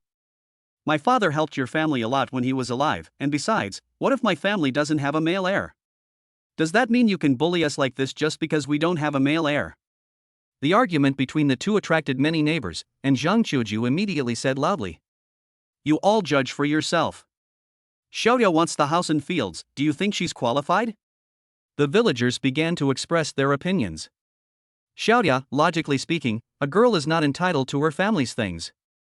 Yes, after you get married, the things of your husband's family will be yours, and you won't get any of your family's things. Your father is gone, so these things should really go to your uncle's family. Shen Qingya never imagined that even her neighbors would say such things. This house is where she grew up, and it holds her memories. How could she bear to give it up? Although she now has the 3 million from Lu Chuan, and she has no material need for the house, she feels like a homeless person. The house is her spiritual support. Seeing that the house was about to be taken over, Shen Qingya was so desperate that tears were streaming down her face. At that moment, a Passat slowly pulled up. Lu Chuan hurriedly got out of the car and walked over to her after seeing the aggrieved Shen Qingya. What's wrong, Xiaoya? Why are you crying? Shen Qingya was vulnerable at this time. She threw herself into Lu Chuan's arms and sobbed, Lu Chuan, my second aunt is trying to take over my house. Lu Chuan gently patted Shen Qingya's back. Don't cry, she won't get away with it. Then he looked at Zhang Qiuju. On what grounds are you trying to take over Xiaoya's house? And who are you to care? Zhang Qiuju was very disdainful. Who cares who I am? You are illegally occupying someone else's property. Do you believe I will call the police to arrest you? Go ahead and call, it has always been the son who inherits the family's things. I have never heard that a girl can get a share of the family's assets. Zhang Qiuju was fearless. This is the modern age, and you're still clinging to the old ways. I'll give you one more chance because you're Xiaoya's elder. Lu Chuan didn't care about any of that. Shen Qingya hadn't married yet, and even if she did, it would still be her property. Stay out of my business, and if you like, go call the police. Zhang Qiuju wasn't afraid at all. Lu Chuan didn't say anything more, pulled out his phone, and was about to make the call. One villager said, Young man, you should stay out of other people's business. Xiaoya is never at home anyway, and it's a waste to leave the house and fields empty. Why not just give them to her uncle? Another villager agreed. I think that's a good idea. Why don't you just leave Xiaoyu a room, and when she comes home, she can stay there? This is my family's stuff, why should I give it to them? Shen Qingya disagreed with this argument. The house is worthless, but she can't accept this bullying. It's true that she's not at home often, but that's no reason to behave like this. If second aunt didn't take things for granted, maybe she could consider giving them the fields, as long as she's allowed to keep a room for herself. Now that second aunt is behaving like this, she'd rather give the fields to someone else than let her take advantage of them. You don't agree? I don't agree either. You can't dictate what happens to the Shen family's things. Zhang Qiaju said. Don't I have the surname Shen? Shen Qingya retorted. You're just a girl destined to belong to someone else, what's the point of saying this? Zhang Qiaju said. Qingya, don't argue with her, I'll call the police. Lu Chuan didn't care what the villagers said anymore, and dialed the police number. Seeing that their advice was not accepted, the villagers didn't say anything more and went home. After explaining the situation and location to Uncle Hat, Lu Chuan hung up the phone. Xiaoyu, Uncle Hat won't be able to get here for a while, so go to my house for dinner first. Shen Qingya nodded and got into Lu Chuan's car to return to his home. On the other side, Lu Yong returned home and told Li Sufan about his son giving him 1,000,000 yuan. Li Sufan was shocked at first, but then accepted it, happy that her son had become capable. Zhou Chunlan deliberately tried to show off herself, chatting with Li Sufan about everyday matters. Chunlan, did your parents ever tell you how much the bride price was for your marriage? Li Sufan casually asked. Zhou Chunlan was overjoyed to hear this. The two elderly people really did like her, and they had already talked about the bride price, but this was definitely a test. She immediately said, Auntie, I don't want a bride price. I'm very happy to be with Lu Chuan. Just kidding, Lu Chuan is so rich, what more do you need for a bride price? If you marry him, you'll have everything you need. That's just how women are, they're greedy for money with the poor, and they talk about emotions with the rich. These words were heard by Lu Chuan, who had just walked into the room. He just felt speechless. How anxious his mother was, just talking about the bride price, and there was also something wrong with the person you were talking about. Mom, I think it's necessary to talk to you about Zhou Chunlan. Lu Chuan said. Is it going to be another time that you want her to go? Li Sufan asked. Mom, I did chase after her, but not only did she not accept, she also humiliated me in every way. And then she went out with another colleague. Do you still think she's good? Lu Chuan told the truth. He didn't want to repeat the same mistakes as in the novel, where the plot was dragged on and on over a misunderstanding. Li Sufan's puzzled gaze fell on Zhou Chunlan, waiting for her explanation. Zhou Chunlan immediately explained. Auntie, I was just testing Lu Chuan at the time, I didn't really mean to reject him. If I didn't like him, I wouldn't have come all the way here. And Lu Chuan said that I was dating another colleague, that was a misunderstanding. It was that colleague who pursued me. At first I didn't know that colleague meant that, I thought it was just ordinary interaction between colleagues. Later, when the colleague explained the situation, I directly made my attitude clear. Chapter 32, Only with Me. Li Sufan was listening in confusion, not knowing who to believe. Zhou Chunlan, you can insult me and say it's a test, I really underestimated your face. Lu Chuan said. He really wanted to tell what happened when buying the car. Zhou Chunlan's face at that time was really disgusting, but Shen Qingya was right there. If she knew that I bought a car for Gu Ximeng, then it really wasn't worth it anymore. Lu Chuan, I mean every word I say. I really like you now. Zhou Chunlan said. I can't bear the affection of someone like you. I don't want to be green with envy, so please leave my house immediately. Tears welled up in Zhou Chunlan's eyes. I came to this place alone, and I don't know a single person here. How can you bear to drive me away? I'm not a saint, so what you do is none of my business. You came here on your own, so you can't blame anyone else. Lu Chuan's attitude was very cold. Seeing that Zhou Chunlan had lost her nerve, Li Sufan seemed to have understood a little. It turned out that this was really an indecent person. She almost got fooled herself, which was really outrageous. Thinking about this, Li Sufan stopped caring about these trivial matters and walked straight upstairs, leaving Lu Chuan to deal with this matter on his own. Seeing Li Sufan leave, Zhou Chunlan panicked. She knew that no one would help her. She immediately threw herself into Lu Chuan's arms and wept bitterly. Lu Chuan, you clearly liked me before, why did you change your mind so quickly? What did I do wrong? I can change. I did like you before, but that was only because I didn't know you well enough. I'm not interested in a woman like you. Lu Chuan said this and pushed Zhou Chunlan away. Shen Qingya finally understood. It turned out that the two of them were not related. It was all Zhou Chunlan's wishful thinking, and she had misunderstood Lu Chuan. Lu Chuan is so generous with himself, offering 3 million right away, and I doubted him. That was really wrong of me. Lu Chuan is not that kind of person. Shen Qingya's sincerity plus 20. Shen Qingya's sincerity plus 10. Current sincerity 70. Lu Chuan was delighted. There was a 10-point increase compared to the previous drop in sincerity. It was probably because Shen Qingya felt a little guilty that her sincerity had increased.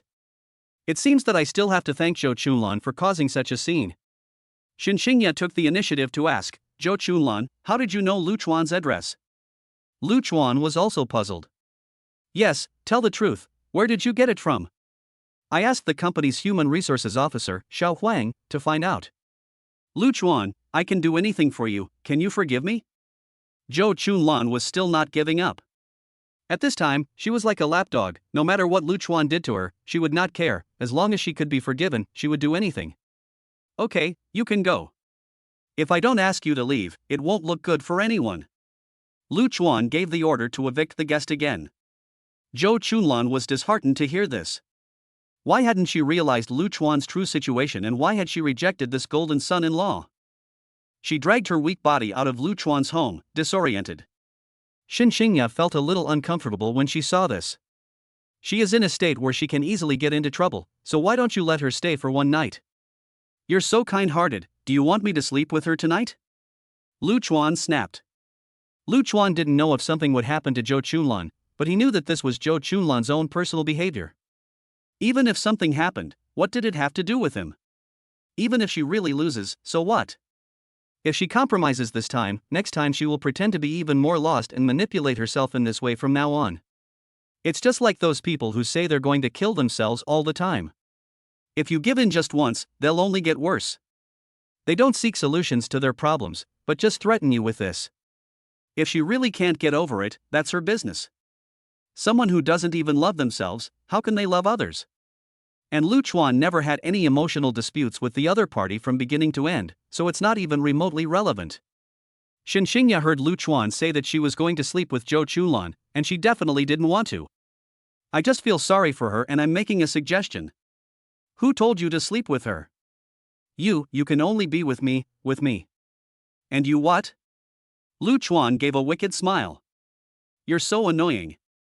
Shen Qingya's little face flushed red in an instant. Lu Chuan was delighted. It seemed that Xiaoya had begun to accept him.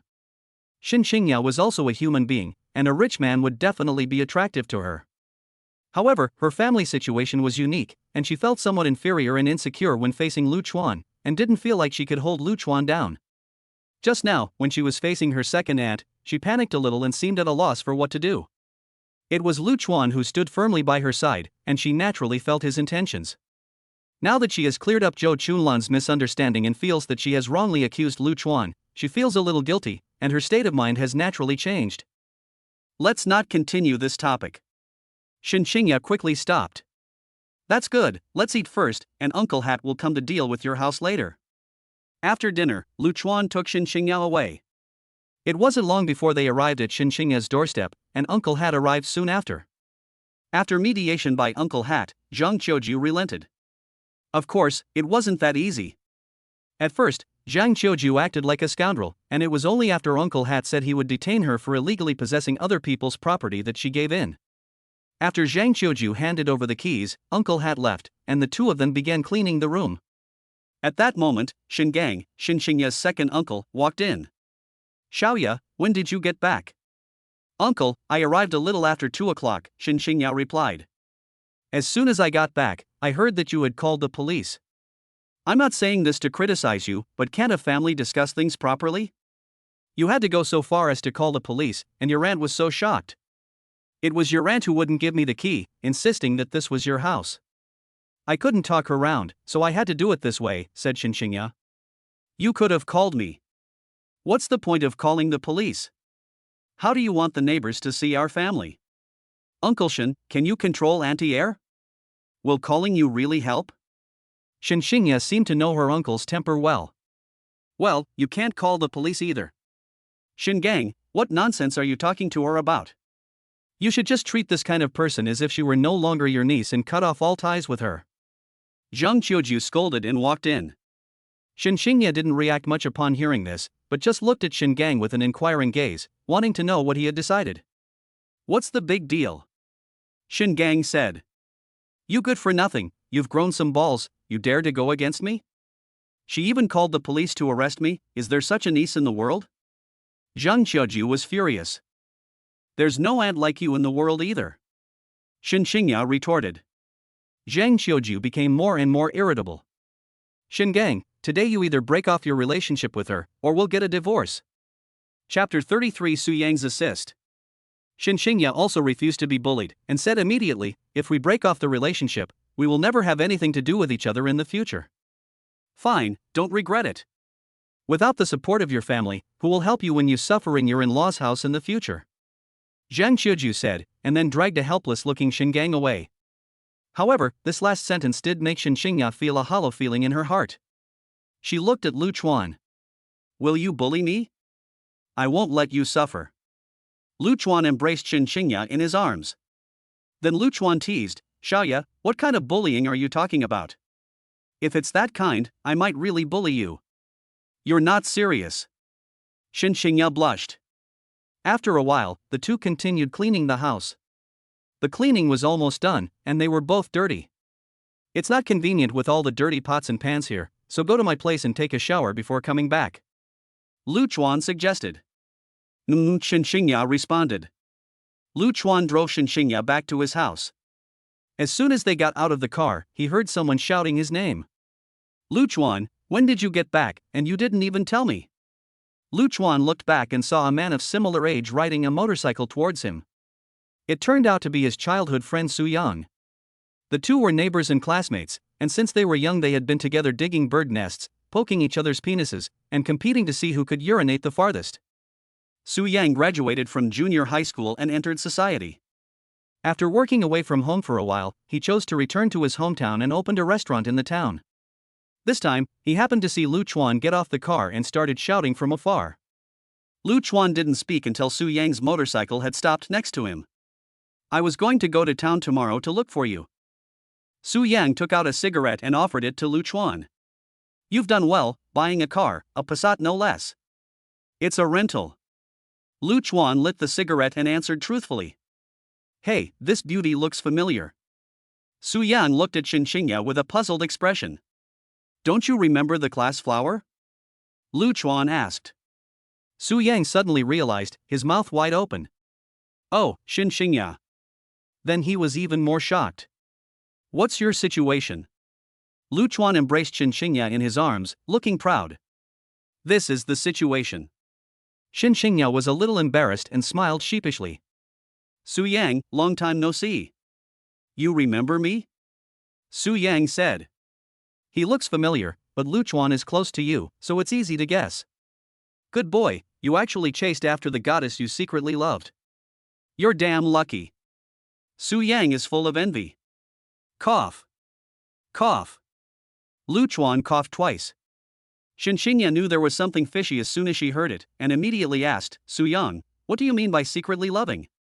Su Yang scratched his head. Did I say I secretly loved? You must have heard it wrong. Tell the truth, what's going on? Shen Qingya said. Su Yang glanced at Lu Chuan, feeling that he had said the wrong thing. Lu Chuan let out a long sigh and said, Hey, I'm going to come clean. I liked you in junior high, but I didn't dare to say it. Shen Qingya raised her eyebrows. Oh, so you had this crush a long time ago. Seeing that Lu Chuan had confessed, Su Yang took out his mobile phone and said with a gossipy look on his face, Shen Qingya, I want to show you something. Shen Qingya's gaze fell on Su Yang's mobile phone and a video began to play. You filmed this at school? It feels like nothing has changed after all these years, said Shen Qingya. I filmed this last month. Look closely, what's on the wall? Su Yang said. Why is there my name? Who carved it? Shen Qingya was very puzzled. Who else could it be but the handsome guy next to you? I never thought that after all these years, it's still there. Shen Qingya's heart skipped a beat. So Lu Chuan liked her so early on, no wonder he was so generous with her, offering 3 million just like that. She was afraid that he wasn't sincere, and was suspicious of him. She really shouldn't have. At the moment, Shen Qingya felt a surge of security. Shen Qingya's true heart value plus 10. Shen Qingya's true heart value plus 5. Current true heart value 85. Lu Chuan was overjoyed, and he felt that Su Yang had made a great assist. Just 5 more points and I can redeem them for cash. After watching the video, Su Yang put away his phone. The three of them had been chatting for a long time, and it had gotten dark. I'll find you guys again later. I need to go home and take care of some things first, Su Yang said. Okay, I'll be back for a few days this time, so there's plenty of time. Lu Chuan said. After going home separately, Shen Qingya took a shower at Lu Chuan's house. When she came out, the scent of shampoo wafted into Lu Chuan's nose. The same shampoo doesn't have the same effect when used by a guy, so it's still good that she has long hair. Apart from her underwear, Shen Qingya was only wearing a loose-fitting shirt, the length of which just covered her thighs. This was simply fatal temptation for Lu Chuan, and those snow-white, slender legs exposed were truly dazzling. Although the shirt was loose, her conscience was still quite visible. She tilted her head and came over, rubbing her hair. Lu Chuan, do you have a hairdryer at home? Oh, yes, I'll get it for you. Lu Chuan said, coming back to his senses. Shen Qingya blew her hair while saying, you go wash too, and leave your dirty clothes outside, I'll wash them for you. Lu Chuan didn't hesitate, went into the bathroom, took off his clothes and threw them out. When he came out after the laundry was done, he found Shen Qingya washing her underwear, which caused some psychological fluctuations. He thought that Shen Qingya was only washing the clothes outside, but he didn't expect her to wash her underwear as well. Lu Chuan thought that now that Shen Qingya's true worth had reached 85 points, it should be fine, right? Shen Qingya didn't know what Lu Chuan was thinking, but she just tilted her head and gave him a little smile. Are you done? Go take a break, I'll be done soon. I'll go play with my phone for a while, hurry up, Lu Chuan said. Shen Qingya nodded like a little chicken pecking rice. After a while, Shen Qingya finished washing the clothes and walked over to Lu Chuan. You can take me back. What? After all this, I'm not letting you go back, are you kidding? You can sleep at my place tonight. Zhou Chunlan has already left, so you can't be afraid of what people will say. Lu Chuan looked at his phone and pretended to be very calm as he said. Shen Qingya's voice was as small as a mosquito as she said, okay, where am I going to sleep? Lu Chuan put down his phone and looked up at Shen Qingya. She was looking down like a child who had made a mistake, her hands constantly pinching the hem of her shirt. You don't even want to change your clothes, do you want to go home like this? Chapter 34, Going to School. Lu Chuan stood up and pulled Shen Qingya back to his room. At this time, you have to be a little more assertive. If you ask the other person if it's okay, they will definitely say no. If you take the initiative, the other person will give in half-heartedly and it will be done. Sure enough, Shen Qingya did not say anything other than burying her head low and following Lu Chuan into the room. As soon as she entered the room, Shen Qingya climbed into the covers and covered herself with the quilt. Lu Chuan lifted the quilt a little to reveal Shen Qingya's head. Aren't you afraid of suffocating yourself? Shen Qingya whispered, it's better to suffocate than to be bullied by you. Xiaoya, I'm turning off the light, said Lu Chuan. Outside the room. Li Sufan pressed her ear against the door, beaming from ear to ear. She walked back to her room very satisfied. Lu, I think we'll have a grandchild soon. Li Sufan had begun to worry that Shen Qingya's mother would become a burden to Lu Chuan, but now that she knew that Lu Chuan had grown up and that the other party's situation was no longer a burden, she accepted Shen Qingya. Are you just sitting around doing nothing? Lu Yong said. Hey, what do you mean, Lu? I'm also worried about your family, Lu, so why are you talking like that? Okay, you still want to argue, don't affect other people. Lu Yong said impatiently. You are really annoying, it's really boring to live with you. Li Sufan complained. Half an hour later. Shen Qingya's head leaned against Lu Chuan's chest, and now she only felt incredibly happy. She looked up at Lu Chuan tenderly, and scenes from the past appeared in her mind. After many years apart, when they first met at the barber's shop, she didn't recognize Lu Chuan. When he explained who he was, she felt like they were old friends meeting again. Later, Lu Chuan taught her how to broadcast live, and he rewarded her with 9 million yuan, saying it was a wedding gift. But she misunderstood his mentality as a nouveau riche, and deliberately showed off to humiliate her. In the end, she angrily returned the 2 million odd reward she had withdrawn, and even blocked him. Now, when she thinks about it, she feels both angry and amused. Later, Lu Chuan came to the barber shop to explain the situation and gave me 3 million. He even went to the rented house to take care of my mother. I was really touched at that moment. I felt a little inferior in the face of this rich classmate, and I was afraid that he was just playing around. I didn't dare to completely open my heart. I never thought that he had been secretly in love with me since junior high school. He really likes me. Now I already belong to him, and I am no longer a rootless floater. Shen Qingya said with deep affection, Lu Chuan, I love you. Shen Qingya's true heart value +5. Current true heart value 90. Congratulations, the host has reached a true heart value of 90 points with this spending target, activating a special bonus. The host's spending with Shen Qingya will not be deducted from their balance, and they will also receive a 1:1 cashback on their spending. Lu Chuan's eyebrows shot up, and his true heart value immediately increased by 5 points. It was simply too good to be true that he had broken through the standard for receiving cashback. After a short break, Shen Qingya said, Lu Chuan, do you have any extra bed sheets at home? We'd better change them quickly, it wouldn't be good if your aunt and uncle saw them tomorrow. Now that it's changed from your home to our home, Lu Chuan felt that something was wrong. Did Shen Qingya want to get married? He did like Shen Qingya, but marriage was out of the question. If they got married, how could they continue to give other girls cash back? That would be cutting off their own financial resources. But Lu Chuan only thought that in his heart, and said with a smile, it's fine, they've been there before. I'll wash it first, and you should change quickly. Shen Qingya grabbed the bedsheet and rushed out the door, not caring what Lu Chuan said. The next day. Early in the morning, Shen Qingya took incense and paper to worship her father. To her, her father was the man who single-handedly raised a family.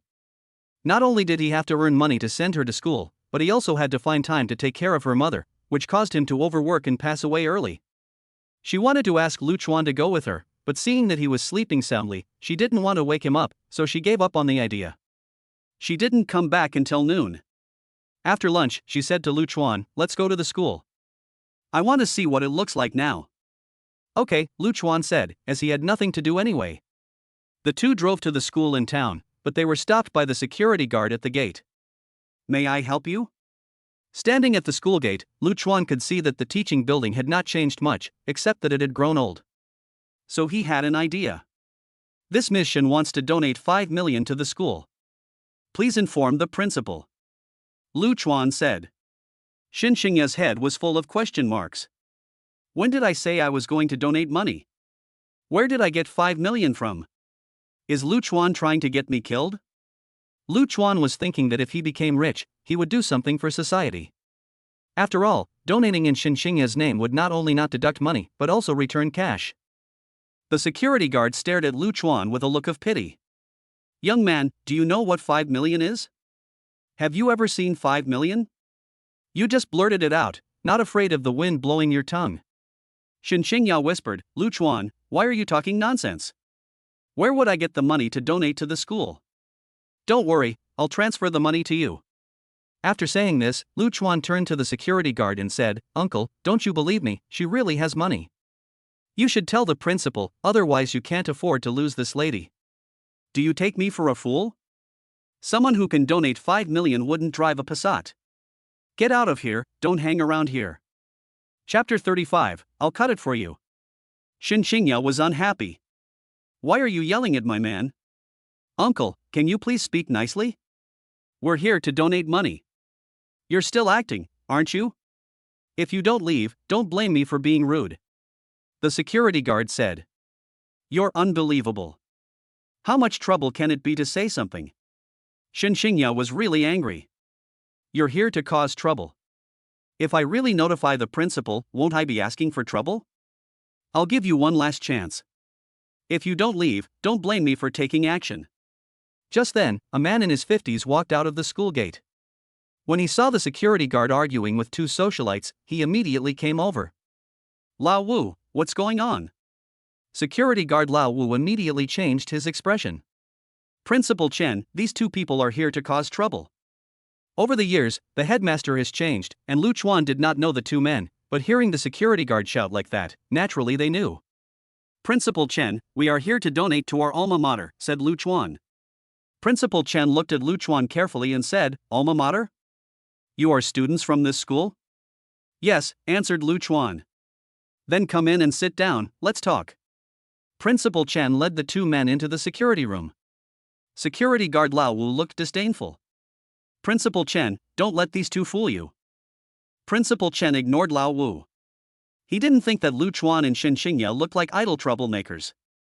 In any case, it couldn't hurt to receive them. May I ask your names? I'm Lu Chuan, and she's Shen Qingya. Lu Chuan, how much are you prepared to donate? Principal Chen asked. Classmate? No one has called me that in 2 years. It's not me who's donating, it's Shen Qingya. She's donating 5 million yuan. Principal Chen's eyes lit up. 5 million yuan? You're not joking. We can sign a donation agreement, which is legally binding. Lu Chuan was very calm. Okay, please come with me to my office to talk about it. After leaving the security office, Principal Chen said to security guard Lao Wu, you don't need to come to work anymore. Principal Chen, why? Old Wu was dumbfounded. Why? How did you treat the VIP? If I hadn't happened to pass by, the school would have been delayed because of you, humph. After Principal Chen finished speaking, he led Lu Chuan and the two of them into the school. The security guard was stunned. Could these two really donate 5 million? Why the hell would someone so rich drive a Passat? Shit, I'm out of a job. After some exchanges in the principal's office, the donation agreement was successfully completed. During this time, Lu Chuan transferred 5 million to Shen Qingya. Not only did the balance not drop, but he also received 5 million in cashback from the system. Now Lu Chuan has 11 million. He gained a lot from this trip back to his hometown. Not only did he win the heart of the goddess he had a crush on, he also made a lot of money. Afterwards, the principal took them to visit the homeroom teacher from that year. The homeroom teacher was so proud when he learned that they had donated 5 million. My students. Teacher Zhang Tao, you've taught such outstanding students, amazing. Principal Chen couldn't stop praising them. Not at all, they're all hardworking. Class teacher Zhang Tao's reply was very official. I won't disturb you as you catch up, but it's time to renovate this dilapidated school building. Have a good day, principal. The three of them said in unison. Lu Chuan, Shen Qingya, are you seeing each other? Zhang Tao gave a wicked smile. Zhang Tao had just started working and was the homeroom teacher for Lu Chuan's class for the first time. He was in his early 20s at the time and got along well with these students. He had a very deep impression of this class. Old classmate, you've seen it all, Lu Chuan said. You always stole glances at Shen Qingya in class back then. Don't think I didn't know. You're something, actually getting her. Shen Qingya felt as if she was the only one who had been kept in the dark back then. And, you tore my pants off when you ran away after class. Poof. Zhang Tao's words were not finished when Shen Qingya couldn't hold back any longer. Lu Chuan looked embarrassed. Teacher, it's been so many years, and you still remember? How could I not remember? Do you know about the scene of the big school death? Zhang Tao said impatiently. After some small talk, they said goodbye to their homeroom teacher, and the two of them wandered around the school holding hands, reminiscing about their time at school. Shen Qingya's final destination was the wall with her name engraved on it, and she took out her phone to take many pictures. She touched her name and said, Lu Chuan, why didn't you say anything back then? The school didn't allow dating, and besides, you were so beautiful back then, and I was very self-conscious. In fact, I was the one who was self-conscious in front of you. You're so outstanding now, and I don't feel worthy of you. Shen Qingya was very serious. So you don't mind if I have a few more girlfriends? Lu Chuan said half-jokingly. Don't you dare. If you do, I'll. Shen Qingya couldn't hold back her anger for long. What are you going to do? Lu Chuan asked. I'm just going to ignore you. Shen Qingya pouted. On the other side, next to Shen Qingya's house, her cousin Shen Jing came home.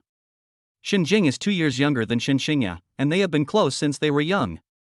She studies dance and just graduated this year. She couldn't find a job, so she came home. When she learned that her mother had disowned her cousin, she had a fight with Zhang Qiuju. Mom, how could you bully your sister like that? You've got some nerve, haven't you? How dare you question your mother? She called the police on me. Does she even respect me as an aunt? You were the one trying to take advantage. If you hadn't bullied her, do you think she would have done that? Shen Qingya said. What do you mean take advantage? She can't take it with her when she gets married, can she? Those were things your grandfather left behind. You know she can't take them with her, and when she gets married she'll naturally give them to you, so what's the rush? How can you bully her like this and still call yourself her brother-in-law? This is outrageous. You've been corrupted by her, and this family should have cut off ties long ago. Zhang Qiuju was furious. Just then, the sound of gongs and drums could be heard outside. The mother and daughter stopped arguing and went outside to look. They saw a group of people carrying a banner and beating drums and gongs as they walked towards their house. The banner read, "Thanks to alumnus Shen Qingya for donating 5 million yuan." Zhang Qiuju's eyes were as big as copper bells, and her mouth was wide open as if an egg could be stuffed in it. 5 million yuan, 5 million yuan, how is that possible? Zhang Qiuju couldn't believe it. Have these people made a mistake? Chapter 36, Brother-in-Law. Shen Jing was also in a daze. When did her sister become so rich? Normally, she was supporting her aunt and was considered lucky not to starve, but how did she suddenly become rich? The leader of the group was Principal Chen, who asked loudly. Excuse me, is this the home of student Shen Qingya? Yes, Shen Jing said, coming back to her senses. Is she home? Asked Principal Chen. No, she's not. I'll call her right away. Shen Jing took out her mobile phone. At Lu Chuan's home, the two were chatting. Shen Qingya's phone rang. She glanced at the caller ID and saw it was her cousin. Hello, Jingjing, what's up? Cousin, did you donate 5 million yuan? Asked Shen Jing. Shen Qingya said, how did you know? The school principal is holding a banner to thank you. Come back and see for yourself, said Shen Jing. Okay, I'll be right over. Lu Chuan drove Shen Qingya back to her village. From a distance, he could see a crowd gathered outside Shen Qingya's house. After pulling up, Principal Chen said with a smile, Thank you, alumnus Shen Qingya, for your generous donation. Lu Chuan thought to himself that the principal was efficient, getting the banner ready so quickly. Shen Qingya looked around at her neighbors, all of them with shocked expressions, as if they couldn't believe that she had donated 5 million. Student Shen Qingya is truly the pride of our school. President Chen began praising her again. After a long argument, the principal finally left with his entourage. The villagers came flocking to flatter her.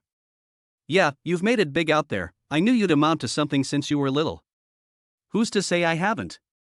You looks like a born rich person. Our village has produced a big shot. Shen Qingya felt vindicated when she looked at her second aunt's expression, as if she had eaten shit. She is also a normal person with a little vanity, and she feels a sense of accomplishment in the face of the neighbor's compliments. These are all things that Lu Chuan has given her, and she has not chosen the wrong person. Shen Qingya's true heart value plus 5. Current true heart value 95. Congratulations, the host has unlocked the hint for a hidden reward. Hint, there will be a special reward for reaching 100 true heart value in terms of consumption. System, are you okay? I thought there would be a reward for 95 points, but it's just a hint? You're the most stingy system I've ever seen. Everyone else gets a cashback for critical strikes, or 100 times the cashback, but I have to work hard to get to 90 points before I get a double cashback. Don't worry, host. Good things come to those who wait. With this system, good times will come for you. Lu Chuan was speechless, but he was also pleasantly surprised. Shen Qingya's true value had increased quite a bit. He remembered that Gu Ximeng's stats had been increasing by 3 or 4 points, while Shen Qingya's had been increasing by 5 or 6 points. At this time, Shen Jing walked over and threw herself into Shen Qingya's arms. Sister, you've made me so happy. Lu Chuan's eyes lit up. Holy cow, she had such a great body, with a nice figure and a S-shaped waist. Name, Shen Jing. Age, 22. Height, 168 centimeters. Weight, 54 kilograms. Overall appearance score, 95. Value for money, 0. Shen Qingya's appearance score is 1 point lower than Shen Jing's, the same as the boss's score. It seems that her appearance is not better than Shen Qingya's. Could it be that her butt is more plump? Jingjing, when did you get back? Shen Qingya asked. I just got back and I saw you stealing the limelight, Shen Jing laughed. Let's talk inside. Shen Qingya said, then opened the door and led Lu Chuan and Shen Jing inside. The neighbors also dispersed, except for Zhang Qiuju, who was still standing in the same place. How come this niece, who is so rich, has cut off her relationship with me? She has donated so much money to the school. If she doesn't cut off her relationship with me, my second uncle's family will also get some benefits, right? I was really possessed by a demon yesterday. How could I be so confused? Zhang Qiuju felt remorseful. Inside the house, Shen Jing looked at Lu Chuan and asked, Sister, who is this? His name is Lu Chuan, from the next village, an old classmate of mine. In fact, the money donated to the school was given to me by him. Shen Qingya didn't hide it. An old classmate can give you 5 million? Sister, be honest, is he my brother-in-law? You're so clever. Shen Qingya poked Shen Jing's forehead. Brother-in-law, where's the red envelope? Shen Jing smiled and held out her palm to Lu Chuan. Shen Jing in front of her had green eyebrows without makeup, red lips without makeup, a delicate nose and white teeth, and her skin was fine and tight, as white as jade, so beautiful that it was mesmerizing. She was wearing a small t-shirt that revealed a little belly, and her abs were clearly visible. She was wearing baggy wide leg jeans, and even with the loose pants, she still couldn't hide her curves. She and Shen Qingya were both so beautiful. Your name is Jingjing, but I can see that you are not at all quiet, you are practically a social cow. Lu Chuan Dao. Don't change the subject, give me the red envelope. Shen Jing's palm was still open. Lu Chuan took out his phone. You scan me, I'll transfer it for you. Thanks, brother-in-law. Shen Jing happily scanned Lu Chuan's friend. Immediately, a transfer was sent, and Shen Jing was confused. What kind of family is this, sending a red envelope with 50,000 yuan in it? She didn't accept it immediately, but said, Brother-in-law, you don't have any thoughts about your sister-in-law, do you? What do you mean by transferring 50,000 yuan to me? Just don't send it back to me. Lu Chuanxin said to herself, I'm transferring money to you, it's no loss, this is being stingy. Dream on, it's all transferred, of course I can't send it back to you, but brother-in-law, if you really have a thought, remember to tell me. After saying this, Shen Jing laughed and accepted the transfer. For someone who can donate 5 million, you can't be soft on taking his 50,000. Jingjing, you're being silly again. Shen Qingya said. Sister, we've shared everything since we were little, you won't mind, will you? Shen Jing said with a wicked smile. Fine, as long as Lu Chuan is willing, as long as you can do it, I don't care. Shen Qingya knew that Shen Jing had an indiscreet personality and didn't take her seriously, so she just went along with what she said. Did you hear that? If you have an idea, just say it boldly. Shen Jing said to Lu Chuan. Chapter 37, I'll come see you tomorrow. Lu Chuan felt that Shen Jing's character was too carefree. I don't have any ideas. Lu Chuan really didn't have any ideas. He was no longer the type of person to get turned on by pretty women. Hey, brother-in-law, you're not impotent, are you? Shen Jing looked disgusted. How could that be? Ask your sister if you don't believe me. How could Lu Chuan show weakness in this kind of situation? Shen Qingya blushed. Lu Chuan, are you stupid? You fall for everything Jingjing says. Good, sister, so you've already told her. Shen Jing said. Shen Qingya pinched Shen Jing's waist. You little brat, don't say that. Ouch, that hurts. Sister, you're so heartless. By the way, Jingjing, have you found a job yet? Shen Qingya quickly changed the subject. No, it's hard to find a job. That's not true, you dance pretty well, doesn't it? Shen Qingya said. Sister, you don't know, the jobs that are easy to find don't pay much. For the ones that pay well, the recruiters always ask for strange things, how could I agree to them? I've decided to be a dance anchor in the future. Who told you to be so good looking? If I were hiring I would also have requirements. Lu Chuan teased. Right, brother-in-law, you also think I'm good looking. Then who do you think is more beautiful, me or your sister? Shen Jing asked with a smile.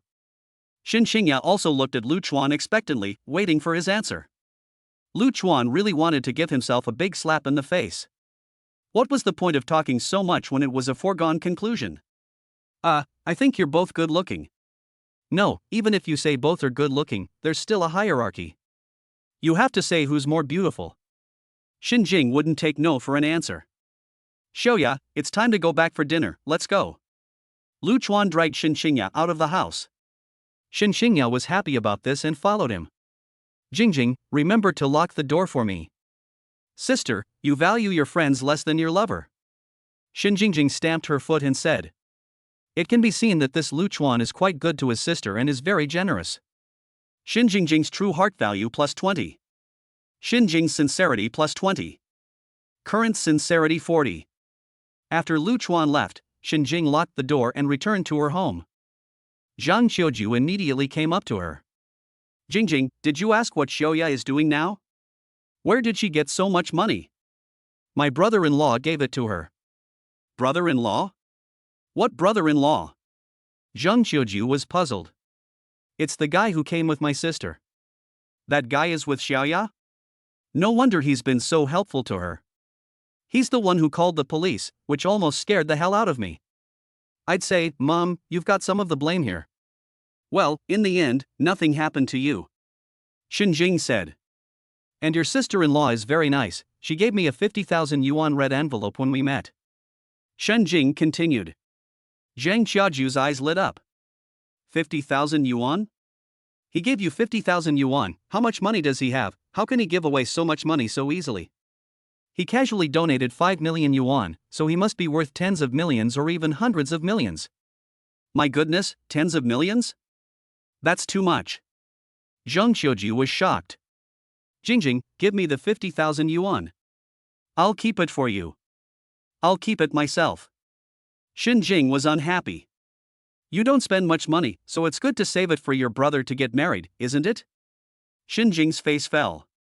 Mom, I'm not giving it to you, don't even think about it. I can be filial to you all, and I can help my brother out a little, but I won't be his enabler, and I won't be at your beck and call. Are you rebelling? Is this how you repay me for raising you? Zhang Qiuju was infuriated. You've been biased towards your brother since you were little, I don't even want to talk about it, and I'm not giving you the money anyway. Shen Jing wasn't being morally blackmailed. Zhang Qiuju really wanted to explode, but she still hoped to get a dowry for her daughter's wedding and so she held back. Forget about the money, let me tell you, go and steal your brother-in-law away. You're not that much worse than Xiaoya, you'll definitely be able to do it. With such a golden husband, our family will have a good life. Mom, what are you talking about? My sister is already miserable enough, and it's hard to find someone to rely on. How can you bear to do that? Shen Jing was really impressed by this mother. If you have someone to rely on, what about you? Don't you want to find a good family? There's one right here. You just have to work hard. I'm not talking to you anymore. Shen Jing stormed back to her room. Lu Chuan's home. After dinner, Shen Qingya went to wash the dishes when Gu Ximeng's phone rang. Lu Chuan glanced at Shen Qingya, who was washing the dishes, and answered the phone carefully. Brother Chuan, I'm almost home. Gu Ximeng's excited voice came over the phone. I thought the holiday didn't start until tomorrow, how come you're here so soon? Yeah, I finished school today and drove back with Xiaoyu. Gu Ximeng said. Xiaoyu? Isn't she going home by herself? Xiaoyu's parents are away on holiday and don't want her anymore, ha ha. Gu Ximeng gloated. I see, well, drive carefully and be safe. Well, we are very careful, but Chuan, I really miss you, I want to come and find you tomorrow. How can that work? Gu Ximeng came over and bumped into Shen Qingya. Well, Ximeng, didn't we say I would come to your house in a few days? There's no rush. But I can't wait, I just miss you. It's only a 2-hour drive from my house to your house, it's very convenient. Gu Ximeng said.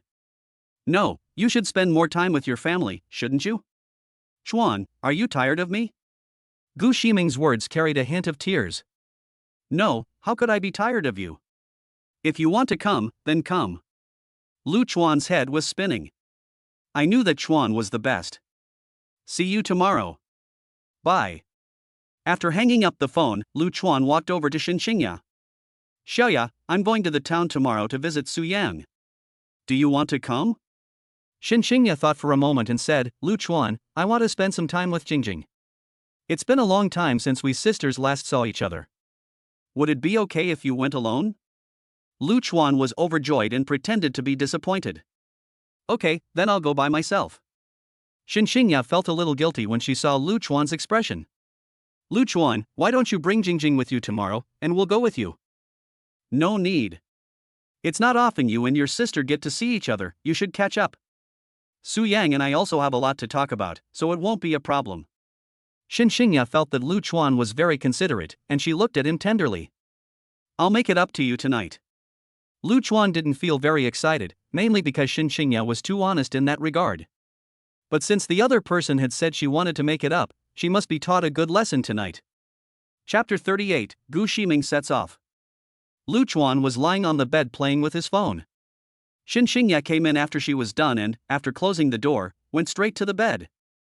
Lu Chuan, can you stop playing with your phone? Lu Chuan made a shushing gesture and started fiddling with his phone. He pulled up a movie and showed it to Shen Qingya. Shen Qingya immediately covered her eyes. Lu Chuan, you're so bad. Lu Chuan looked down and saw that two dark eyes were still staring at the screen between Shen Qingya's fingers. You're so bad, you're just like the man who tried to cover his ears while stealing a bell. Xiaoyu, look at this. Can you do it? I'm not looking, I won't, I didn't see anything. Shen Qingya denied it 3 times. So you were lying when you said you would make it up to me. Lu Chuan looked disappointed. I don't care what you said you would do to make it up to me, you have to do it. Lu Chuan continued.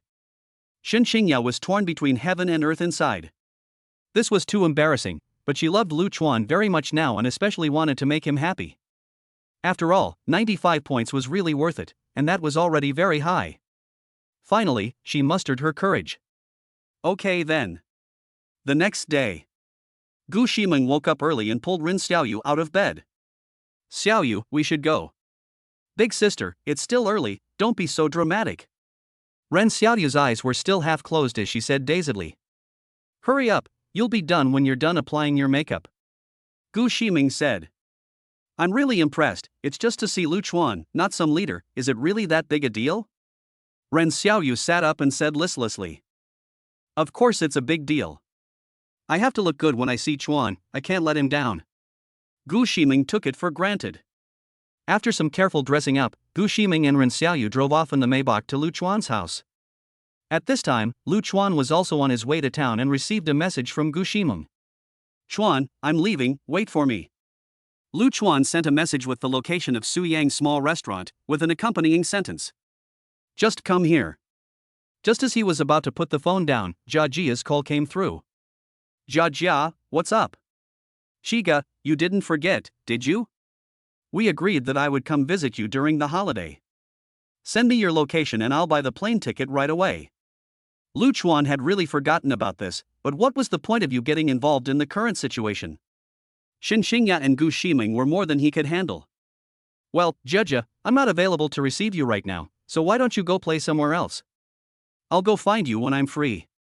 Shiga, is there something I did wrong? You haven't come to the live broadcast room to see me for the past 2 days, and now you're deliberately avoiding me. Jia said. No, it's not that. I'm really busy. Lu Chuan was indeed busy having sex with Shen Qingya. Okay then, Shiga, you go ahead and be busy. Jia hung up the phone in disappointment. She began to imagine, could it be that he was angry with her because she hadn't kept her promise to shake the sun? That must be it, otherwise he wouldn't have ignored her for no reason. Then she thought about how Lu Chuan's popularity had plummeted in the past 2 days because he hadn't been on the live broadcast, and she felt a sense of crisis. He was so rich, and there were bound to be many women falling all over themselves to be with him, and she had actually gone back on her word to him. I'll record a video for Brother Chia. Lu Chuan, who had just arrived at the door of Su Yang restaurant, received a video from Jia. He clicked to watch it and exclaimed, goodness. Let's all shake it together. The sun was playing along with the background music, and all Lu Chuan could see was the sun shaking so fast that it looked like it was going to fly out of the screen. Brother Chia, I promised to show you how to dance, and I studied really hard.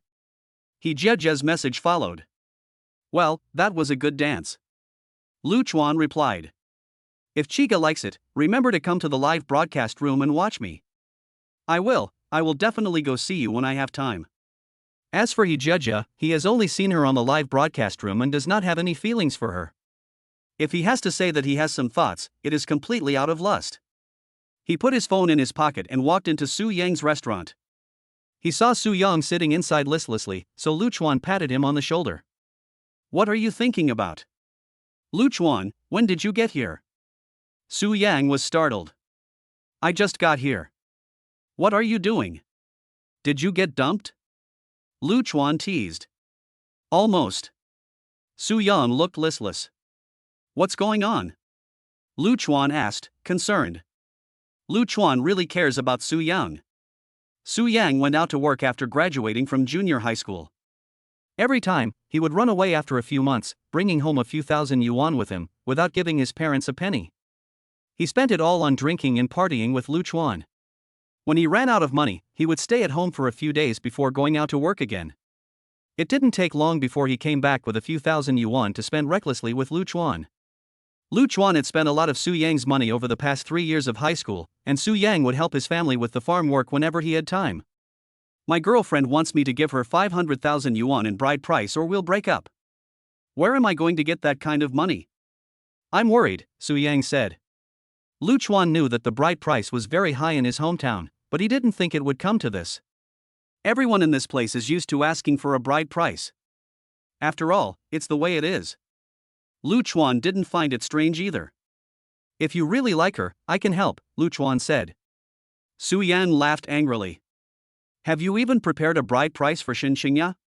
Don't pretend with me. What, you don't believe me? Lu Chuan laughed. If you really like her, I can help. Lu Chuan said. Su Yan laughed. Have you fucking prepared the bride price for Shen Qingya? Just pretend to me here. What, you don't believe what I say? Lu Chuan laughed. Confidence my ass, how many dishes made you drunk like this? Su Yang said angrily. Just then, 2 women and a man walked in. One of them, Lu Chuan knew, was Su Yang's girlfriend Wan Fong, and the other 2 were Wan Fong's younger brother Wan Hai and his girlfriend Wang Lily. Su Yang, I'm going to ask you one last time, are you going to pay the 500,000 yuan bride price or not? Wan Fong was aggressive as soon as she walked in the door. This made Lu Chuan feel very uncomfortable. Can't you two discuss this properly while you're dating? You know the situation at Su Yang's house, but you're still being so demanding. Chapter 39, Strike the Middleman. But no matter what, she is Su Yang's girlfriend after all, and it is Su Yang who will be living with her, so Lu Chuan didn't say anything. Wan Fong, I really can't come up with that much money, Su Yang said. Wan Fong turned her head and was about to leave when her younger brother Wan Hai held her back. Sis, don't go, what am I going to do about the bride price if you go? Didn't you hear him say he couldn't come up with that much money? Wan Fong said. If that doesn't work, just ask for less. Lily said she wants 388,000 yuan, so you can just ask for 388,000 yuan. No, then I won't have any money left. Don't worry, if I push him a bit, he'll definitely find a way. Wan Fong was inexplicably confident. Although she spoke softly, Lu Chuan heard everything. It turned out that she wanted to take Su Yang's money to give to her brother to find a wife. Damn, I can't agree to this. And then there was Wang Lily, who was much prettier than Wan Fong. Name, Wang Lily. Age, 20. Height, 162 centimeters. Weight, 46 kilograms. Overall beauty score, 81. True value, 0. Lu Chuan suddenly had an idea. He whispered to Su Yang, do you like Wan Fong very much? If I introduce you to someone who is prettier than Wan Fong, would you like that? I used to like her a lot, but now I don't really like her anymore. Su Yang only answered the first question, and as for introducing someone better looking to him, Su Yang didn't take it seriously. Since Su Yang said he didn't like her that much anymore, Lu Chuan immediately asked Wang Lily, what's this young lady's name? I'm Wang Lily. What's the matter? Wang Lily said. Wan Fong then realized that Lu Chuan was right next to her. Lu Chuan, is that you? Why are you here? Do I need your permission to come to my brother's restaurant? Lu Chuan didn't give her a good look. I'll tell Su Yang to cut you off as a friend if I want to. Wan Fong was furious. How dare she speak to me like that? Wan Fong, that's enough. It's fine to bully me, But who told you to speak to Lu Chuan like that? Su Yang shouted. Wan Feng couldn't believe it. Su Yang had grown some balls today, daring to shout at her. Su Yang, you son of a bitch, I don't want you even if you give me a dowry. Let's go. Wait a minute. Lu Chuan said. Wan Feng looked arrogant. What's wrong? Su Yang offended me because of you, are you scared? Apologize to me, I might be able to give Su Yang a chance. Lu Chuan, ignore her, just break up, I can find other women, I don't need you to beg her to marry me even if I'm a bachelor for the rest of my life. Su Yang said. I think you've all misunderstood, I told Wang Lily to wait a minute. Lu Chuan said indifferently. Wan Hai naturally spoke up for his sister. Why should my girlfriend listen to you? Who the hell are you? Su Yang snorted. What kind of girlfriend are you? We met on a blind date, and did she say yes? Lu Chuan heard that they hadn't even gotten together yet, so there was even more hope. Why didn't she say yes? Lily said she'd marry me if I gave her a dowry. Wan Hai said. Lu Chuan pushed Wan Hai away and said to Wang Lily, what do you think of my brother? If you're willing, I'll give you 500,000 yuan as a bride price right now. When he said this, the whole audience was in an uproar. Su Yang wanted to say, although I also envy my brother-in-law for being able to find such a good-looking girl, you brat, don't pretend to be rich if you don't have any money. Can you just give away 500,000 yuan? What if you get punched in the face later? Wan Hai was so angry that he couldn't say a word. Damn it, you're really something, stealing my girlfriend right in front of my face. Wang Lily glanced at Su Yang and agreed that he was much more handsome than Wan Hai. The key question was, could you really afford 500,000? Wan Hai and I are both only asking for 388,000. Wan Feng broke the ice directly. Lu Chuan, would it kill you to stop pretending to be cool? I know everything about your family. If you can really come up with 500,000 yuan, I'll broadcast myself eating shit. Damn it, here comes another freeloader. For Lu Chuan, Wan Lily's appearance score was 81, which exceeded the system's standard of 80 for being consumable. So what if it wasn't 500,000 yuan, but 5 million? He calmly told Wang Lily the payment code. Wang Lily looked confused. Take out your payment code, said Lu Chuan again. This is the girlfriend he found for Su Yang, and Lu Chuan didn't want to add the other person to WeChat. You're really putting on an act, Lily, just take it out, I want to see how long he can keep it up. I'm telling you, Lu Chuan, even if Su Yang kneels down and apologizes, I'll never forgive him, said Wan Feng. Wang Lily half-believingly opened the payment code, and Lu Chuan took out his phone and scanned it. Enter the amount, password. WeChat payment of 500,000 yuan. When the payment prompt sounded, everyone on the scene froze. Only Lu Chuan said indifferently, Wang Lily, the bride price has been given, so how about you start dating my brother? Okay. Wang Lily stuttered back. Wan Feng immediately became furious. Wang Lily, you're transferring the money to me. This is my dowry. How can you fight with your older sister-in-law for a man? I haven't confirmed a relationship with Wan Hai. You're the one who said to follow you and then gave me the dowry. You're not my older sister-in-law if you haven't even given me the dowry. Wang Lily retorted reasonably. Shameless, stealing my man, you stinking bitch. Wan Feng angrily cursed. Please show a little respect for my girlfriend, ex-girlfriend. Su Yang pulled Wang Lily over to him. Wan Feng's face turned green.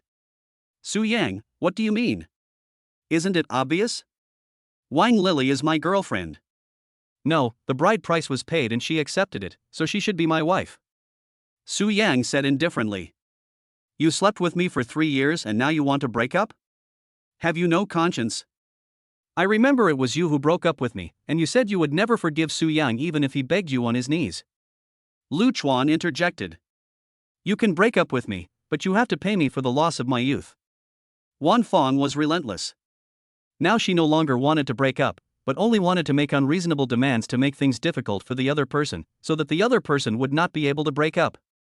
Besides, Lu Chuan had offered 500,000 yuan at the first instance, and must have become rich now. If she stayed with Su Yang, she would benefit from it in some way. Youth loss fee? Su Yang hasn't asked you for wear and tear fees yet, so how dare you ask? Lu Chuan said. Sister, it's all your fault, give me back Lily. Wan Hai quit, and the person who was about to be in his mouth just disappeared. What are you talking about? I haven't even said anything about you stealing my boyfriend. Hurry up and take your boyfriend and get out of here. Wan Fong scolded his younger brother. Wan Hai looked like a scoundrel and smiled at Wang Lily. Lily, let's go home first, and I'll find a way to pay the bride price. No, you've been dragging your feet for so long even though you were supposed to pay 388,000 yuan. If it weren't for my family's pressure, I wouldn't have married you. You're short and dark. Wang Lily was merciless. Chapter 40, A Gold Digger. Wang Lily continued, Su Yang is much more handsome than you. Sister, what should we do now? Wan Hai asked Wan Fong for help. Su Yang, stop it, okay? We have been in a relationship for so many years, don't make me lose face. Wan Fong said to Su Yang. You only care about the bride price, do we still have feelings for each other? You are just an ex-girlfriend now, please leave. Su Yang said. Su Yang, Wan Fong's words were not finished when Lu Chuan interrupted her. Can't you understand what people are saying? My brother told you to leave, don't get in the way. Wan Fong was so angry that tears came to her eyes. She covered her mouth and ran out, followed by Wan Hai. Wan Lily looked at Su Yang shyly. Let's exchange contact information, and then I want to go home first to tell my family. I'll come find you in the afternoon. After the two exchanged contact information, Wang Lily also left. Su Yang picked Lu Chuan up in a princess carry and cheered. Good brother, I'll accept this favor. Wang Lily's conscience is much bigger than Wan Fong's. Shit, let me down, people will think I'm gay. Lu Chuan wailed. Su Yang let go of Lu Chuan, and then calmed down. I'll pay you back, but where did you get so much money? Did you give me all of Shen Qingya's bride price? What do you mean pay you back? I gave the money to Wang Lily, what does it have to do with you? As for Xiaoyu, don't worry about it. No, we're brothers, we have to be clear about this. If you do this, we can't be brothers anymore. Su Yang was very serious. Suit yourself. Lu Chuan knew Su Yang's character and didn't want to take advantage of him, so he didn't insist. He continued, you'll have to bear with it for a while, but I'll let you live a good life in the future. Lu Chuan was thinking of helping in a crisis rather than helping someone in poverty, and Su Yang wouldn't accept money directly from him. Later, when the funds were up and running and a big company was set up, he would let Su Yang be a senior executive and let him support himself. You haven't even said where you got all this money, Su Yang said. At this moment, a Maybach S580 pulled up in front of the restaurant, and two beautiful figures got out of the car, one from the driver's seat and the other from the passenger's seat. The woman who got out of the driver's seat had exquisite makeup, snow-white skin, and was wearing a backless dress with black silk with letters. She turned her head and looked at the restaurant, her hair flying up as she got out of the car, and the smell of perfume wafting over from afar. The girl in the passenger seat, whose appearance was slightly better than that of the driver, was wearing a crop top, jeans and white sneakers. She had long, slender legs and a perfect ratio of hip to thigh. These two were exactly the school beauties of Quanzhong University, Gu Ximeng and Ren Xiaoyu. Gulong. Su Yang couldn't help but swallow. Sure enough, luxury cars go with beautiful women, and these two girls are really beautiful. I never thought that such beautiful women could be found in our small town. Su Yang's heart melted when he saw the beautiful woman in a halter neck dress running towards him with a spring in her step. Holy shit, she smells so good, she's so beautiful, is she running towards me? Su Yang's breathing started to quicken as he watched her about to crash into him. Brother Chuan, I've finally found you. Gu Ximeng threw herself into the arms of Lu Chuan, who was standing next to Su Yang, and rubbed her head hard against his chest. Su Yang was dumbfounded. Holy shit, Lu Chuan, what the fuck is going on with you? Lu Chuan said to Gu Ximeng with a loving expression on his face, why are you acting like a child? Gu Ximeng tilted her head up, her face full of a smile. I've missed you so much. Ren Xiaoyu followed in, shaking his head and sighing. Oh, love-struck, hopeless. Su Yang was completely lost. What was going on? This was Lu Chuan's girlfriend? What about Shen Qingya? Damn, Lu Chuan is such a scumbag. I want to be a scumbag too. After seeing Gu Ximeng and Lu Chuan so close, Su Yang never looked at Gu Ximeng again. Although her back was indeed very smooth and her lines were very smooth, she was Lu Chuan's woman, and Su Yang still knew how to behave. As for Ren Xiaoyu, Su Yang has no other thoughts than admiration. He knows his own limitations. This kind of girl is not someone he is worthy of. He is already very satisfied to be with Wang Lily. Seeing Gu Ximeng driving a Maybach and remembering Lu Chuan casually pulling out 500,000 yuan, Su Yang finally understood. It turns out that Lu Chuan is living off a woman. My motherfucker, I have a bad stomach and I want to live off a woman too. Su Yang, I'll come back and chat with you when I have time, I'm going now. After Lu Chuan said this, he put his arm around Gu Ximeng and walked out. Okay. Su Yang replied casually. Gu Ximeng leaned against Lu Chuan and once again smelled the unfamiliar perfume from before. She felt an inexplicable sense of crisis. The perfume is so strong, it must have just been applied. Could it be that the woman has gone back to her hometown with Chuan? No wonder he wanted to meet here and not let me go to his house. Although Gu Ximeng was prepared that Lu Chuan could not have only one woman, she was afraid of facing an unknown opponent. She was afraid that one day Lu Chuan would get tired of her. It would be better for Xiaoyu to be with Chuan, at least Xiaoyu would not provoke Chuan to abandon her. When Lu Chuan and Gu Ximeng got into the back seat and Ren Xiaoyu took the driver's seat, Gu Ximeng said, Xiaoyu, we don't have a destination right now, so why are you sitting in the front? Come sit here and let's chat. Can I chat if I sit here? Besides, if you sit on one side and he sits on the other, where would there be room for me? Ren Xiaoyu felt baffled. Can't you hear us if we're sitting in the front and talking? Has Ximeng gone crazy with love? Gu Ximeng took a step over to Lu Chuan's side and sat in his lap. There's a place for you now, come sit over here. Ximeng, can you please stop this? Lu Chuan whispered. Gu Ximeng seemed to sense something, and immediately her face turned red, and she gave Lu Chuan's thigh a hard twist. Lu Chuan could only endure the pain, gritting his teeth and saying, Ximeng, do you want to murder your husband? You're so bad. Gu Ximeng said. At this point, Ren Xiaoyu also opened the back door and sat down. Love brain, are you satisfied now? Ren Xiaoyu said in a bad mood. Gu Ximeng held Lu Chuan and Ren Xiaoyu by the hands and put their hands together. Chuan Gu, Xiaoyu, you two should get together. Pa. Lu Chuan almost spurted out. Ren Xiaoyu looked at Gu Ximeng like she was looking at a fool. Are you brain damaged? Xiaoyu, you obviously have feelings for brother Chuan, so why won't you admit it? Gu Ximeng said very seriously. Lu Chuan really didn't know how to interrupt.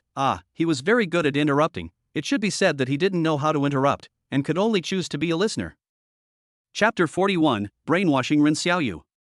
Ren Xiaoyu was really annoyed by Gu Ximeng. She had never seen someone take the initiative to find a woman for their man. Ximeng, if you have a problem with your brain, you should go to the hospital and get it checked. When did I ever have any interest in Lu Chuan?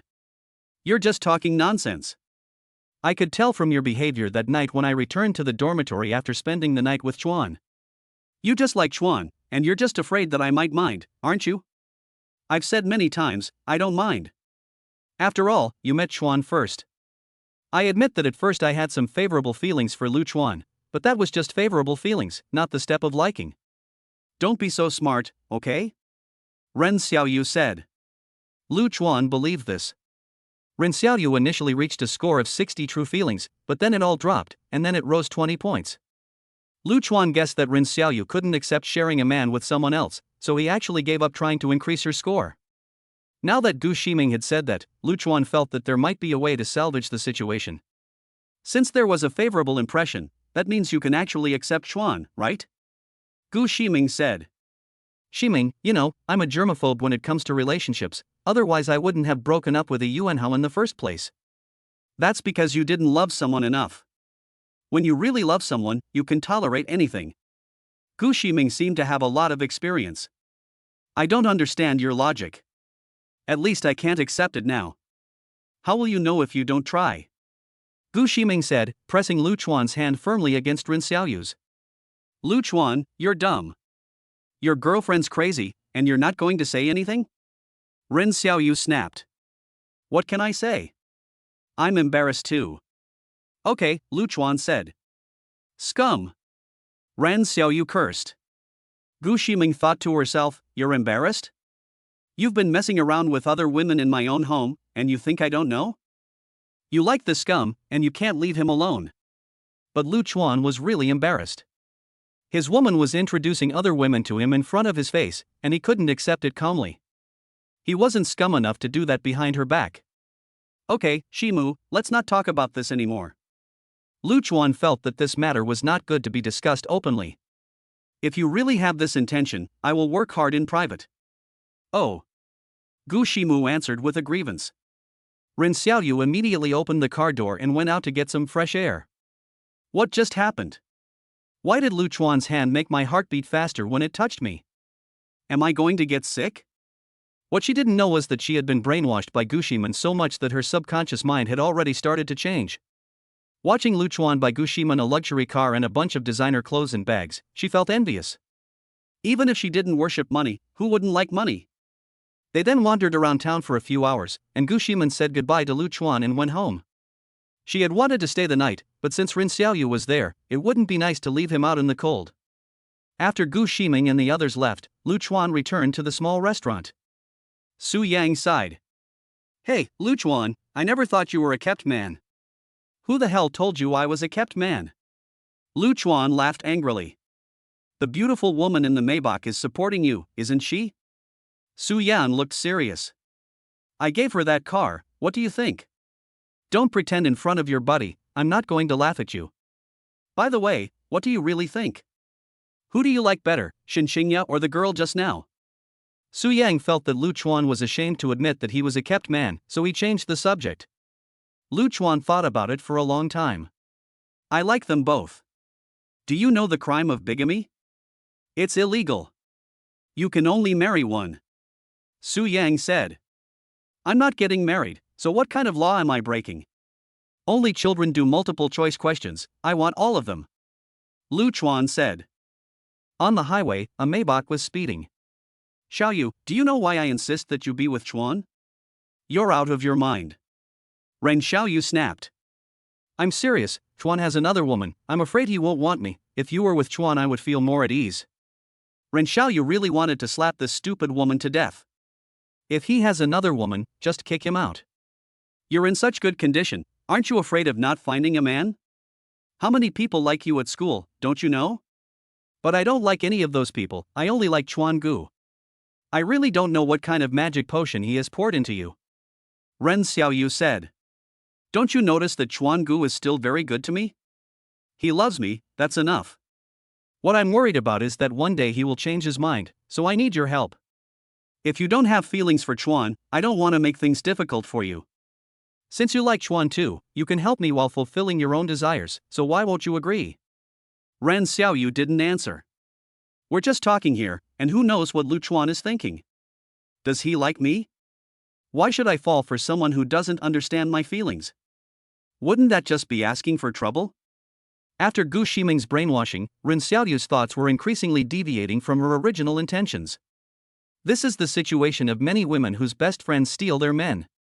If you often praise the man in front of your best friend, she will naturally have a good impression of him and it is easy for sparks of love to fly. But if you often badmouth your man in front of your best friend, she will also hate your man and then encourage you not to be with this man. So, don't discuss your significant other in front of your best friend. Men should do the same. Don't badmouth your girlfriend in front of your friends.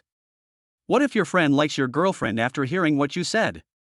How would you feel if your friend betrays you and makes you a cuckold? However, women have one more possibility than men. A small number of girlfriends can't stand to see you happy and your man good. They will try every means to give you a lecture and will do everything they can to break you up. Men are more tolerant of their friends than women are, which is a sign of their generosity. Lu Chuan was about to leave town and go home. As he walked out of the restaurant, Wang Lily walked up to him. She had changed into a polka dot dress, looking like a little lady. It seemed that she had dressed up for the occasion. Su Yang was going to have a good time tonight, so Lu Chuan didn't want to get involved. He said hello and drove off in the rented Passat. Of course, before going home, he had to go pick up Shen Qingya. Today, Gu Ximeng had made himself horny, and tonight, he had to go all out. When he arrived at the front door of Shen Qingya's house, he found a Mercedes-Benz E300 parked in front of the door. Lu Chuan frowned. Xiaoya didn't have relatives like that. They all disliked her family for being poor and didn't want to deal with her family.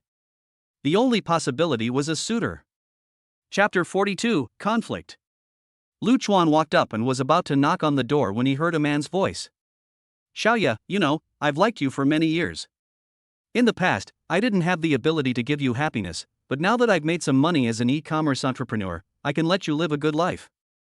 Will you be my girlfriend? Yang Jia, thank you for your like, but I have a boyfriend. Shen Qingya's voice came from the door. Yang Jia? The name was very familiar, and in the end, Lu Chuan finally remembered that this was also his junior high school classmate, from the same village as Shen Qingya. When they were in school, the two of them didn't get along, and they often fought after school. Su Yang would come to help, and this Yang Jia also had a best friend. The four of them would fight from time to time. It's not even a long walk, and you drove here in a Mercedes E300. Xiaoya, don't be confused. In your family's situation, if someone were to marry you, it would only be a hardship for both families. But don't get me wrong, I don't mean to look down on you. I just want to say that I earn millions a year now, and I can support you and your mother. Yang Jia said. Thank you for the reminder, but I love him very much, and I will never feel anything for anyone else. Shen Qingya was very determined. Xiaoya, you're lying to me, aren't you? You've lied to me before. You're afraid of getting me into trouble, aren't you? Don't worry, I really can take care of you now. I'll treat your mother like my own mother and be filial to her. Yang Jia, you should be able to marry a daughter-in-law easily now. Don't waste your time on me. Shen Qingya said. No other woman is as good as you. Do you know that? I liked you when we were at school. I watched you during every break in class. I found every movement you made so beautiful. Especially when you turned around, the sunlight shone on your face. I remember that youthful radiance so clearly.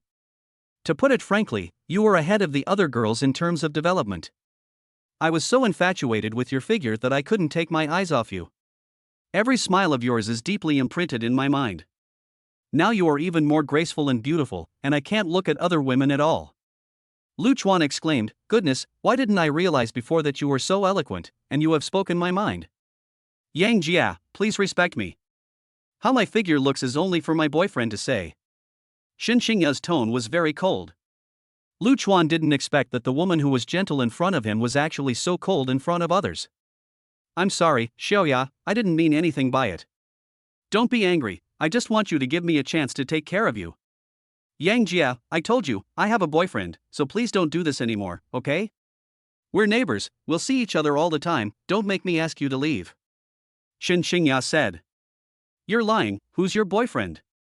Yang Jia was not giving up. My boyfriend is me, is that a problem? Lu Chuan pushed the door open. I feel like I've unlocked a new idiom. Lu Chuan? Yang Jia couldn't believe it. Can your family afford to marry Xiaoya? Don't harm others and yourself. The divorce rate is so high now, and it will be hard to get a divorce in the future. You're wasting Xiaoya. Then he said to Shen Qingya, Xiaoya, don't be confused. If you have a child and then get a divorce, your life will be over. A child? Shen Qingya's face flushed at the mention of a child, and she glanced at Lu Chuan secretly. If only there really was a child. Lu Chuan was shocked when he heard the child's words. Yang Jia, you motherfucker, you opened your mouth and spoke horror movie dialogue. Yang Jia, you like Xiaoya, don't you? Do you still like her like this? Lu Chuan said, and pulled Shen Qingya into his arms, inhaling her hair with rapture. It really smells good. Lu Chuan closed his eyes, enjoying it. Shen Qingya slammed her foot on the instep of Lu Chuan. You're so annoying. Yang Jia's heart was bleeding. Lu Chuan, you motherfucker, let go of Xiaoya. As he said this, he swung his fist and smashed it over. Lu Chuan immediately let go of Shen Qingya, lifted his leg and kicked Yang Jia in the stomach, knocking him to the ground. You couldn't beat me before, and you still can't now. Lu Chuan said disdainfully. What are you doing? Shen Qingya was furious. Yang Jia got up and tried to fight again, but Shen Qingya stood directly in front of Lu Chuan. Yang Jia, you go, I don't want to see you. Lu Chuan, I won't let you go.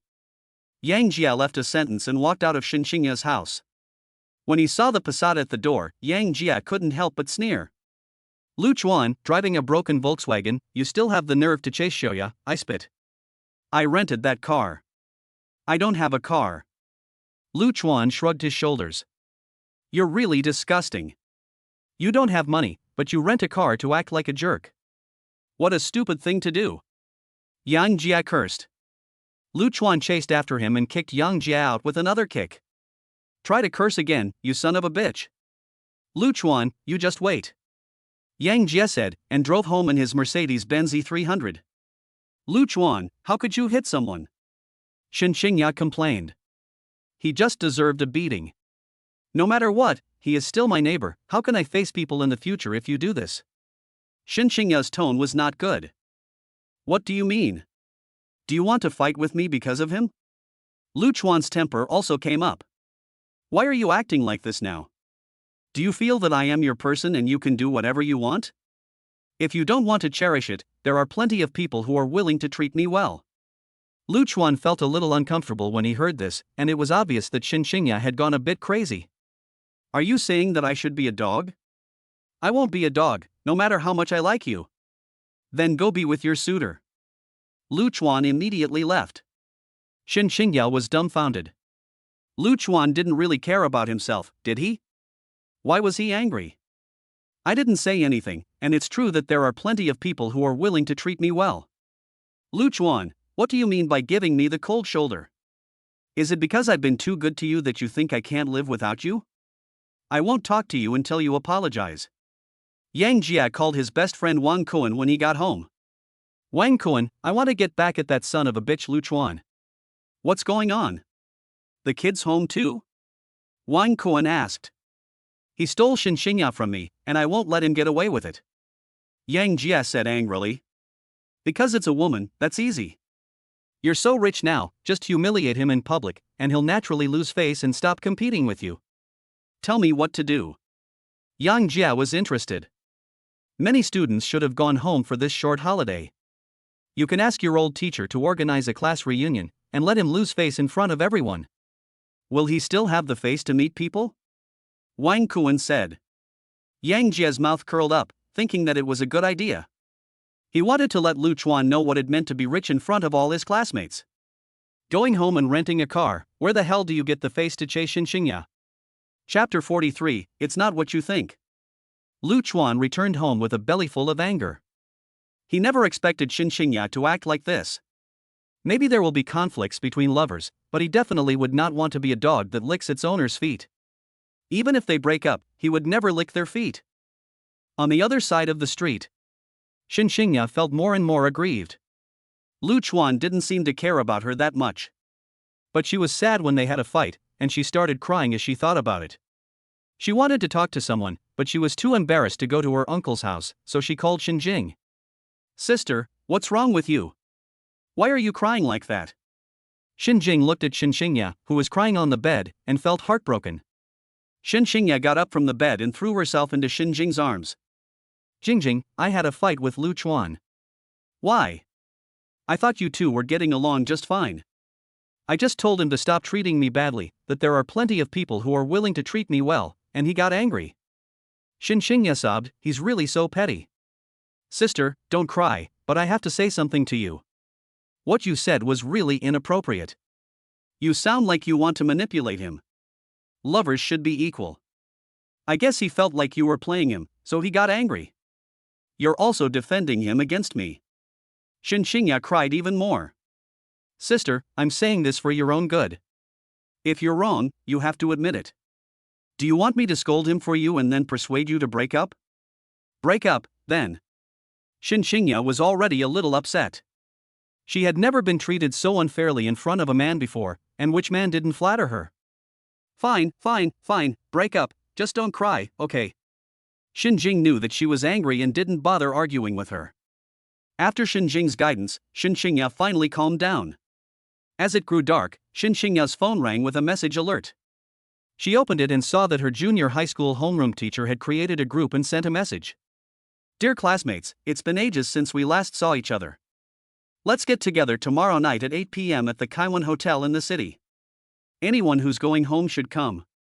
The homeroom teacher Zhang Tao initiated this gathering at the suggestion of Yang Jia, but of course he did so out of affection for his first students, and had no idea that Yang Jia had specifically planned it for Lu Chuan. Lu Chuan was also invited to the group chat, and after reading the message, he called Su Yang. Lu Chuan, what's up? Su Yang asked. Did you read the group chat your teacher started? We're going to a party in the city tomorrow night. Are you going? I'm going. Okay, I'll go too.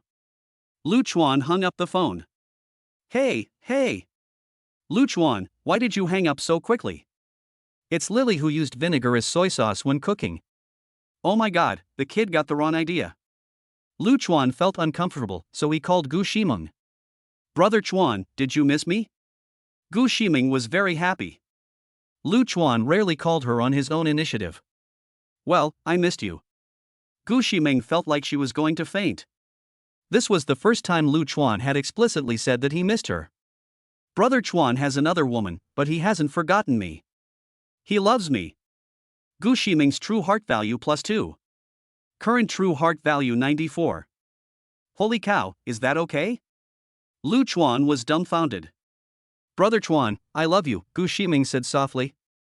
The word love was really something that Lu Chuan couldn't say, so he could only reply, good girl, I just missed you, that's why I called. It makes me feel better to hear your voice. Get some rest. Yes, you get some rest too, Brother Chuan. After hanging up the phone, Lu Chuan tried to go to sleep, but he couldn't get to sleep no matter how much he tossed and turned. The weather in Jiangxi was different from that in Suzhou. It was already a bit cool in the morning and evening at this time of year. As he had tossed and turned all night without covering himself properly, he caught a cold the next day. His nose was running and he kept blowing his nose. The trash can was full of tissue paper. What bad luck! Lu Chuan cursed and got up. Shit! Lu Chuan exclaimed, and crouched down, hugging his crotch. He had gotten up too quickly and hit the corner of the table. He quickly checked to see how badly he was hurt. Brother-in-law. At this moment, Shen Qingya pushed open the door. It was as if the air had come to a standstill. Brother-in-law, you must take care of your health. Shen Qingya immediately closed the door. Lu Chuan saw Shen Qingya's gaze on the toilet paper in the trash can, and he understood. Hey, Qingya, you've got it all wrong, it's not what you think. Lu Chuan felt that at this moment, it was like having yellow mud fall into his crotch. It was shit whether it was shit or not. What Lu Chuan couldn't understand was why Shen Qingya was in his house. It turned out that Shen Qingya wanted to be the peacemaker, so she came early in the morning. After explaining the reason, Lu Chuan's mother told Shen Qingya that he had not yet got up, and asked Shen Qingya to go upstairs and find him directly. That was why this strange scene happened. After about a minute, Shen Qingya asked, Brother-in-law, are you ready yet? What do you mean ready? I thought you had left. Come in, Lu Chuan said. Shen Qingya pushed open the door and walked in. Brother-in-law, my sister hasn't been here for just one night and you're already like this. Qingya, I think you really misunderstood. I feel. Brother-in-law, no need to explain, I understand. Shen Qingya interrupted. Don't talk, I want to be quiet. Lu Chuan lamented. What do you want me to do? I said I want to be quiet, who wants you? Lu Chuan was very frustrated. Am I not being quiet? Lu Chuan. Hurry up and tell me what's going on. Lu Chuan felt that since arguing with Shen Qingya, everything had gone wrong and he was very irritable. Brother-in-law, calm down. I just want to apologize to you on behalf of my sister, so please don't be angry. You're not her, so what apology are you making? Lu Chuan said. Brother-in-law, I'll dance for you. If you like it, please don't be angry, okay? Shen Qingya said. Although I don't know how to dance, I've seen it all in short videos, so how can you make me like it by dancing? You're kidding. Okay, then you dance for me. Lu Chuan didn't think Shen Qingya could dance at all. Shen Qingya heard this and turned on her phone to play music. The music was Puppet by the Korean girl group Bata. When the music started, Shen Qingya's first move almost made Lu Chuan's nose bleed. Damn, it's no wonder it's a Korean girl group show. Chapter 44, Why Don't You Go? Shen Qingya was wearing Balenciaga and hot pants, her hands behind her back, fingers clasped. She started dancing to the music. For how, search the original Puppet on a string music video yourself. After a song, Shen Qingya sat down next to Lu Chuan with a smile. Brother-in-law, did you like it? Gulong. Lu Chuan swallowed. I want to say, can you dance again? Shen Qingya leaned closer to Lu Chuan. If you want to watch, I can dance for you anytime. Shen Qingya said. Qingya, if you keep this up, I won't be nice to you. Lu Chuan said. So how are you going to be unkind to me? I'm going, so stubborn? Lu Chuan stared into her eyes for more than 10 seconds. In the end, he controlled himself. This Shen Jing really is not worth it, and there is nothing difficult about asking for help, so she must have ulterior motives. Be quiet, you can go back now, Lu Chuan said. What a Philistine. Don't give me that, I need to go buy some medicine, I don't have time to play with you, Lu Chuan said. Then you mustn't be angry. I wasn't satisfied with the dance you did, so you know. Brother-in-law, you're being a scoundrel. Shen Jing was infuriated. You're the one who said I can only be satisfied, so how am I being a scoundrel? You were clearly satisfied. I saw you standing at attention. Don't pretend. Shen Jing was very dissatisfied. If you don't leave, I'll have to throw you out. Scum! Shen Jing left angrily, leaving behind these words. On the way home, Shen Jing cursed and swore. You scum, you were just trying to molest me. Luckily you stopped, or I'd make sure you were childless. But you managed to hold on to yourself when I did this, so you passed. If you dare to wrong my sister, I'll cut you off. Shen Jing's sincerity value plus 20. Current sincerity value 60. This score is just above the threshold for a favorable impression, which means Shen Jing approves of her brother-in-law. Lu Chuan, however, is confused. What's going on? Why did my sincerity value suddenly increase? After returning home, Shen Jing finds Shen Qingya. Sister, are you still angry? Shen Qingya was still lying on the bed with swollen eyes. Jing, did I really do the wrong thing? It seems that she didn't sleep well last night either, and after calming down, she even reflected on herself. If you want to say there was a mistake, it wasn't a big one. Men like obedient and well-behaved women, so you just need to apologize and don't seem too dominant, Shen Jing analyzed. I wasn't dominant either. Shen Qingya felt aggrieved. Didn't I say yesterday that you were acting like a PUA? Aren't you implying that he has to please you, otherwise you'll have plenty of other options? Shen Jing patiently explained. But I was also very angry with his attitude yesterday, and he should apologize to me too. Fine, I'll see who can outlast who. Shen Jing felt that she couldn't reason with him. It wasn't a big deal anyway, and in a few days someone would inevitably break the ice first. The other side. Lu Chuan hurried to town after breakfast, bought some medicine, and then went to Su Yang's small restaurant. He saw Wang Lili and Su Yang in each other's company. Cough. Lu Chuan coughed dryly. Wang Lili was startled, blushed, and quickly stood up. Lu Chuan, do you have any sense? Su Yang said impatiently. Lu Chuan laughed angrily. With the door open like this, who would dare come in to eat, and would there be any business left? Who says business is more important than a girlfriend? Su Yang was defiant. Wang Lili quickly interrupted.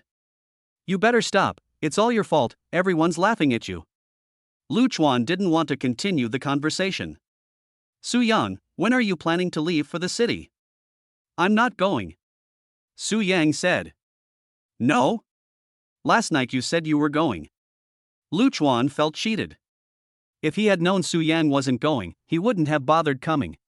He couldn't remember many of his junior high school classmates, except for the ones who had done well academically and the ones who had been mischievous.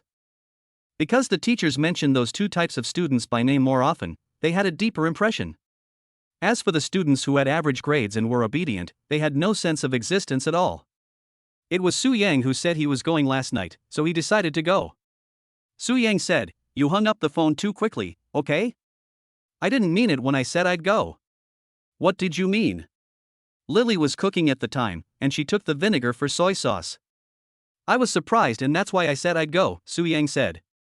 Lu Chuan suddenly realized what had happened when he combined Su Yang's tone of voice with the situation. He couldn't help but shake his head. Then why didn't you go? What's the point of going if we're going to look like idiots? Besides, I don't have much of a relationship with them. If I really want to catch up with the teacher, I can just go see him. Su Yang said what he was thinking. It's true that junior high school classmates don't have much of a relationship with each other, except for a few who get along well.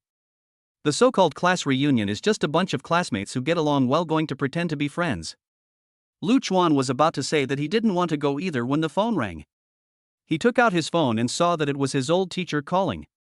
He answered the phone. What is it, teacher? Lu Chuan, you donated so much money to the school this time, you must come tonight. Zheng Tao said. Teacher, that was donated by Shen Qingya, not me. Don't be humble in front of your teacher. I just spoke to Shen Qingya on the phone, and she said that you gave her the money. Your silent act of giving is worthy of learning by other students. You must come, understand? Okay. Lu Chuan was very helpless. In order to give the homeroom teacher face, he had to agree.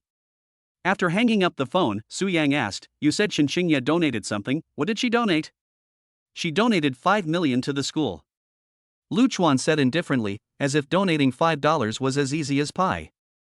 Su Yang's eyes widened. No, is Shen Qingya that rich? Holy shit, Lu Chuan, you son of a bitch, you're actually living off 2 women. Lu Chuan gave him a dirty look. You've got a big fucking brain, and I'm the one who gave her that money. Could it be that the girl in the Maybach gave you the money? She's so good to you? She gave you 5 million to woo a girl? Su Yang thought it was Gu Ximeng who gave Lu Chuan the money, and he would never believe it was Lu Chuan anyway. Chapter 45, I want to act cool. Su Yang didn't believe it, and it wasn't unreasonable. He knew Lu Chuan's situation all too well. After graduating, he worked in a small company for 2 years as a salesman, making a few thousand yuan a month, so how could he have 5 million? Believe it or not. Lu Chuan didn't bother to explain, because it would be hard to explain anyway. To be honest, I envy you, man. While other people are living off other people, you're living off a school beauty, it's just not fair. Okay, let's not talk about this anymore. I just agreed to go to the class reunion with my old teacher, so you can come with me. Go, go, go. I'll go with you to act like a jerk. Although the girl gave you the money, no one else knows that. You'll definitely be able to act like a jerk tonight. Su Yang said. Lu Chuan laughed angrily. What else is in your head besides acting like a jerk? You should know that ABTCH isn't just for show, it can also, Su Yang said, looking at Wang Lili again. Lu Chuan was speechless. This Su Yang was really too dirty. Wang Lili was blushing, and she really couldn't stay here anymore. Su Yang, I have to go home first, I'll come find you tonight. I'm going to a class reunion tonight, remember to wait for me and don't fall asleep by yourself. Su Yang shouted at Wang Lili, who had already left the house. Got it. Wang Lili replied loudly. Su Yang watched Wang Lili leave, and then said to Lu Chuan, It's still early, aren't we going to pick up Shen Qingya? No, if she wants to go, she can figure it out herself. What happened? Did you have a fight? Su Yang asked. Lu Chuan told Su Yang what had happened, and then said, If I go pick her up, she'll be up in the sky. No, it's not a big deal, what's the big deal? There's no shame in a man letting his woman win. Why wouldn't it be? This time she got the better of me, but will I still have a place in the family? I have to cure her of this bad habit. Lu Chuan said. Aren't you afraid that Yang Jia, that son of a bitch, will take advantage of the situation? Su Yang asked in return. If she changes her mind so easily, it just means that she and I weren't meant to be. Lu Chuan continued, Right, let's go now. It'll be good to go for a stroll in the city. It's boring staying here. Okay, since you're in a bad mood, I'll keep you company.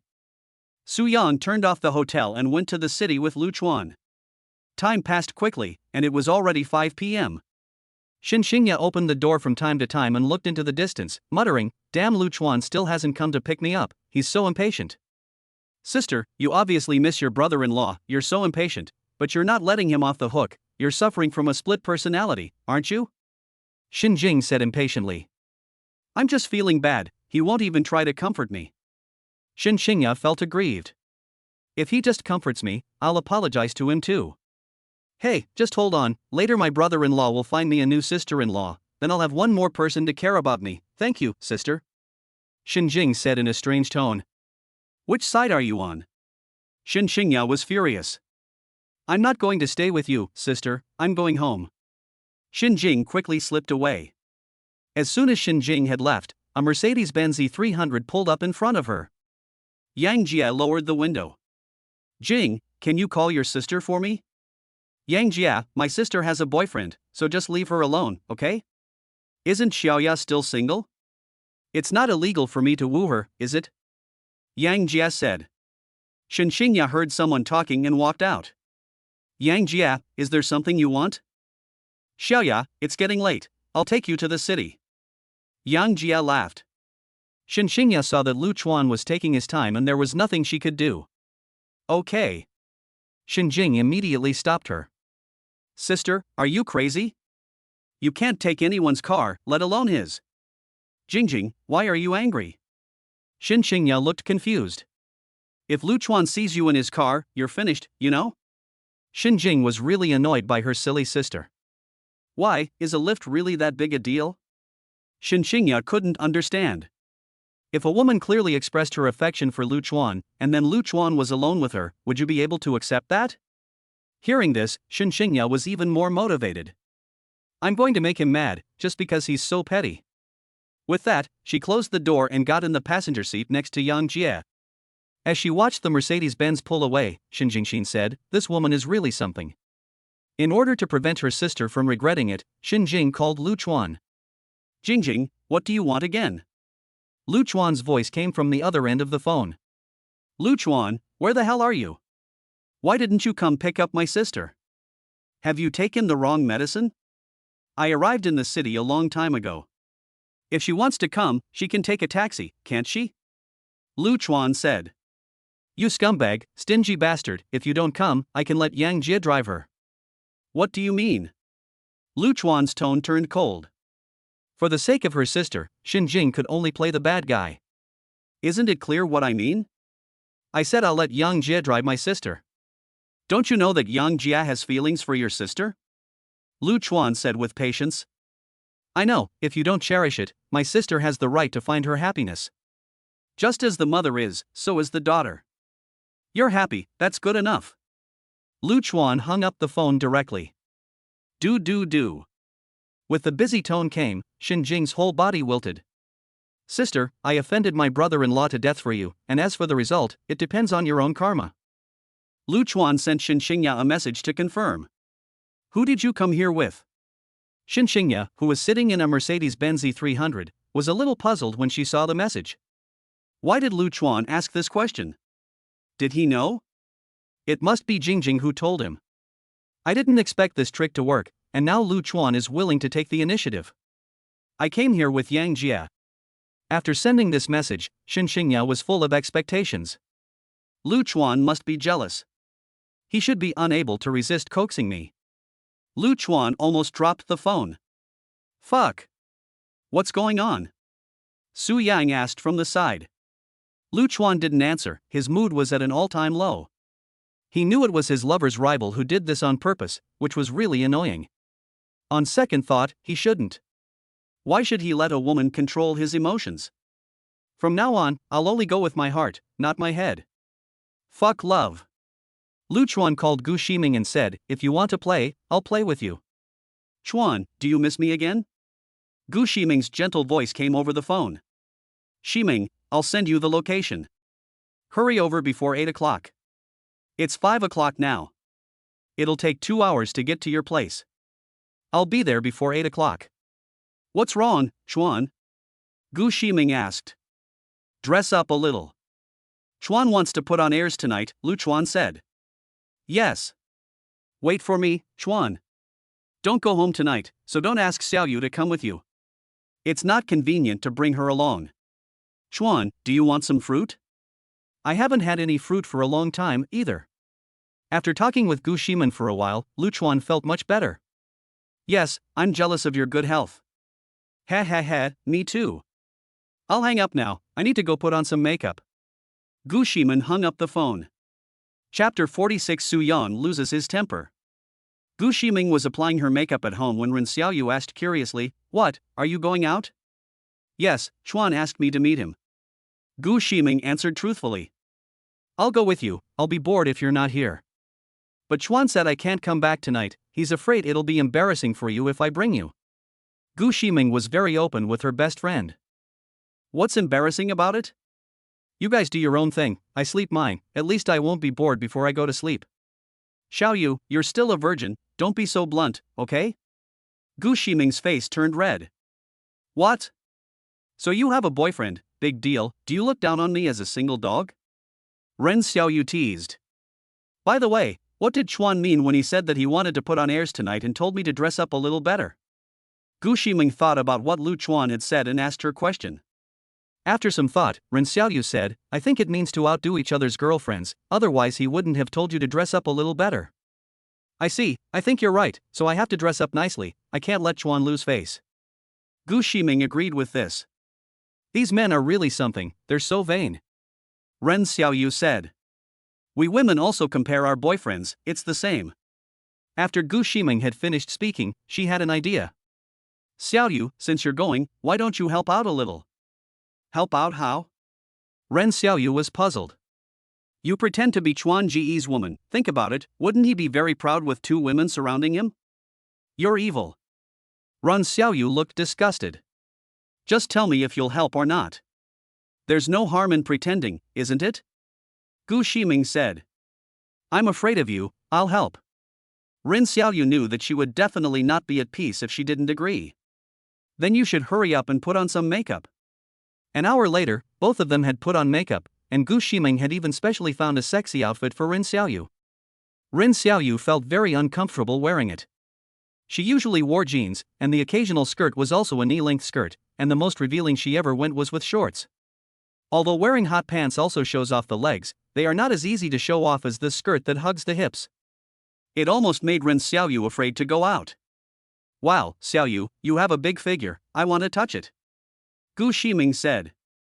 How about letting your brother Chuan touch it, what do you think? Ren Xiaoyu also started joking. You said it, don't regret it, I'll let him touch it when I see him in a while. You big idiot. He's dreaming. Ren Xiaoyu scolded. Gu Ximeng walked over with a bunch of high heels and bags. We have similar shoe sizes, so you can pick one to wear, and you can choose a bag too. Lu Chuan bought all these for her in order to get cash back. At the time, he bought over 1 million yuan worth of luxury clothes and bags. Gu Ximeng was still wearing a halter neck dress. Her dress was actually a short skirt with a piece of fabric attached, with 6 strings attached to it, which were pulled from the waist, armpits and shoulders to the back. Her back was completely exposed, with only the spider-web-like appearance of the 6 strings intertwined. Ren Xiaoyu, on the other hand, was wearing a halter neck one-piece dress that hugged her hips, exposing her fragrant shoulders, which were snow white. The cut of the dress showed off the slender waists of both women, and the key was that both of them had material, with half of it on the outside, bulging out attractively. These two school flower-level girls were also dressed up elaborately, and even a few celebrities could not compare with them. After packing up, the two drove off in a Maybach S580, heading for the location Lu Chuan had sent them to. Time passed quickly, and before they knew it, 2 hours had gone by. Lu Chuan and Su Yang arrived at the entrance of the Kaiwan Hotel at the right time. For some reason, Lao Ban had not yet notified them of the specific private room, so they could only wait at the entrance of the hotel. Of course, this was all deliberately arranged by Yang Jia. He wanted his classmates to see him driving a Mercedes-Benz E300, and he wanted to publicly embarrass Lu Chuan. When Lu Chuan and his friends arrived, there were already 3 or 5 people waiting in front of the hotel. They looked familiar, but he couldn't think of their names. As the time passed, more and more people gathered. Finally, the protagonist made his appearance. A Mercedes-Benz E300 slowly pulled up in front of the students. It was obvious that Yang Jia had deliberately arrived late. He had obviously set off early, just waiting for more of his classmates to arrive. After the car came to a stop, he lowered the window. Sorry to keep you waiting. Wow, it's you, Yang Jia. You're driving a car worth over 500,000 yuan. When the car came over, I thought it was just a passerby, but I didn't realize it was my classmate. Yang Jia, you're doing pretty well. Hey, your car is worth half of my apartment. Yang Jia, take me along for the ride. Facing the envy of his classmates, Yang Jia pretended to be very humble and said, Hey, it's all luck. I made a little money this year doing e-commerce, 1 million or so a year. Several female classmates approached the driver's seat with stars in their eyes. Yang Jia, do you have a girlfriend? I'll introduce you to one. My classmates know each other better, so I'll introduce you. A female classmate holding a milk tea said, Ouch, don't crowd, you're squishing my milk. Su Yang looked at the smug Yang Jia and muttered, Pretentious jerk, damn it. Then he looked through the open driver's window and saw Shen Qingya in the passenger seat. He rushed up to her, grabbed Yang Jia by the collar, and punched him twice. Damn you, how dare you hit my brother's woman? His classmates quickly pulled him away. Yang Jie's nose immediately started to bleed, so he wiped it with a tissue. Su Yang, you're going to jail. Yang Jie said this and then prepared to call the police. I'll beat the shit out of you. Su Yang, who was being held back by his classmates, wanted to continue lecturing Yang Jie, but he just couldn't break free. Lu Chuan walked over with a cold face. Forget it, Su Yang, it's not worth it, it's just a woman. Shen Qingya's heart sank to the bottom of the valley when she heard Lu Chuan say this. What did Lu Chuan mean? Just a woman? She began to fear, why would Lu Chuan say such cold words? Lu Chuan held Yang Jie's hand, which was about to dial the phone. How much do I compensate you? Don't call the police. Yang Jie laughed. You say you won't report it if I don't? Are you worthy of it? You dare to say you will compensate me when you are driving a rented car? You really make me laugh to death. If you say you can't afford a car, no one will laugh at you, but you insist on renting a car to show off, isn't that too cheap? If you want to show off, can't you rent a more expensive one? What's the point of renting a Passat? When the students heard that Lu Chuan had rented a car to go home, they all looked at him with contempt. Yang Jie was right, it was normal to be unable to afford a car. If a child from the countryside didn't have any opportunities, it would be difficult for them to afford a car after working for a year or two, and everyone could understand that. But if you insist on renting a car to show off, that's really too cheap. Chapter 47, Gu Ren arrived. But to Yang Jie's surprise, Lu Chuan didn't show any expression of emotion. Facing his classmates' contempt, he was actually able to do this. How thick-skinned is he? Could it be that this is how he caught up to Xiaoya? Lu Chuan just said indifferently, how much? Name your price. 100,000. Can you afford it? Yang Jie sneered. The classmates tried to smooth things over. Yang Jie, forget it, don't make things difficult for Lu Chuan and Su Yang. Yes, 100,000 yuan is a year's salary. We are all classmates, there is no need to do this. Let Su Yang apologize and forget it. Su Yang roared, let go of me, I'll go to jail if I have to, but I'll fix this bastard today. You see, it's not that I want to pursue this, but what am I supposed to do with Su Yang like this? Yang Jie said. Su Yang, please don't say any more. It's not right to hit people. You used to fight a lot when you were at school. It's been so many years, and you're still behaving like this. You're an adult now, and you need to take responsibility for your actions. Some of the girls took out tissue paper to wipe Yang Jie's face. Oh dear, are you okay? Su Yang really shouldn't have done that. Yes, it's really rude to hit someone for no reason. Hey, you're someone who entered society after graduating from junior high school, what's the point of talking to him about being rude? Lu Chuan's face fell. So what if you graduated from junior high school? Do you eat your family's food or wear your family's clothes? Just because you studied a lot, does that make you better than Su Yang? As soon as you heard that Yang Jie could make money, you rushed to throw money at him.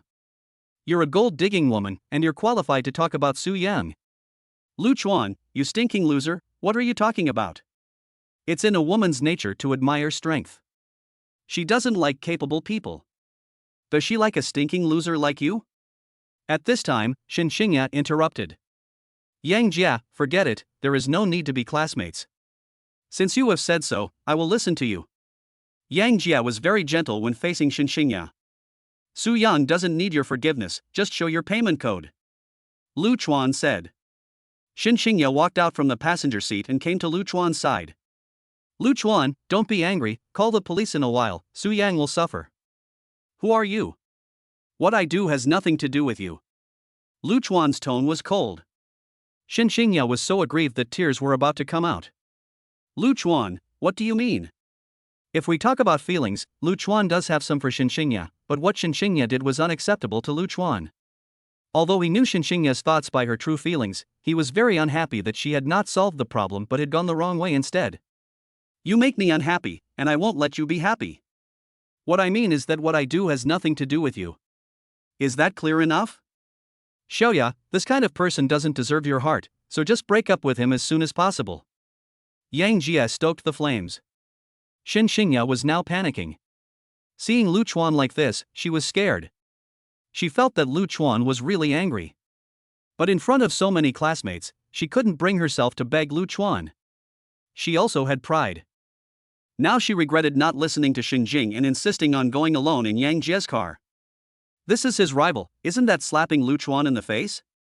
I just wanted to anger Lu Chuan a little and make him cherish me. Why did it turn out like this? Xiaoya, I gave you face, it was Lu Chuan who insisted on being a show-off. It's not my fault. After Yang Jie finished speaking, he got out of the car too. He took out his phone and, with a face full of disdain, placed the payment QR code in front of Lu Chuan. At this moment, he was in a state of euphoria, with his classmates all fawning over him, especially the female classmates practically licking his boots. This feeling is so great. And when he thinks that in a while, Lu Chuan won't be able to pay the compensation, and his classmates will definitely despise him even more, it's even better. He just wants to slap him in the face in front of Shen Qingya. Although Shen Qingya knows that Lu Chuan is rich, she now wants to salvage the situation, so she says, Yang Jie, don't be like this, okay? Didn't you promise me that you wouldn't pursue this? Yang Jie reluctantly put the phone away. Lu Chuan, you actually want a woman to beg for you, what a shame. Lu Chuan was so humiliated this time. Yes, what man could stand such humiliation? It was really embarrassing to let a woman beg for you. The female classmates despised him even more. This kind of man is really useless. Whoever marries him will have the worst luck in the world. He's really not a man, and he actually needs a woman to step forward. Seeing that the situation was getting out of hand, Shen Qingya panicked. How come I feel like I'm doing more harm than good? Will Lu Chuan be even more angry after being humiliated like this? Just as the female classmates were cursing and swearing, a Maybach S580 parked steadily next to Lu Chuan. The driver's door opened and a Chanel high heel stepped out of the car, followed by a Balenciaga black silk. Then came a pair of long legs into view, along with a slender, white as jade, beautiful back. When the car door closed and the beauty turned her head, a burst of fragrance came with the hair flying. Upon closer inspection, a pair of stunning features captivated the viewer. The passenger door opened, and the same scene unfolded, first, Valentino high heels, then nude-colored stockings, a white bandeau dress, snow-white shoulders, and finally a delicate face. Lu Chuan frowned. Didn't you say you weren't letting Xiaoyu come? We're going to get a room in a while, are you going to let Xiaoyu watch? Look, it's a Maybach. A classmate exclaimed, pointing to the double M logo on the C-pillar. Holy shit, it really is a Maybach. At first, when I saw the three-pointed star emblem in front, I thought it was just an ordinary Mercedes-Benz. Wow, what stunning girls. They've got great legs. What would I do if they were to chase after me? If they married me, I'd be happy to be a boss. The girls suddenly felt inferior, accompanied by some envy, of course. How could they not be envious of the designer clothes? Yang Jie felt that these classmates were all daydreaming. Girls of this caliber were not even within his reach. In terms of appearance and figure, Shen Qingya does not lose to Gu Ximeng and Ren Xiaoyu, but she cannot resist the fact that the other person is well dressed and has a luxury car and famous brand. She felt a little ashamed. Just now, Yang Jie was about to take the payment code and scan it for Lu Chuan, so the two of them were standing together. When he saw the two girls walking towards him, Yang Jie's heart pounded. Su Yang had met Gu Ximeng and the others before, and seeing Yang Jie's infatuated expression, he couldn't help but laugh. This is just like what I was like back then. As they got closer, Yang Jie felt his luck and love coming. Shen Qingya didn't smell so good at the moment. Holy cow, these two girls didn't come here specifically to find Yang Jie, did they? Of course they did. Who else but Yang Jie has the strength to do that? I admire him. Damn, it's good to be rich. I'm so jealous I want to beat him up. Yang Jie was ready to strike up a conversation, but when the two girls walked past him, his heart felt like a roller coaster. Damn, I was so happy for nothing. Apart from the smell of perfume, the two girls didn't leave him with anything. The next scene even made everyone's jaws drop. Shen Qingya in particular felt her head buzzing as if it were going to explode. Chapter 48 Shen Qingya reflects. Shen Qingya couldn't believe her eyes. She was dumbfounded.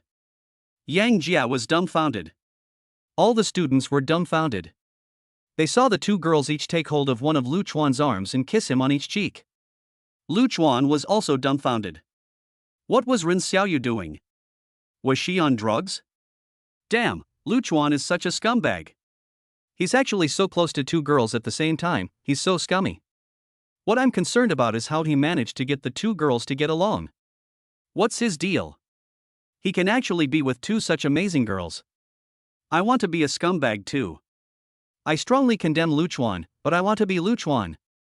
Shen Qingya felt like she had fallen into an ice cave. Where did these two women come from? Why were they so close to Lu Chuan? Is Lu Chuan taking revenge on me for taking Yang Jie's car? Why does my heart hurt so much? I'm in so much pain, and Lu Chuan must have felt the same when she saw me get into Yang Jie's car. She realized that she had done the wrong thing and shouldn't have tried to anger Lu Chuan in that way. Shen Qingya bit her lower lip, her eyes red with tears. Lu Chuan, I know I was wrong. I shouldn't have been so willful, and I shouldn't have spoken to you like that. I can now understand how you feel. Ren Xiaoyu looked at Gu Ximeng when she heard this, and realized that Lu Chuan, that scumbag, must have had something to do with this woman he was talking to. Gu Ximeng was very calm. She had long known of the existence of such a person. She didn't care. What she cared about was whether or not Lu Chuan had her in his heart. Lu Chuan said, "You don't need to apologize to me. You have so many suitors, you should be proud of yourself." Gu Ximeng was very clever. A few words were enough to tell her the general situation. Lu Chuan had quarreled with this woman, and this woman had angered Lu Chuan. She didn't want to compete for Lu Chuan's attention, but she had to stand by his side and save face for him. Gu Ximeng said, "Brother Chuan, you look so scary when you're angry." "I'm so scared." "I'll be good, so please don't be like this with me, okay?" "Damn, this girl is too good. Holy cow, my heart is melting. Who wouldn't want to spoil a woman like this?" "Lu Chuan, you little shit, why are you so lucky?" Shen Qingya began to think that these two people were actors hired by Lu Chuan just to make her feel the same way. Now she began to doubt their relationship. "Lu Chuan, who are they?" Shen Qingya complained. This time it was Ren Xiaoyu's turn to play her part. Since she had agreed to help, she had to be dedicated. As for this scumbag, she would talk about him later. "We are naturally Chuan Ji's girlfriends," Ren Xiaoyu said, and kissed Lu Chuan again. Shen Qingya couldn't believe it. "Lu Chuan, you tell me, what exactly is your relationship with her? What else is there to say? You can see for yourself," Lu Chuan said indifferently. Shen Qingya had a million questions in her heart. Why? Why? These two women are rich, good-looking and have charisma. Why are they willing to be with Lu Chuan like this? Is it because I'm too high and mighty? These two women are so outstanding and are so well behaved in front of Lu Chuan. I'm a nobody with no status or background, and I even have a paralyzed mother to take care of. Why should I get angry with Lu Chuan? Shen Qingya wasn't angry with Lu Chuan's scum, but instead began to doubt and self-reflect. "Lu Chuan, I know I was wrong, can you forgive me?" Shen Qingya was now so lowly that she was reduced to the dust. She felt that if she continued, she would definitely lose Lu Chuan. She just wanted Lu Chuan to comfort her, and she didn't want to break up. "I kind of figured it out. This Lu Chuan also has something to do with Shen Qingya.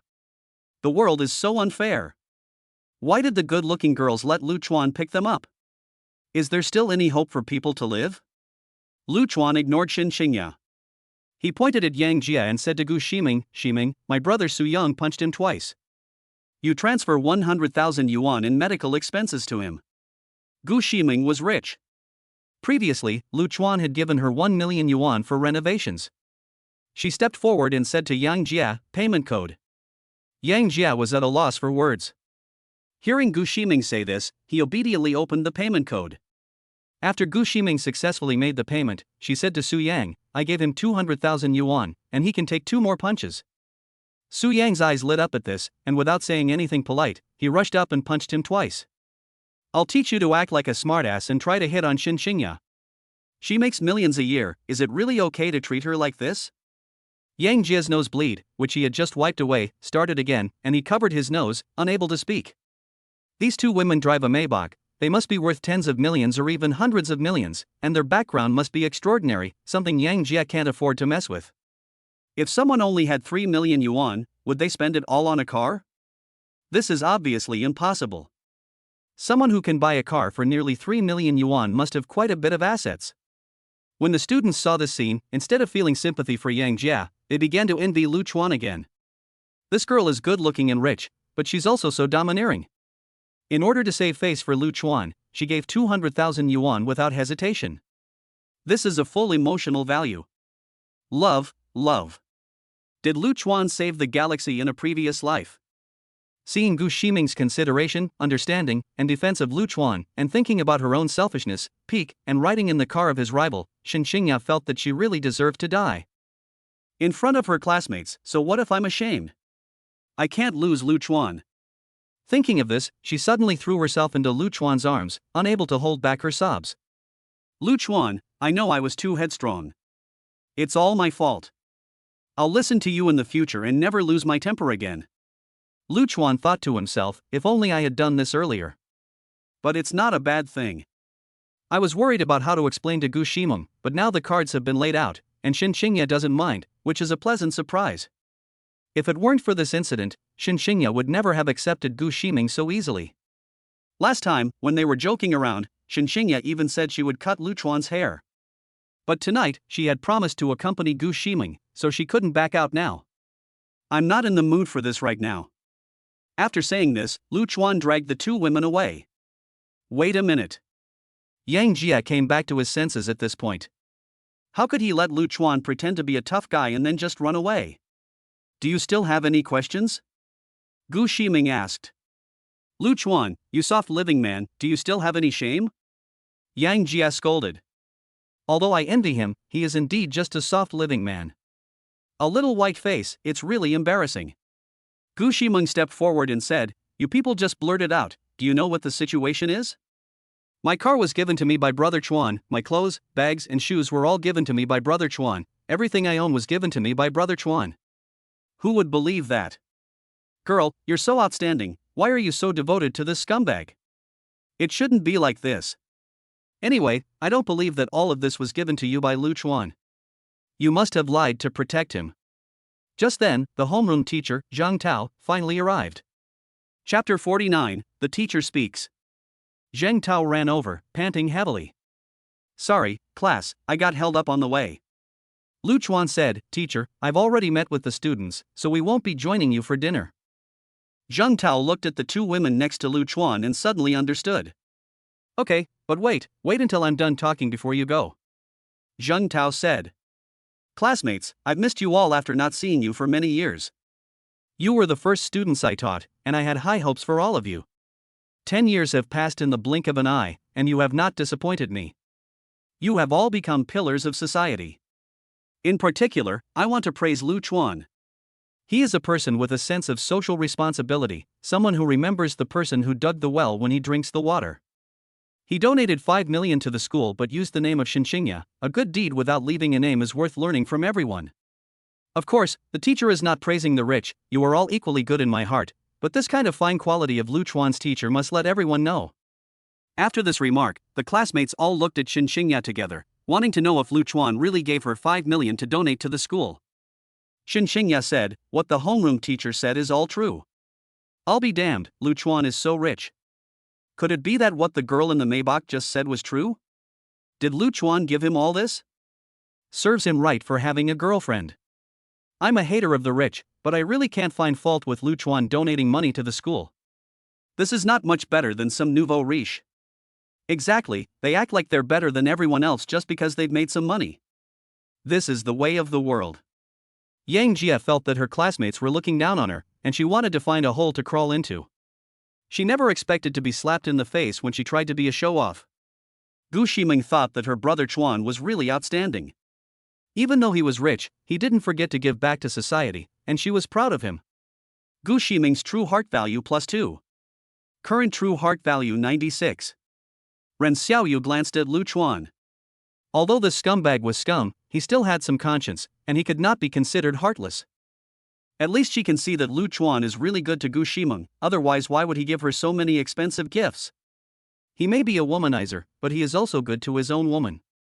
These good points are enough to cover up his shortcomings as a womanizer. At this moment, Ren Xiaoyu feels that Lu Chuan is particularly charismatic. Ren Xiaoyu's sincerity +20. Ren Xiaoyu's sincerity +20. Current sincerity value 60.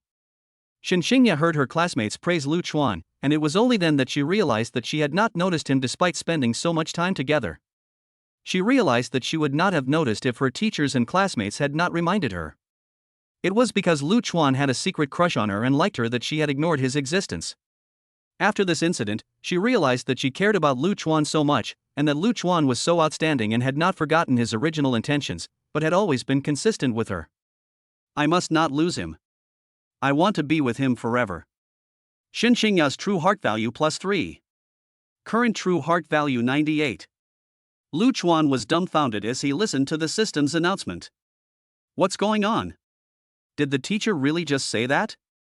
The true heart values of all 3 spending targets have increased, which is just too good to be true. Okay, let's all go to the hotel and have a good meal tonight. Zheng Tao said, and then turned to Lu Chuan and said, by the way, Lu Chuan, if you have something to do, go ahead, but remember to come and drink with your teacher when you have time. Then I'll excuse myself. With that, Zheng Tao led his classmates into the hotel, while Lu Chuan stayed behind. Shen Qingya and Su Yang also stayed put. Lu Chuan said, Su Yang, aren't you coming? We're already here, so of course we're going. I'll go in after you. Su Yang said. Lu Chuan walked up to Su Yang and whispered in his ear, in a while, you help me send Xiaoya back. He also gave him the car keys. Su Yang took the keys, didn't say much, and walked towards the hotel. Gu Ximeng was very understanding. She pulled Ren Xiaoyu into the car, leaving Lu Chuan and Shen Qingya behind. Ximeng, are you stupid? Why give them a chance? Ren Xiaoyu complained from the passenger seat. If Brother Chuan is sincere, it doesn't matter whether I give him a chance or not. Then why shouldn't I make Brother Chuan happy? I don't want him to think I'm petty. I really admire you. If only I had your awareness, I wouldn't still be single. Even my parents think I'm a spineless coward. It's fine. Bring Brother Chuan back to your family for the new year. I don't mind. Gu Ximeng teased. If you keep talking nonsense, I really will take you home, Ren Xiaoyu said with a laugh. That's great, I feel safer when Brother Chuan is with you. I'm just afraid that other women will whisper bad things about me in his ear. I feel more at ease if it's you. Gu Ximeng looked serious. You're such a fool. Ren Xiaoyu ended the conversation. She was torn. Ximeng is her best friend, how could I do anything to hurt her? Besides, I want pure love, I can't go against my original intentions. But I've already tried hard to suppress my feelings for Lu Chuan, so why do I want to get closer to him more and more? Could it be that Ximeng has brainwashed me and successfully assimilated me? Have I also become the kind of person who is willing to share a man with others? No, I can't do this, I have to stick to my beliefs. Outside the car. Shen Qingya thought of something as she looked at the Maybach. She remembered that when she hired the nanny for her mother, Lu Chuan was driving this car. At that time, although I took Lu Chuan's money, I didn't fully accept him in my heart. It seems that the woman was with Lu Chuan before me. Lu Chuan didn't betray me. He betrayed the woman in the car for me. The woman in the car obviously knew about my relationship with Lu Chuan. She was so generous, so why can't I? Lu Chuan is so outstanding, he definitely doesn't lack women to admire him. But I'm proud because of a few suitors. I really can't compare with that woman. She is so good at providing emotional value to Lu Chuan. I can't lose to her. I am willing to be a little woman as long as Lu Chuan loves me in his heart. She walked slowly up to Lu Chuan, walked up to Lu Chuan, hugged him, and rested her head on his chest. Lu Chuan, I really know I was wrong. I will never make you angry again. Don't you always say I'm stubborn? I will change in the future. I will cooperate with you in whatever way you want to play. Seeing that Lu Chuan was not speaking, she continued, don't ignore me, my heart really hurts, I am really willing to do anything for you. Lu Chuan still didn't say anything. Shen Qingya became impatient and directly pulled Lu Chuan to a corner where no one was. She reached her hand to Lu Chuan's belt. Lu Chuan was speechless. You are poisonous, right? You are like this outside too, it definitely won't work. Chapter 50, Breakthrough 100 points. Lu Chuan looked at Shen Qingya sternly. I'm busy tonight and don't have time to talk to you about this. You'd better go to the reunion. With that, Lu Chuan got into the Maybach and drove off. Lu Chuan had only left Shen Qingya because he felt that he had promised Gu Ximeng that he would accompany her and he couldn't break his promise. The other person had just apologized sincerely, and the goal of tempering her temper had been achieved. Today was a fruitful day, and she had earned a lot. Shen Qingya felt that Lu Chuan had not forgiven her, otherwise he would not have been so cold.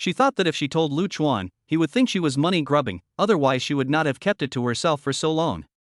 She was afraid that one day Lu Chuan would leave her if he found out the truth, and she always had reservations deep down, which was a kind of self-protection mechanism.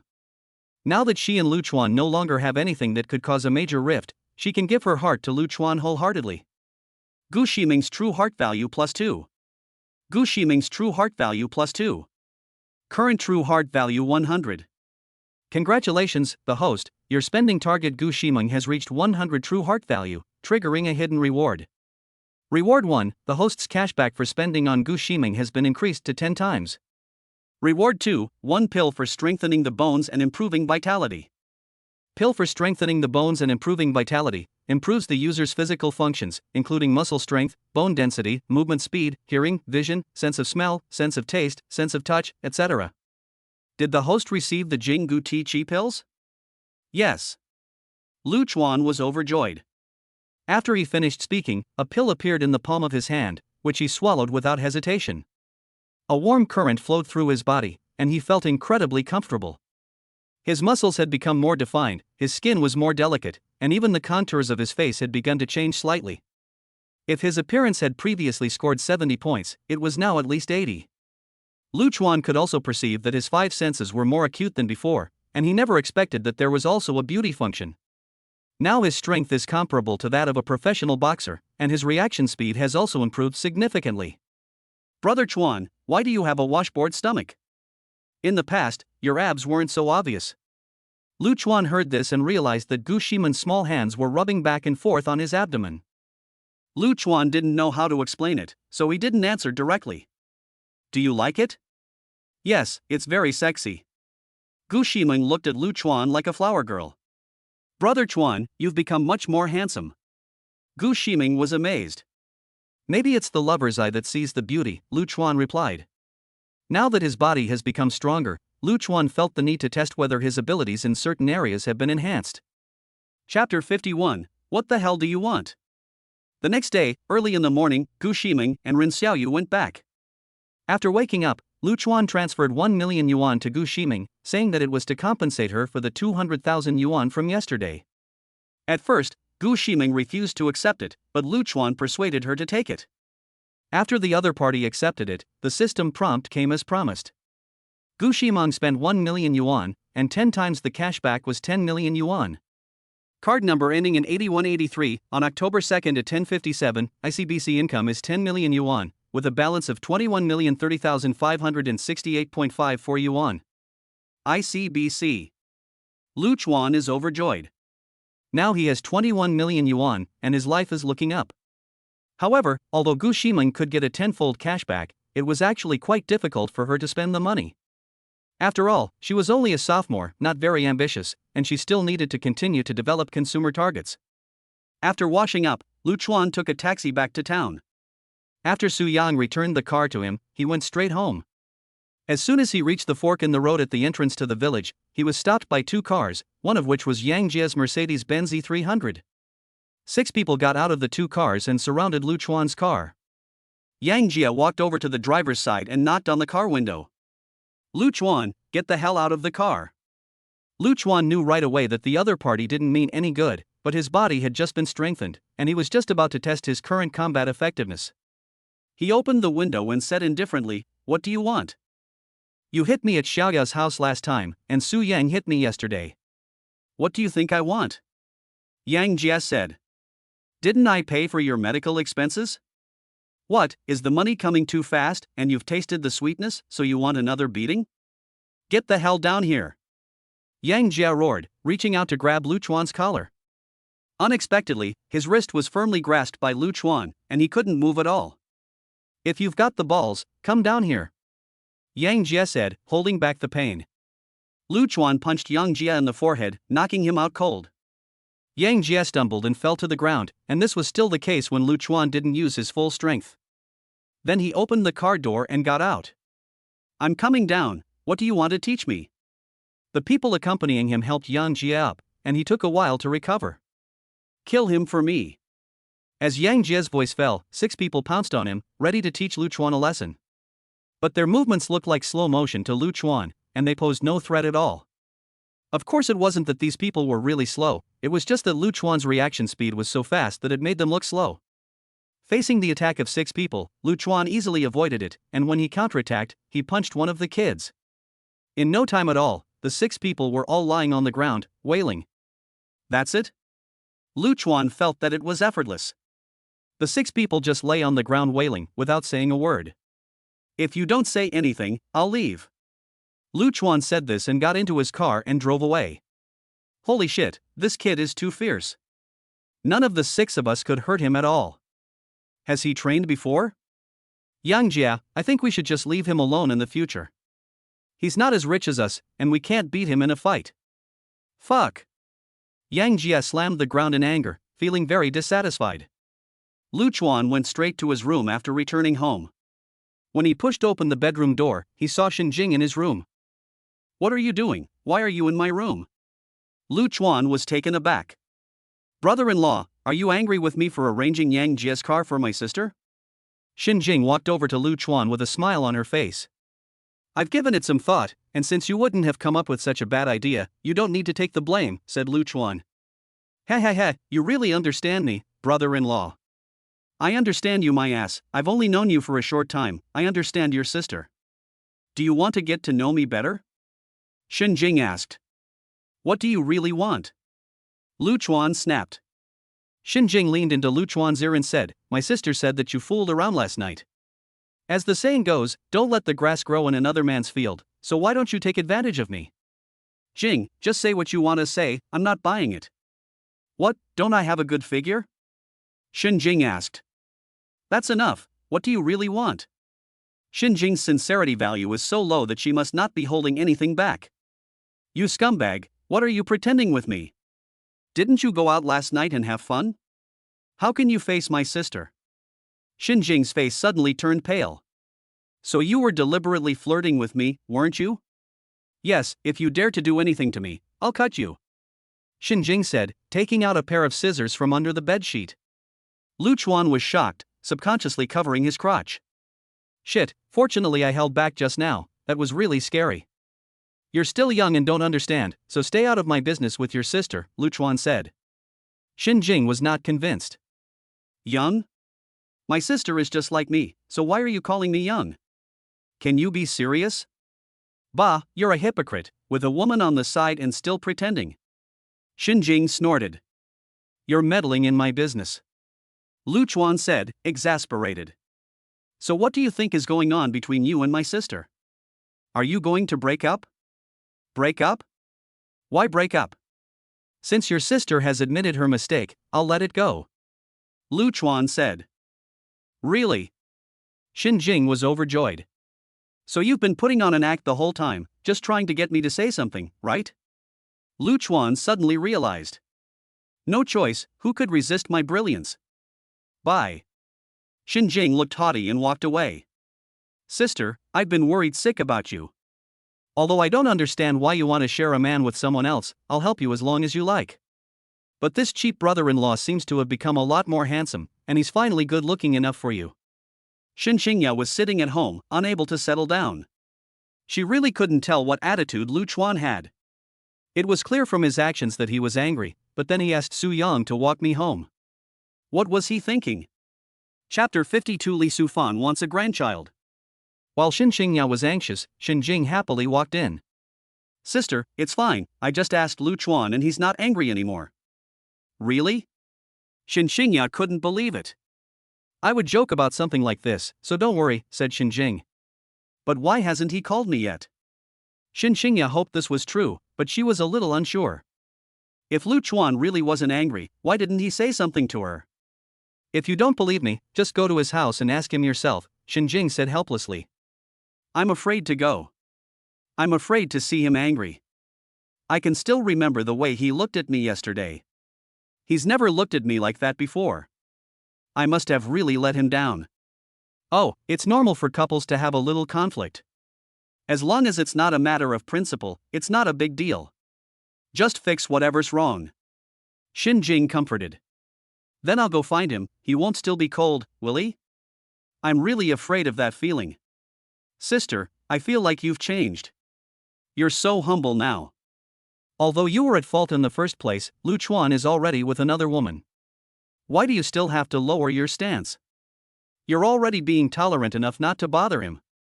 Shen Qingya felt a sense of anger at her lack of resolve. I don't know, I just know that when Lu Chuan is cold to me, my heart aches, and I can't bear this feeling. Shen Qingya felt more and more aggrieved. Fine, if you really can't let it go, go find him. What I just said is true. I'm going home first. Shen Qingya said and left. Shen Qingya was very torn. She wanted to go but was afraid to go.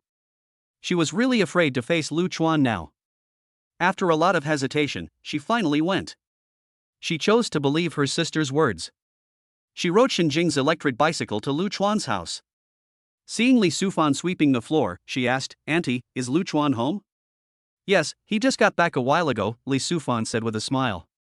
"Auntie, let me help you sweep," Shen Qingya said, reaching out to take the broom from Li Sufan's hands. "No need, I can do this little bit of work." "If you're looking for Xiaochuan, just go up," Li Sufan said, then leaned over Shen Qingya's ear. "Remember to let me hold my first grandchild soon, and nothing else matters." Shen Qingya's face flushed.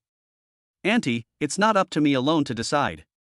"Just work hard and hurry up and go up there," Li Sufang urged. "Oh." Shen Qingya shyly responded, and walked up to the second floor. Lu Chuan was brushing up short videos when the door suddenly opened. Shen Qingya was standing at the door, looking very cautious. She bowed her head slightly and kept rubbing the corner of her clothes with her fingers. "Come in and close the door behind you," said Lu Chuan. Shen Qingya was overjoyed and closed the door before walking over to Lu Chuan. "Are you still angry?" "I'm sorry, I was being so willful yesterday." "I was indeed very angry yesterday, but since you've admitted your mistake, let's just forget about it." Lu Chuan felt that it was already very good that Shen Qingya didn't lecture him, so he quickly took the opportunity to back down. Shen Qingya saw that Lu Chuan really wasn't angry, so she dared to look up. Unexpectedly, she discovered that Lu Chuan had become much more handsome. Although there had been no major changes to the contours of his face, he just looked very handsome. "Lu Chuan, you've become so much better looking, and your skin is so good," Shen Qingya said. "Really? It's always been like this." Just now Jingjing came over, and she didn't say there had been any changes. Lu Chuan said. She was probably embarrassed to say so. Embarrassed? Your sister is a social butterfly, she would be embarrassed? Lu Chuan found this incredible. How could Shen Jing be shy? She just seems carefree on the surface, but she is actually very delicate inside, and much more sensible than her sister. Shen Qingya said. Never mind her, have you eaten yet? Lu Chuan asked. Not yet, I can't eat. Then go and eat something first. Lu Chuan said. Well, just now the auntie said that she wanted us to give her a grandchild, so why don't we get down to business first and then eat? Shen Qingya said with a blush. Lu Chuan's head was spinning. I said, Mom, what's your rush? If you have a child, you have to get married, so how am I going to develop a consumer base? But it's okay to get down to business, so Lu Chuan immediately pulled Shen Qingya over. 1 hour later. Lu Chuan, you've changed a lot. Not only have you become more handsome, you've also become more powerful. Shen Qingya said coyly. I've always been powerful, okay? Yes, you've always been powerful, but today you're even more powerful. Shen Qingya was happy at first after she said that, but then she became a little lost. She continued, but why do you still need to take measures? Auntie said she wanted a grandchild, so won't she be disappointed? We are still young, and having a child so early would be a waste of our prime years, wouldn't it? Lu Chuan explained forcibly. Okay, as long as you are happy, I am willing to cooperate with you. Then shall we try in the living room tonight? Lu Chuan said with a wicked smile. Shen Qingya didn't say anything, just shyly nodded. Time flew by, and 3 days passed in the blink of an eye. These few days, Lu Chuan didn't run around anymore, and he stayed at home faithfully with his father and mother. Lu Chuan figured it was time to leave, because from past experience, it would not take long before his mother started to dislike him. It wasn't that his mother didn't love him, but many of his actions were offensive to her, and she would nag him every few days. For example, he stayed up late and woke up late, played with his phone when he had time, and was lazy. On the other side, the holiday is coming to an end, and Gu Ximeng and Ren Xiaoyu are also preparing to go back to school. Gu Ximeng is still waiting for Lu Chuan, who promised to meet her parents. Why hasn't he mentioned this at all? They had agreed on this in the first place. She decides to give Lu Chuan a call. Brother Chuan, what are you doing? I just woke up. Lu Chuan says. Oh, so are you coming to my house? Gu Ximeng asks. Lu Chuan then remembered that he had promised to go to Gu Ximeng's house, and he had a terrible memory. It would only take 2 hours to go there and back, so it didn't matter if he went that day. Yes, I'll be right there. Lu Chuan said. Okay, I'll wait for you. Gu Ximeng was overjoyed. At that moment, Ren Xiaoyu ran in, crying, and threw herself into Gu Ximeng's arms. Is that Xiaoyu crying? What's wrong with her? Lu Chuan's voice came over the phone. Gu Ximeng was also dumbfounded. I don't know either. Brother Chuan, don't hang up, I'll ask her. She put the phone aside and began to comfort Ren Xiaoyu. Xiaoyu, don't cry, tell me what's wrong, we'll share it together. Ximeng, something happened to my parents, oh. What's going on? Gu Ximeng was also shocked.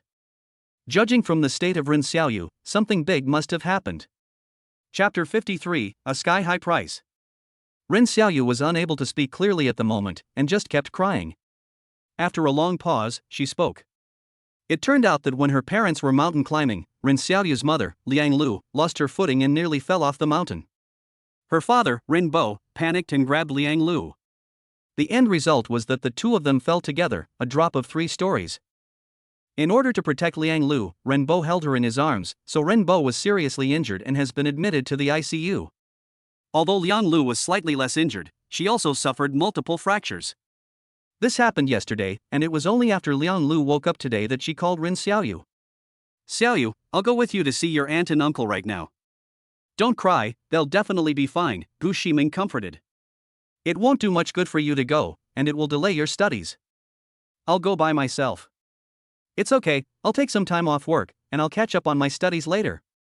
Gu Ximeng insisted on going. At that moment, Lu Chuan's voice came over the phone. Ximeng, why don't you and Xiaoyu go?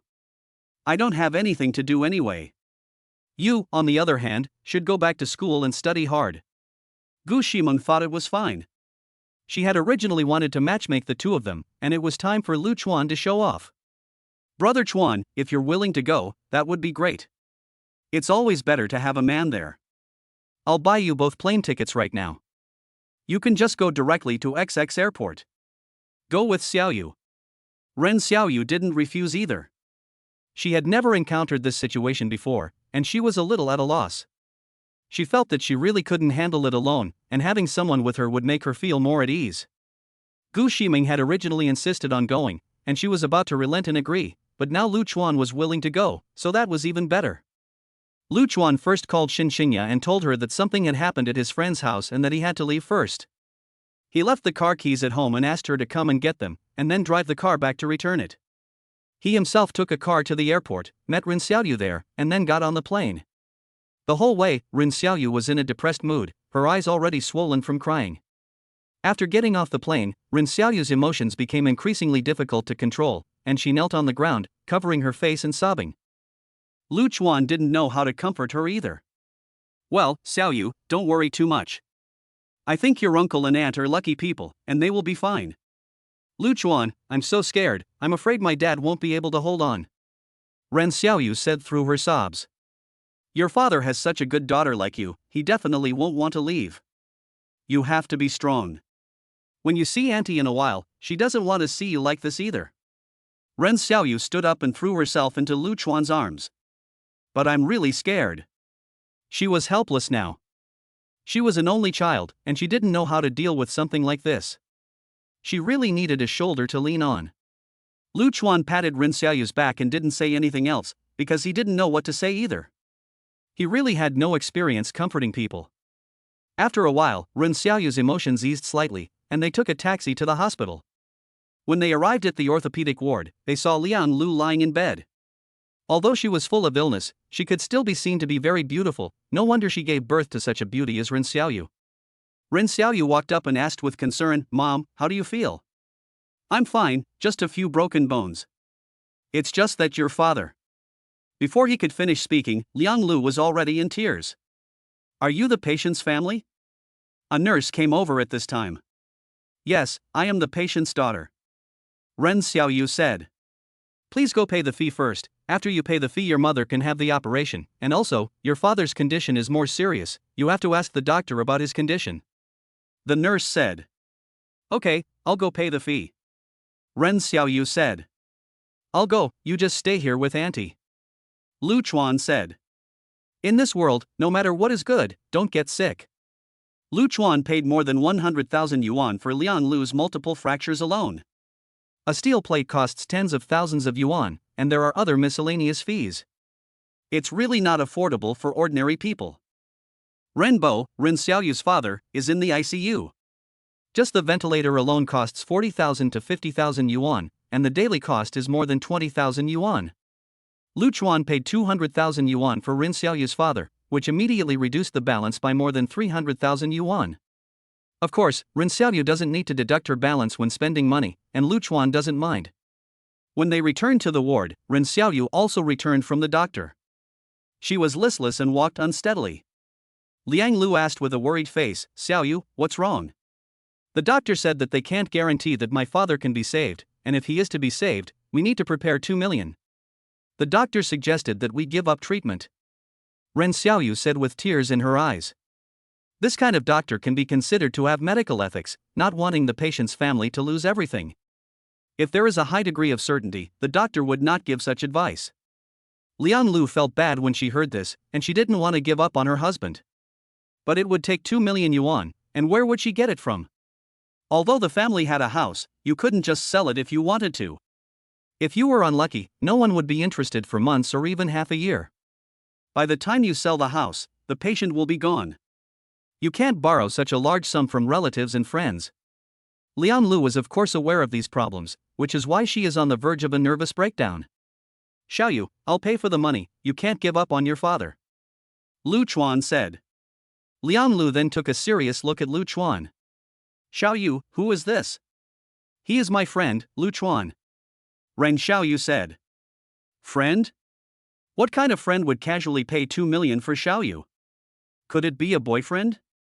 "This kid is in a relationship and is still hiding it, really." Liang Lu was originally urging Ren Xiaoyu to find a boyfriend, and now she is still a little relieved, but Ren Bo's situation doesn't make her happy. She looked at Lu Chuan. He is quite handsome, but even if he is a boyfriend, he can't be so generous. 2 million is not a small amount, and they are not married yet. He is not afraid that in the end they won't end up together, and the money will be wasted? The boy was so calm when he said he would help pay the fees. Could it be that he is a rich kid? Lu Chuan's words gave Liang Lu a glimmer of hope. Even so, she could not take advantage of others. "Lu Chuan, Auntie thanks you, this money is considered a loan from us, we will pay you back when we sell the house," Liang Lu said. "Auntie, really, this is all pocket change to me, the most important thing now is for you to recover well," Lu Chuan said. At this time, Ren Xiaoyu noticed the payment slip in Lu Chuan's hand, and she pulled it over and looked at it closely. She had actually paid more than 300,000 yuan, and she really didn't know how to thank Lu Chuan at this time. If it wasn't for Lu Chuan, where would she find so much money to pay the bill? This was the life-saving money for her parents. Chapter 54, You Don't Want It. Ren Xiaoyu's emotions were mixed. Lu Chuan was so generous with me, does that mean he likes me? But he is Su Meng's boyfriend, how can he do that? In the past, she would have looked down on Lu Chuan and thought that he was a womanizer. But after being brainwashed by Gu Ximeng for a long time, she has now changed somewhat. Although she still can't accept this, at least she doesn't hate Lu Chuan. "Lu Chuan, thank you." Ren Xiaoyu solemnly bowed to Lu Chuan. Then she continued, "But our family can't take this money for free, I will sell the house to pay you back." "If you insist, I will leave," Lu Chuan said. "Are you crazy with money?" Ren Xiaoyu was really angry. "That house is your home and it is very important to you, but 2 million is really nothing to me." "I will go pay the bill," Lu Chuan said and left the hospital room. Liang Lu understood what was going on. It turned out that he was not her boyfriend yet. "Xiaoyu, does this boy like you? Is he courting you?" "I don't know. I think he likes you, otherwise he wouldn't be acting like this," Ren Xiaoyu said. "Mom thinks that Lu Chuan is quite nice, and he is good looking. The key is that he is willing to let you go." "If you marry such a man, I will feel at ease in the future," Ren Xiaoyu said. Liang Lu sighed and said, "Hey, Xiaoyu, it's not that I'm only interested in money, but think about it, if he really liked your best friend, why would he like you? Since he doesn't like your best friend anymore, they won't work out even without you. Mom, I can't do it. Mom also hopes that you will find a good home, and there are really not many generous men like that." Liang Lu persuaded with all her heart. Of course, it also depends on you. Do you like him? If you don't like him, forget what I just said. If you do, don't let the world get in the way of your happiness. Mom, I don't want to discuss this anymore. I'm definitely going to pay him back. Why are you so stubborn? Just tell me if you like Lu Chuan or not. Liang Lu said. Ren Xiaoyu thought about it very seriously. I kind of like him. If he were single, I might consider it. How did it start between you and your best friend? Are they really in love? Seeing her mother ask this way, Ren Xiaoyu told her the whole story. After listening, Liang Lu was even more angry. Xiaoyu, are you stupid? It's clear that your best friend wronged you, but why are you still thinking of her? Mom, Shimu also had her reasons. At the time, her father needed money to pay for someone's death, or she wouldn't have done that. Now that both your parents need money, why are you so stubborn? Our family is from a third-tier city, and the house we have sold would only get us 1,000,000 yuan. How can we afford it? Lu Chuan is so willing to give you his love. You should know how to cherish it, okay? Mom, my head is so confused right now, I don't want to talk about this topic anymore. Ren Xiaoyu said. Xiaoyu, Mom is not a greedy person, but why don't you go for a good option? You should know how to think for yourself. It's not easy to meet such a man. Liang Lu didn't intend to let Ren Xiaoyu give up. Ren Xiaoyu was also conflicted. This time, she owed a huge favor. How could she repay the 2 million? And there was also the 300,000 she had paid previously. She didn't know if there would be any other situations in the future that would require her to pay. Lu Chuan was like a savior to her parents. Although she didn't know what would happen to her father, at least Lu Chuan had given her the last glimmer of hope. But her view of love wouldn't allow her to be with Lu Chuan. She couldn't get past that hurdle. In the end, she made a decision. She would repay him by giving him her body, but they would not be involved with each other. She stood by the door of the hospital room waiting for Lu Chuan to return from paying the bill. When Lu Chuan approached, she took him aside. Lu Chuan, I really thank you this time. You don't have to thank me, it's just a favor between friends. Anything that money can solve is not a problem. The key is that your aunt's health is important. Lu Chuan said. Tonight, go to the hotel and get a room. Ren Xiaoyu said timidly. Well, I'll get you one too. It's uncomfortable to share a bed. I'll hire a nurse to help take care of your aunt. Lu Chuan thought Ren Xiaoyu was talking about taking a rest. I didn't mean that. I just meant getting one room would be fine. Ren Xiaoyu blushed a little. Do you want to share the bed? Lu Chuan asked, puzzled. I won't be sharing the bed tonight. You get a room, and I'll stay with you. Ren Xiaoyu's voice was as soft as a mosquito's, barely audible. It's not Xiaoyu, what's wrong with you today? Lu Chuan felt incredulous. Ren Xiaoyu was not like this, I didn't even plan to woo you, why did you throw yourself into the net? Lu Chuan, do you like me? Ren Xiaoyu asked in return. Why are you asking this? Lu Chuan didn't answer. You're spending so much money on me, I guess you like me, right? But we can't let you win down, so I can't accept you. But you spent so much money, I can't pay it back, so after tonight, I hope you won't mention this and just forget it ever happened, okay? You mean you want to repay me with yourself? Lu Chuan said. Ren Xiaoyu nodded. Xiaoyu, I'll pay for your medical expenses. I never thought about that, you don't have to do that. Lu Chuan was telling the truth, this money was from the prostitute system, and there was no loss for him. If Ren Xiaoyu's sincerity was high enough and he wanted to do that, but now doing so would feel a bit like taking advantage of the situation. Besides, with the situation of the parents, it really wasn't the time to do that. That's true. The parents are lying in the hospital, one of them is in danger of life, and you're still thinking about having sex with them. You're already playing with two boats and you're still pretending. Ren Xiaoyu murmured. Lu Chuan laughed. Xiaoyu, it's not that I'm pretending, I just don't think it's appropriate for us to do this in your parents' current situation. If you still feel the same way after they recover, I'll be completely fine with it. Ren Xiaoyu was stunned when she heard this. Lu Chuan may be a womanizer, but he still knows how to act and take into account other people's feelings. He's not the kind of man who only thinks about having sex with women. She never would have thought that he could be so considerate. She felt a warmth in her heart at this time of helplessness. This man in front of her, apart from being a bit of a playboy, is still very measured in what he does. Ren Xiaoyu's true heart value plus 10. Current true heart value 70. Lu Chuan felt that women were really strange. Why did the true heart value inexplicably increase? Women are also too difficult to understand. Lu Chuan, if you don't want it yourself, don't regret it, maybe after a while I won't want it anymore. Ren Xiaoyu said. Chapter 55, I'll buy you dinner. Lu Chuan felt that his relationship with Gu Ximeng would affect the development of his relationship with Ren Xiaoyu. He never thought that the bottleneck had now been broken, and he felt that there was a chance. I didn't say I didn't want it, I just said that the situation isn't right now. You can't go back on your word.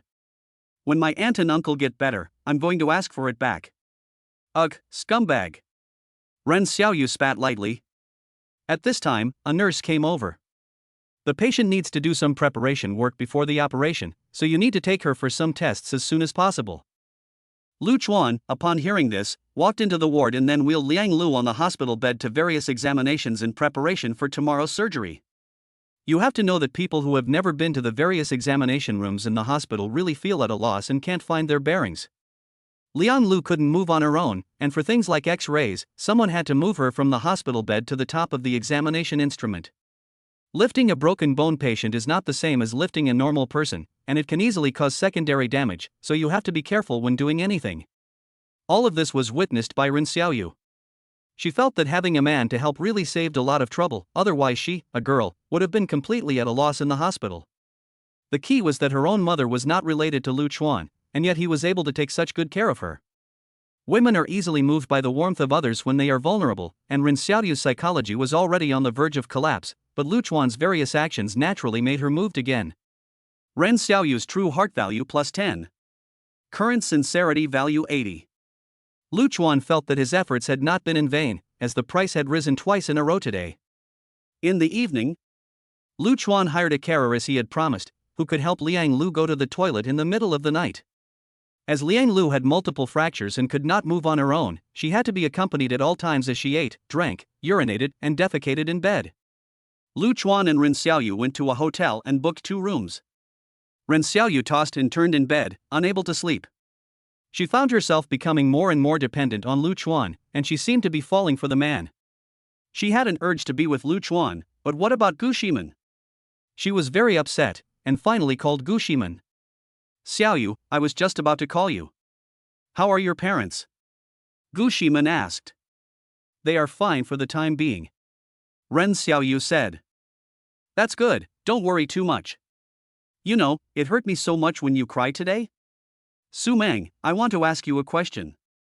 You said that there are no secrets between us. Gu Ximeng said. You often say that you want me to be with Lu Chuan, is that true? Ren Xiaoyu asked. Of course it's true.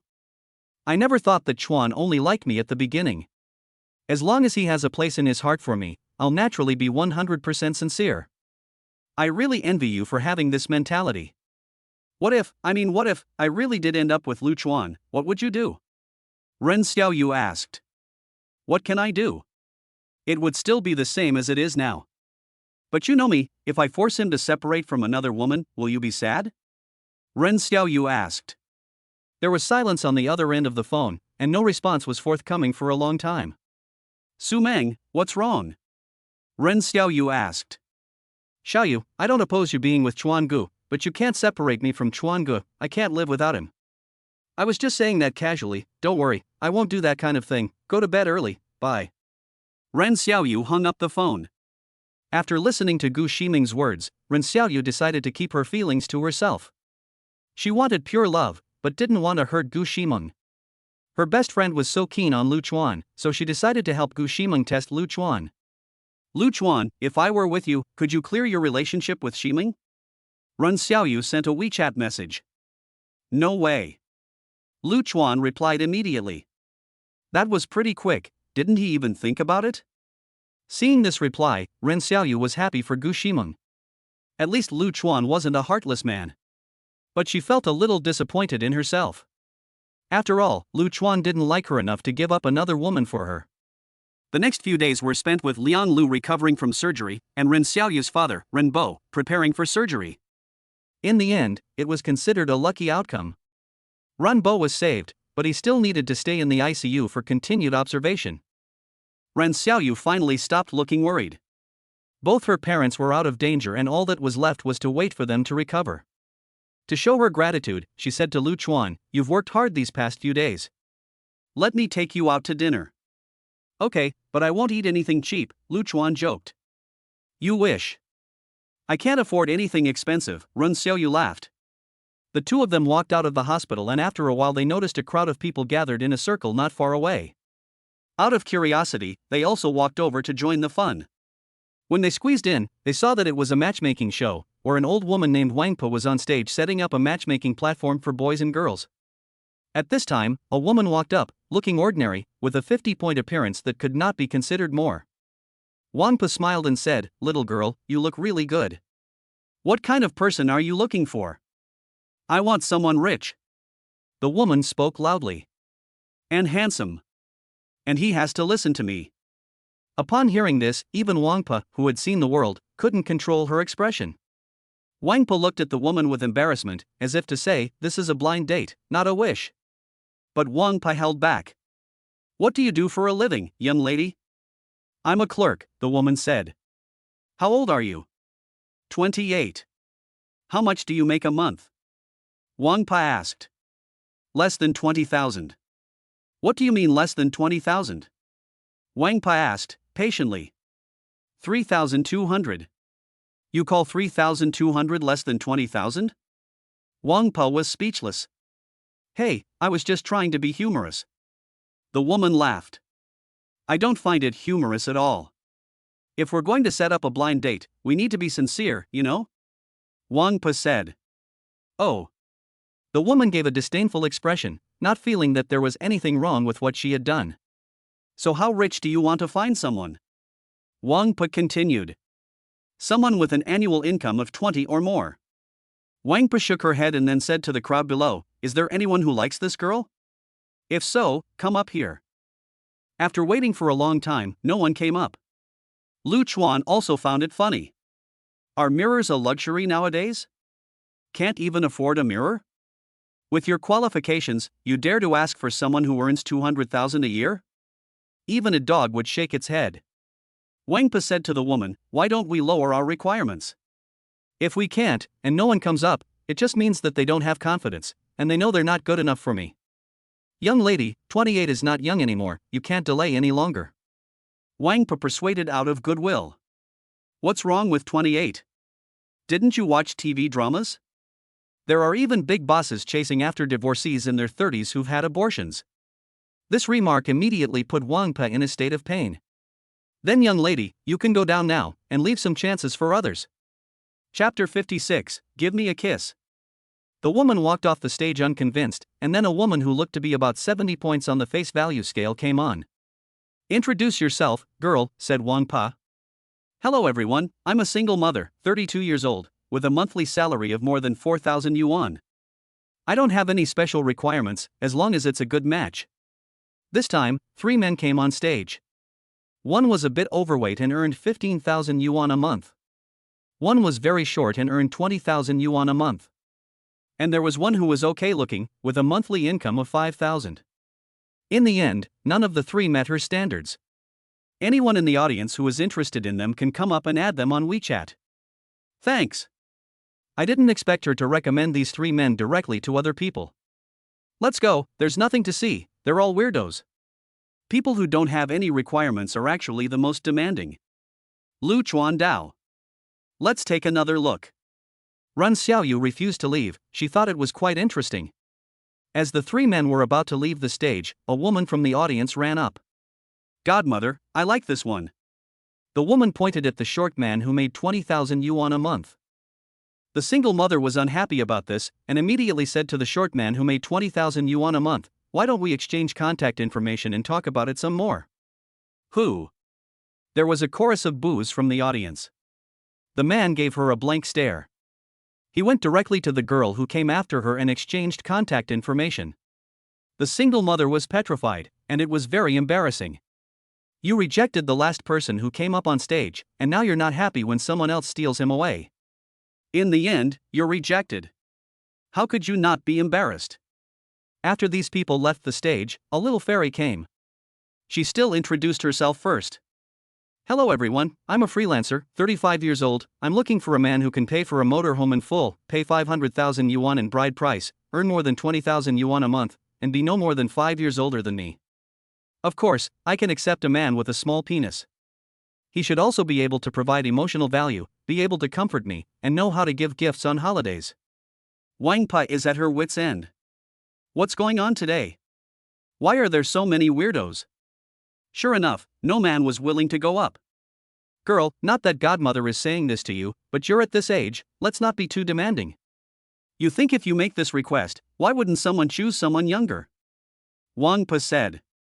Godmother, isn't this a very normal request? Men should be considerate of women. The young lady also has this request, and you also have this request, so it's obvious which one they'll choose. Wang Pa patiently persuaded. When I was young, I wouldn't settle for anything, and now I definitely won't. The woman said. Okay, is there anyone in the audience who is willing to go out with this young lady? Please come up on stage.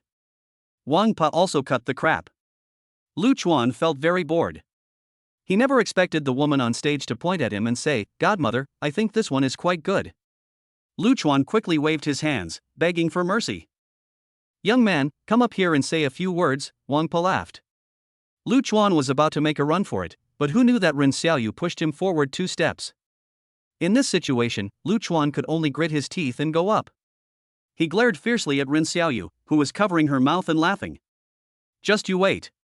Giggling, Ren Xiaoyu gave him a crazy tongue out. Lu Chuan walked up to the stage, and Wang Pa pulled him next to the woman. Young man, introduce yourself. Lu Chuan said, I'm really sorry, I can't meet her requirements. I can't afford the 500,000 yuan bride price, and I'm unemployed, let alone earning 20,000 yuan a month. And I'm a bit of a dullard, I can't give emotional value, let alone the full price of a house or car, I can't even afford the mortgage. The woman said, You seem quite handsome, but it turns out you are also unmotivated.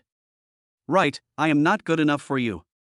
When you go downstairs later, be careful, don't fall. Lu Chuan retorted. What do you mean, who is old? The woman was very unhappy. He is lying, he is a rich second generation. Ren Xiaoyu shouted from the audience. The woman suddenly saw stars in her eyes, and looked at Lu Chuan with hope. Are you really a rich second generation? My parents are both farmers, so I'm not a rich second generation. She's lying, I don't even know her, Lu Chuan said. The woman's face immediately changed again. This is so boring, there isn't a single responsible man among all these men, what a letdown. With that, the woman ignored everyone else and left the stage directly. Lu Chuan was also about to go down, but was stopped by Wang Pa. Wang Pa was beaming. The young man is quite handsome, today's godmother must help you find a match. Then Wang Pa shouted to the audience, Are there any girls who like this young man? If you want to know more, come up here. What Lu Chuan didn't expect was that more than a dozen young girls actually came up. But it's not surprising that none of them scored 80 points or higher. Why would a woman with such a high appearance score need to come on a blind date? Lu Chuan turned them all down for various reasons. Wang Pa was still not giving up. Young man, take a look down there. Is there anyone you like? Lu Chuan, with a determined heart, pointed at Ren Xiaoyu and said, I think she's quite good. As everyone's attention shifted, Ren Xiaoyu felt a little awkward. She looked at Lu Chuan on the stage and said, You don't know me, why do you want me to go up there? If you come up here, won't you get to know me? Lu Chuan laughed. Little girl, come up here and chat for a while, Wang Pa said. Ren Xiaoyu's mouth moved slightly, as if she was cursing someone, and reluctantly she walked onto the stage. Little girl, what do you think of this young man? Wang Pa asked Ren Xiaoyu with a smile. Ren Xiaoyu had a thin skin, and he was a little embarrassed in front of so many people in the audience. The key was that he had a guilty conscience in his heart, so he looked very shy. She bowed her head slightly and glanced up. It's okay. Wang Pa could tell from the way Ren Xiaoyu looked that she understood. After all, she had seen all kinds of people at her age. "Young man, be more proactive, go and give her a hug," Wang Pa said to Lu Chuan. Lu Chuan looked confused. Is this really okay? Then I won't be polite.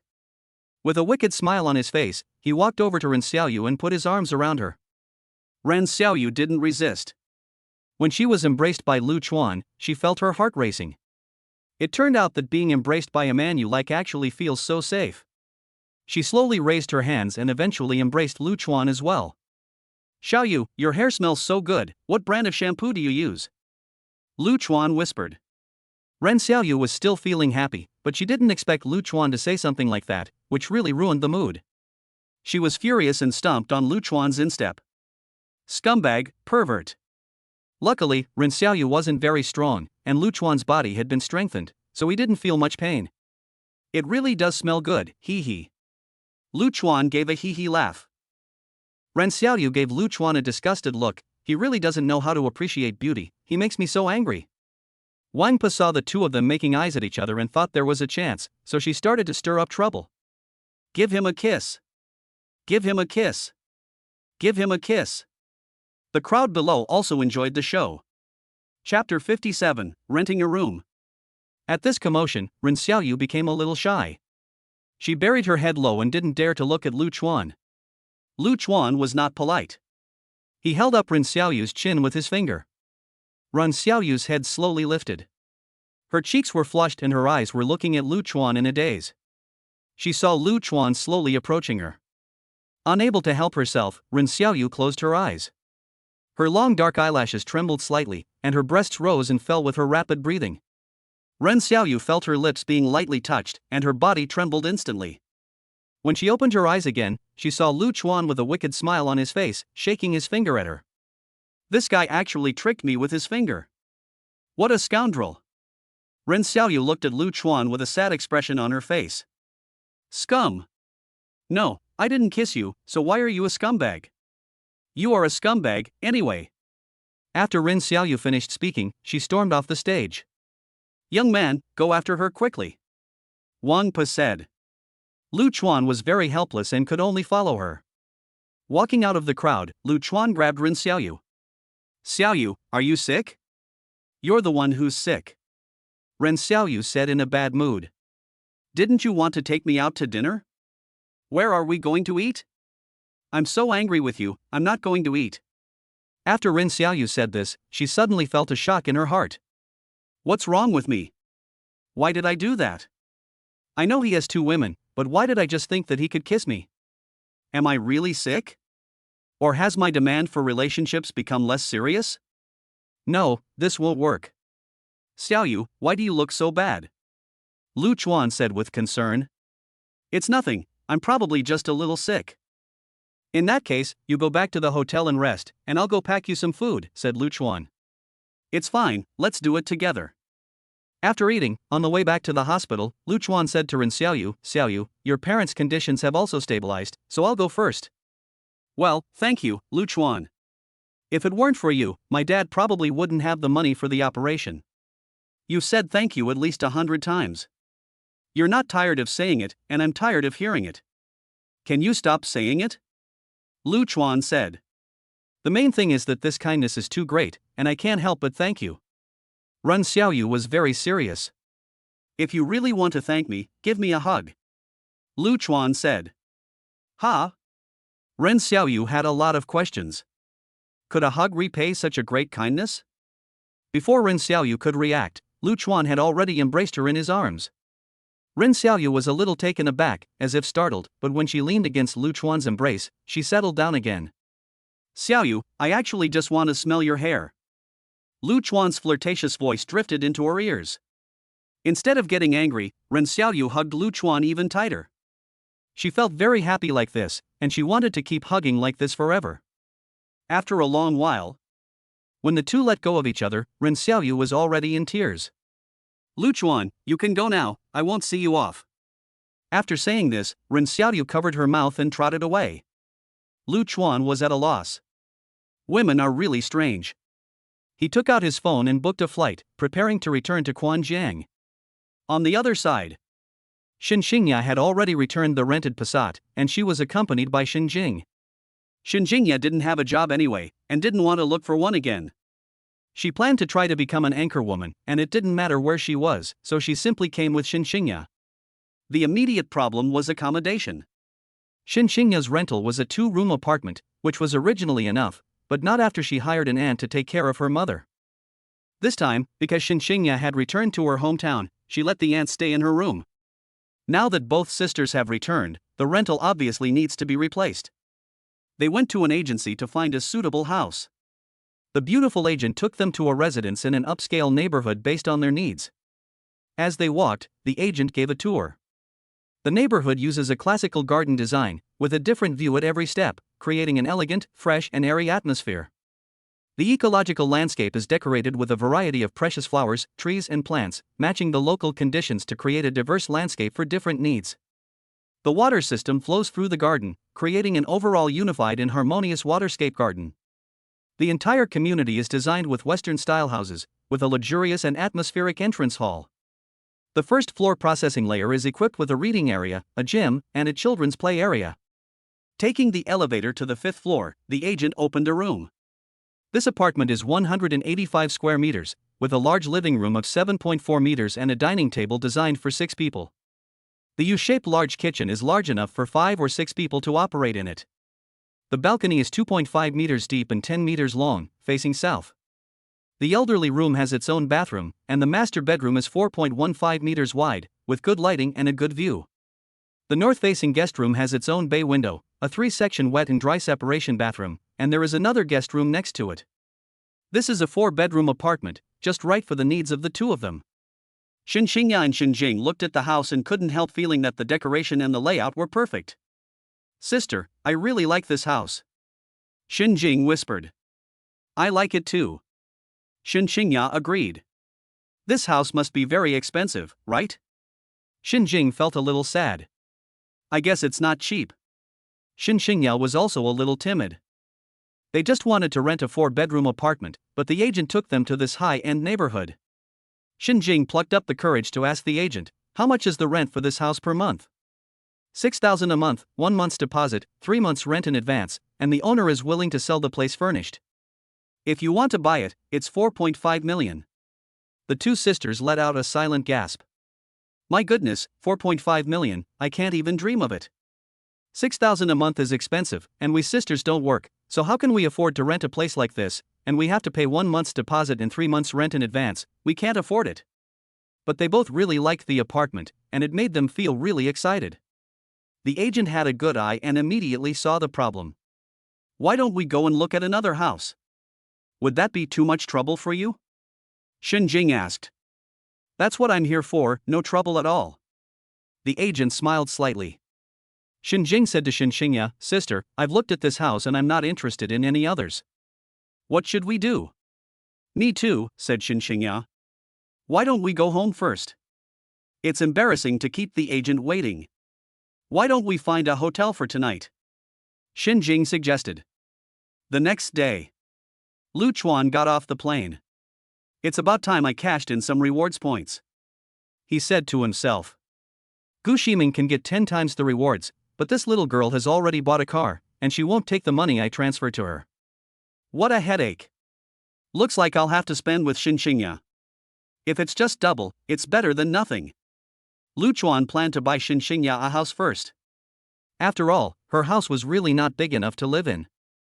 This time, he wanted to buy a ready-to-move-in house. He had been too hasty last time, and the house he bought for Gu Ximeng was still under renovation. Coincidentally, the real estate agent Lu Chuan found was the one Shen Qingya had used yesterday. Chapter 58, the house was bought. What's more, the agent also showed Lu Chuan the house from yesterday. Lu Chuan was very satisfied and paid the deposit on the spot, and asked the agent to write only Shen Qingya's name. "Sir, this Shen Qingya should be your lover, but you may suffer great losses in the future if you only write her name." The agent was worried for Lu Chuan. "It's fine, just write her name," Lu Chuan said indifferently. "Are you kidding? If I write my name, won't that be a real gold mine?" "Sir, we need Miss Shen Qingya's ID here." "Okay, just a moment." After Lu Chuan said this, he called Shen Qingya. Hello, Lu Chuan, have you finished? Shen Qingya's voice came from the other end of the line. Yes, I'm back. Send me your ID first. What do you need my ID for? Shen Qingya was puzzled. Never mind, just send it over. Oh, I'll hang up first, I'll take a photo for you, Shen Qingya said. In a moment, Lu Chuan received the ID card Shen Qingya sent and forwarded it to the agent. Mr. Lu, we will contact the owner as soon as possible to come here to sign the contract. The agent smiled. Okay, you have to be quick. Lu Chuan had been holding back for a long time. After leaving the community, he called Gu Ximeng. Hey, Chuan, I heard from Xiaoyu that you're back. Isn't that right? The excited voice of Gu Ximeng came from the other end of the line. You knew I was back and didn't even call me, don't you miss me? Lu Chuan teased. No, I miss you very much, I thought you went to see that sister, I didn't want to disturb you, Gu Ximeng said with a grievance. You're really silly. Lu Chuan felt that Gu Ximeng had the bearing of an ancient woman, and he felt a little sad for her. Brother Chuan, I didn't think you would look for me first. I'm really happy, Gu Ximeng said. Okay, I'll see you at the usual place. Okay, I'll be right there. Gu Ximeng hung up the phone happily. She started putting on her makeup again, selected an outfit, and was busy for a while before she drove the Maybach to find Lu Chuan. Lu Chuan was bored and was mindlessly brushing his phone.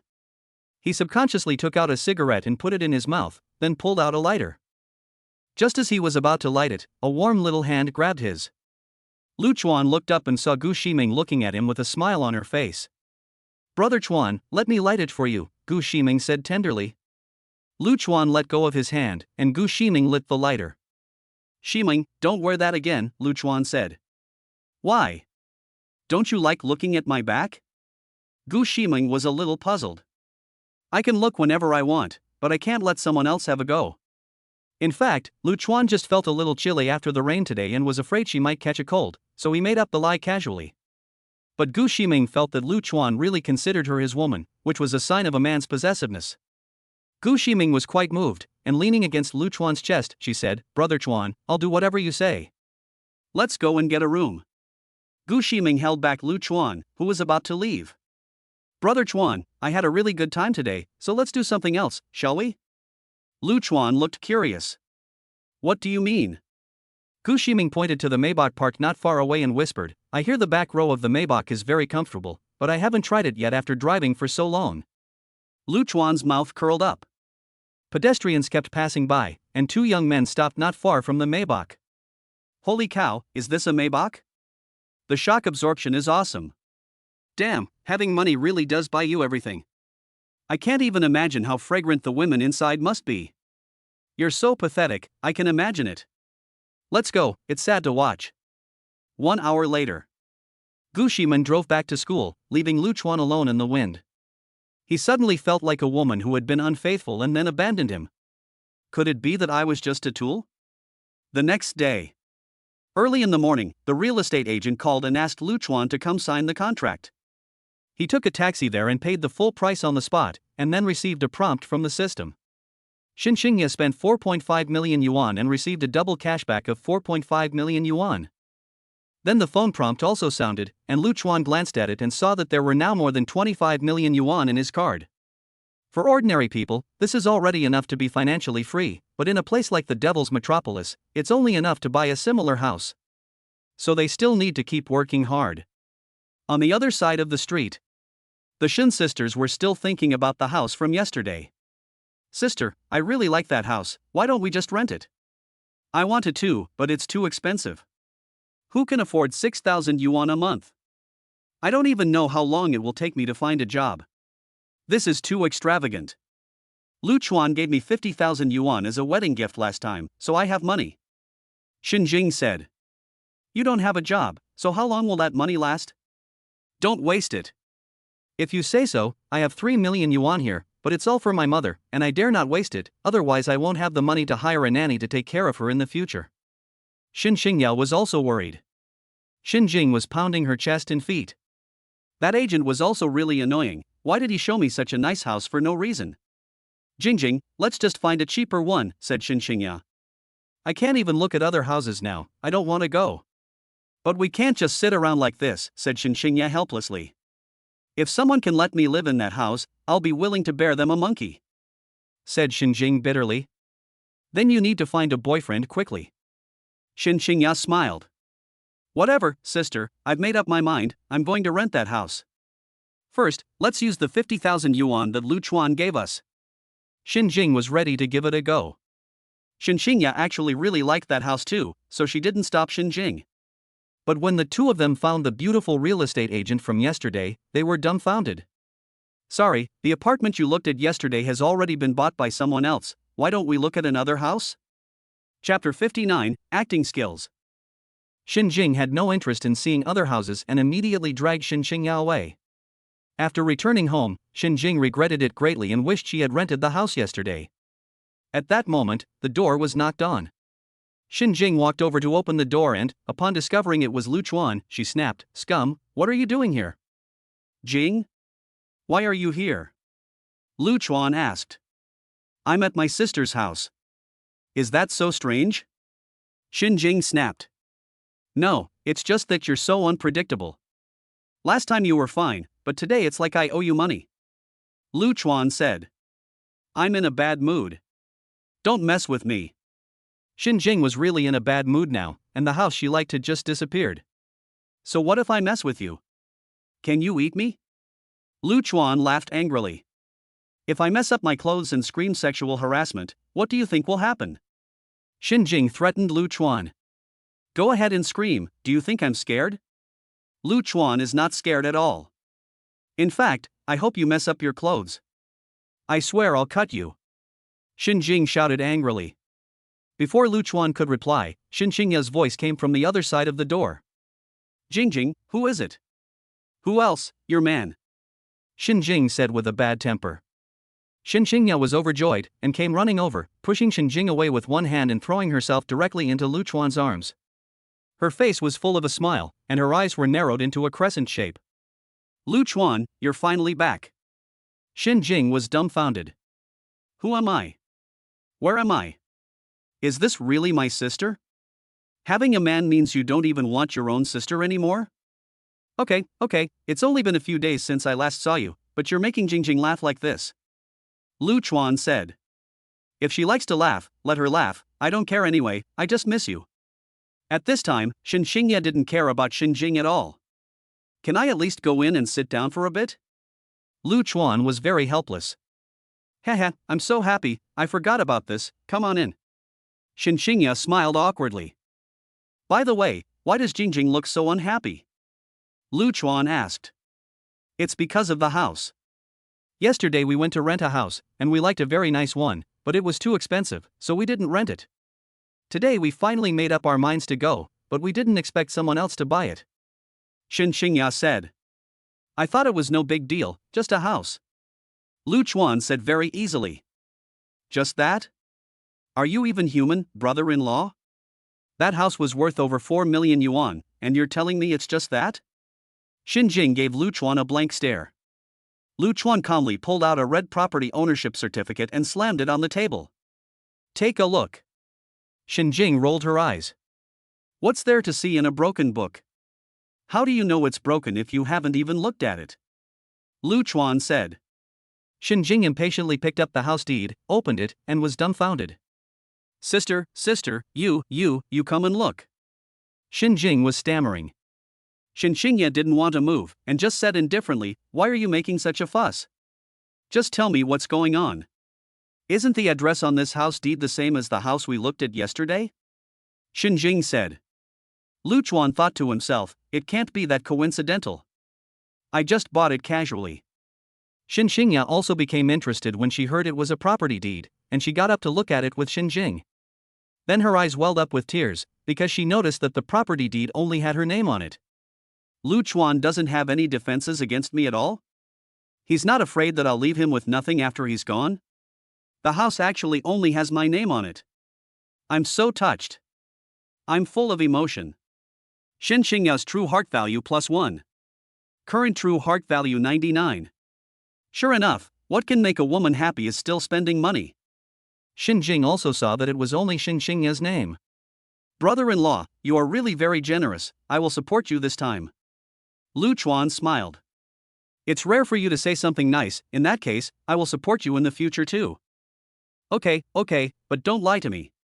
With such a rich and generous brother-in-law supporting me, no one will dare to mess with me in the future. Shen Jing said with a smile. Shen Qingya was still overcome with emotion and felt like crying. Lu Chuan, thank you. Don't be so formal. Lu Chuan said calmly.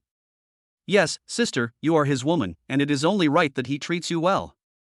Shen Jing said, and then turned to Lu Chuan and said, Hey, but brother-in-law, you are too good to my sister. I used to think you were scum, but now I don't think it's impossible for you to be scum. You're so easily bought? Lu Chuan looked at Shen Jing in surprise.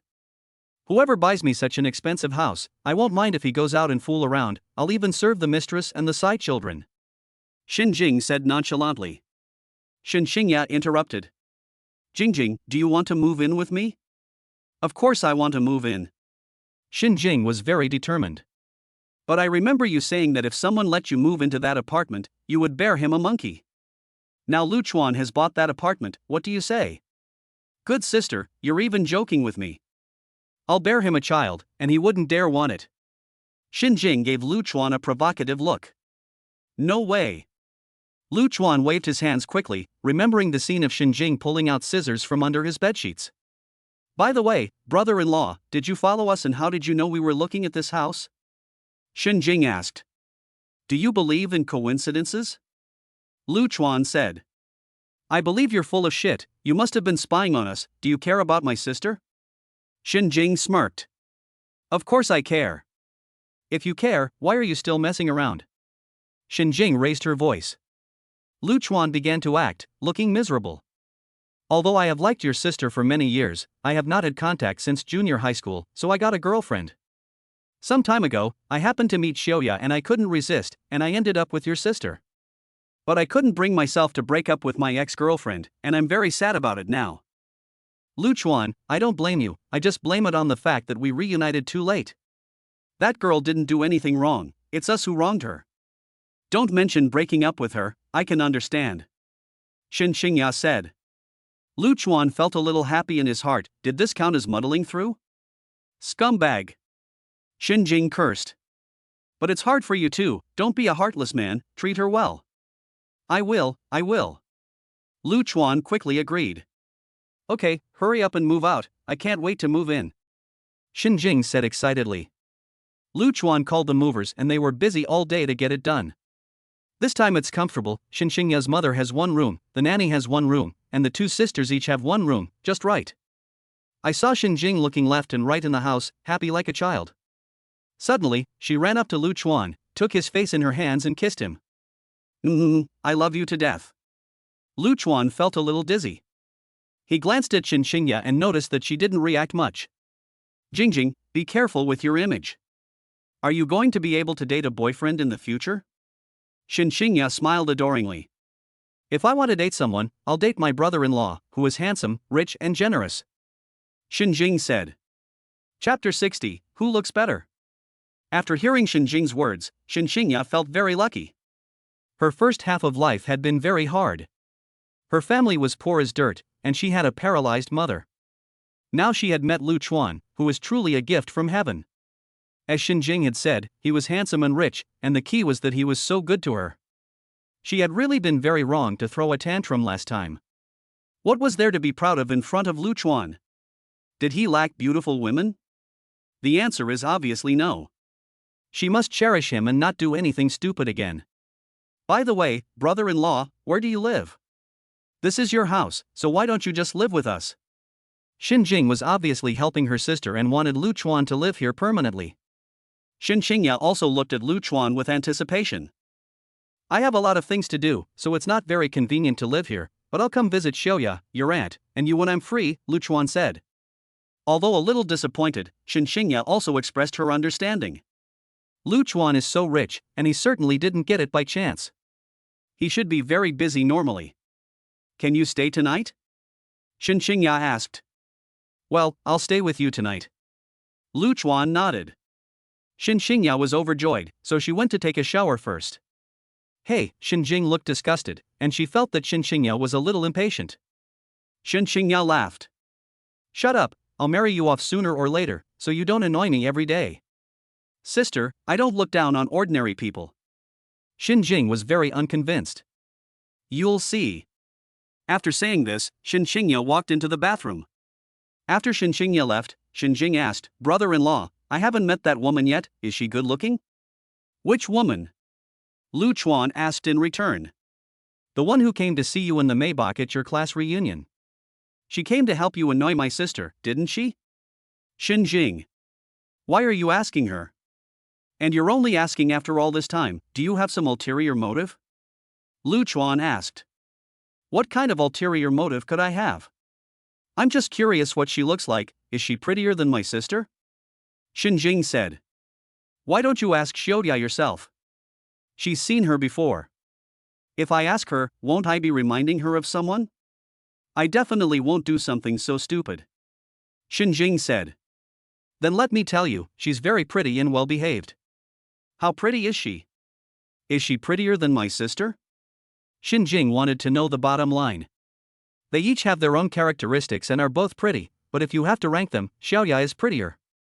Lu Chuan felt that it was actually really hard to rank them, but if they were compared according to the scores given by the system, Gu Ximeng scored 93 and Shen Qingya scored 94, so naturally Shen Qingya was more beautiful.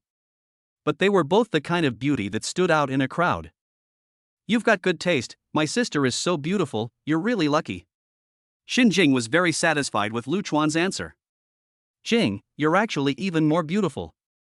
Lu Chuan spoke the truth, because Shen Qingya scored 95 points. Ha ha. Shen Qingya didn't believe it. You're just trying to trick me. What? You don't believe what I said? Lu Chuan asked. Of course I don't believe it. My sister is so pretty, how can I compare to her? Cut it out, you're just saying that. I don't believe you don't think you're pretty. Lu Chuan looked disgusted. I didn't say I'm not pretty, I said I'm not as pretty as my sister. Shen Qingya felt like she had suddenly realized something. You're just trying to flatter me, don't you have an ulterior motive? You're overthinking it, I'm just telling the truth. Lu Chuan gave Shen Qingya a disgusted look. You're not a man. Shen Qingya scolded. No, you're sick, why are you scolding me for no reason? Lu Chuan felt baffled. You actually have no intentions towards me, is it because I'm not good looking enough? Shen Qingya said. So that's why you scolded me? Lu Chuan laughed angrily. Nonsense, you're looking down on me, of course I have to scold you. Shen Qingya took it for granted. Fine, I have intentions for you, are you satisfied now? Lu Chuan said helplessly. Scumbag. You're eating out of the pan and looking at the bowl. Shen Qingya scolded again. Lu Chuan just felt his head spinning. Nothing this motherfucker says is right. Is Shen Qingya's brain damaged? Seeing Lu Chuan get upset, Shen Qingya really couldn't hold back anymore. Forget it, since you have good taste, I forgive you. Why should I forgive you? You're being self-absorbed. Lu Chuan said in a bad mood. Who's being self-absorbed? You're the one who said you had intentions towards me, and now you're not admitting it? Shen Qingya said. Why did I say that? Don't you have a clue? Hee, brother-in-law, you're so nice, you know how to make me happy. Shen Qingya smiled. Lu Chuan felt that Shen Qingya's style of painting had changed too quickly. 1 second she was scolding herself, and now she was like a gentle little sister. Qingya, are you suffering from split personality disorder? Lu Chuan put on a concerned look. If it doesn't work, I'll take you to the hospital for a checkup. Shen Qingya returned a perfunctory smile to Lu Chuan, and immediately pulled her face down again. Do you think this is funny? I don't think it's funny. I'm really worried that you have a problem with your brain. If you have a disease, don't delay treatment, otherwise it will be difficult to cure in the later stages. Lu Chuan said. And one more thing, I'm not going to be nice to you anymore. Shen Qingya said with clenched teeth, as if she was about to explode. Yes, that's how you really look. Lu Chuan looked relieved. Shen Qingya exploded. She pounced on Lu Chuan and sat on his face, tickling him. Ah, you're killing me. Lu Chuan was afraid of hurting Shen Qingya, so he just reached up to block her, not daring to resist. While the two were wrestling, Shen Qingya missed her target and landed on Lu Chuan's head. Jing, I'm suffocating, get off me. Lu Chuan's voice was a little slurred. I can't breathe. Fine, let you bully me. Shen Qingya cursed and got up. Lu Chuan then took a big breath, he was really suffocated just now. Jing, are you free? How did you know? Shen Qingya asked in confusion. I almost died just now, how do you think I know? Lu Chuan snapped. Shen Qingya reacted and exploded. I'll kill you. Seeing that Shen Qingya was about to lose her temper, Lu Chuan ran away, but the house was so small that in a panic he opened the bathroom door and hid inside. Seeing this, Shen Qingya didn't dare to chase after him. Shen Qingya had also finished her shower by this time and was wrapped in a towel. When she saw Lu Chuan come in, she froze for a moment. Then her face suddenly turned red. Lu Chuan, is this place inconvenient?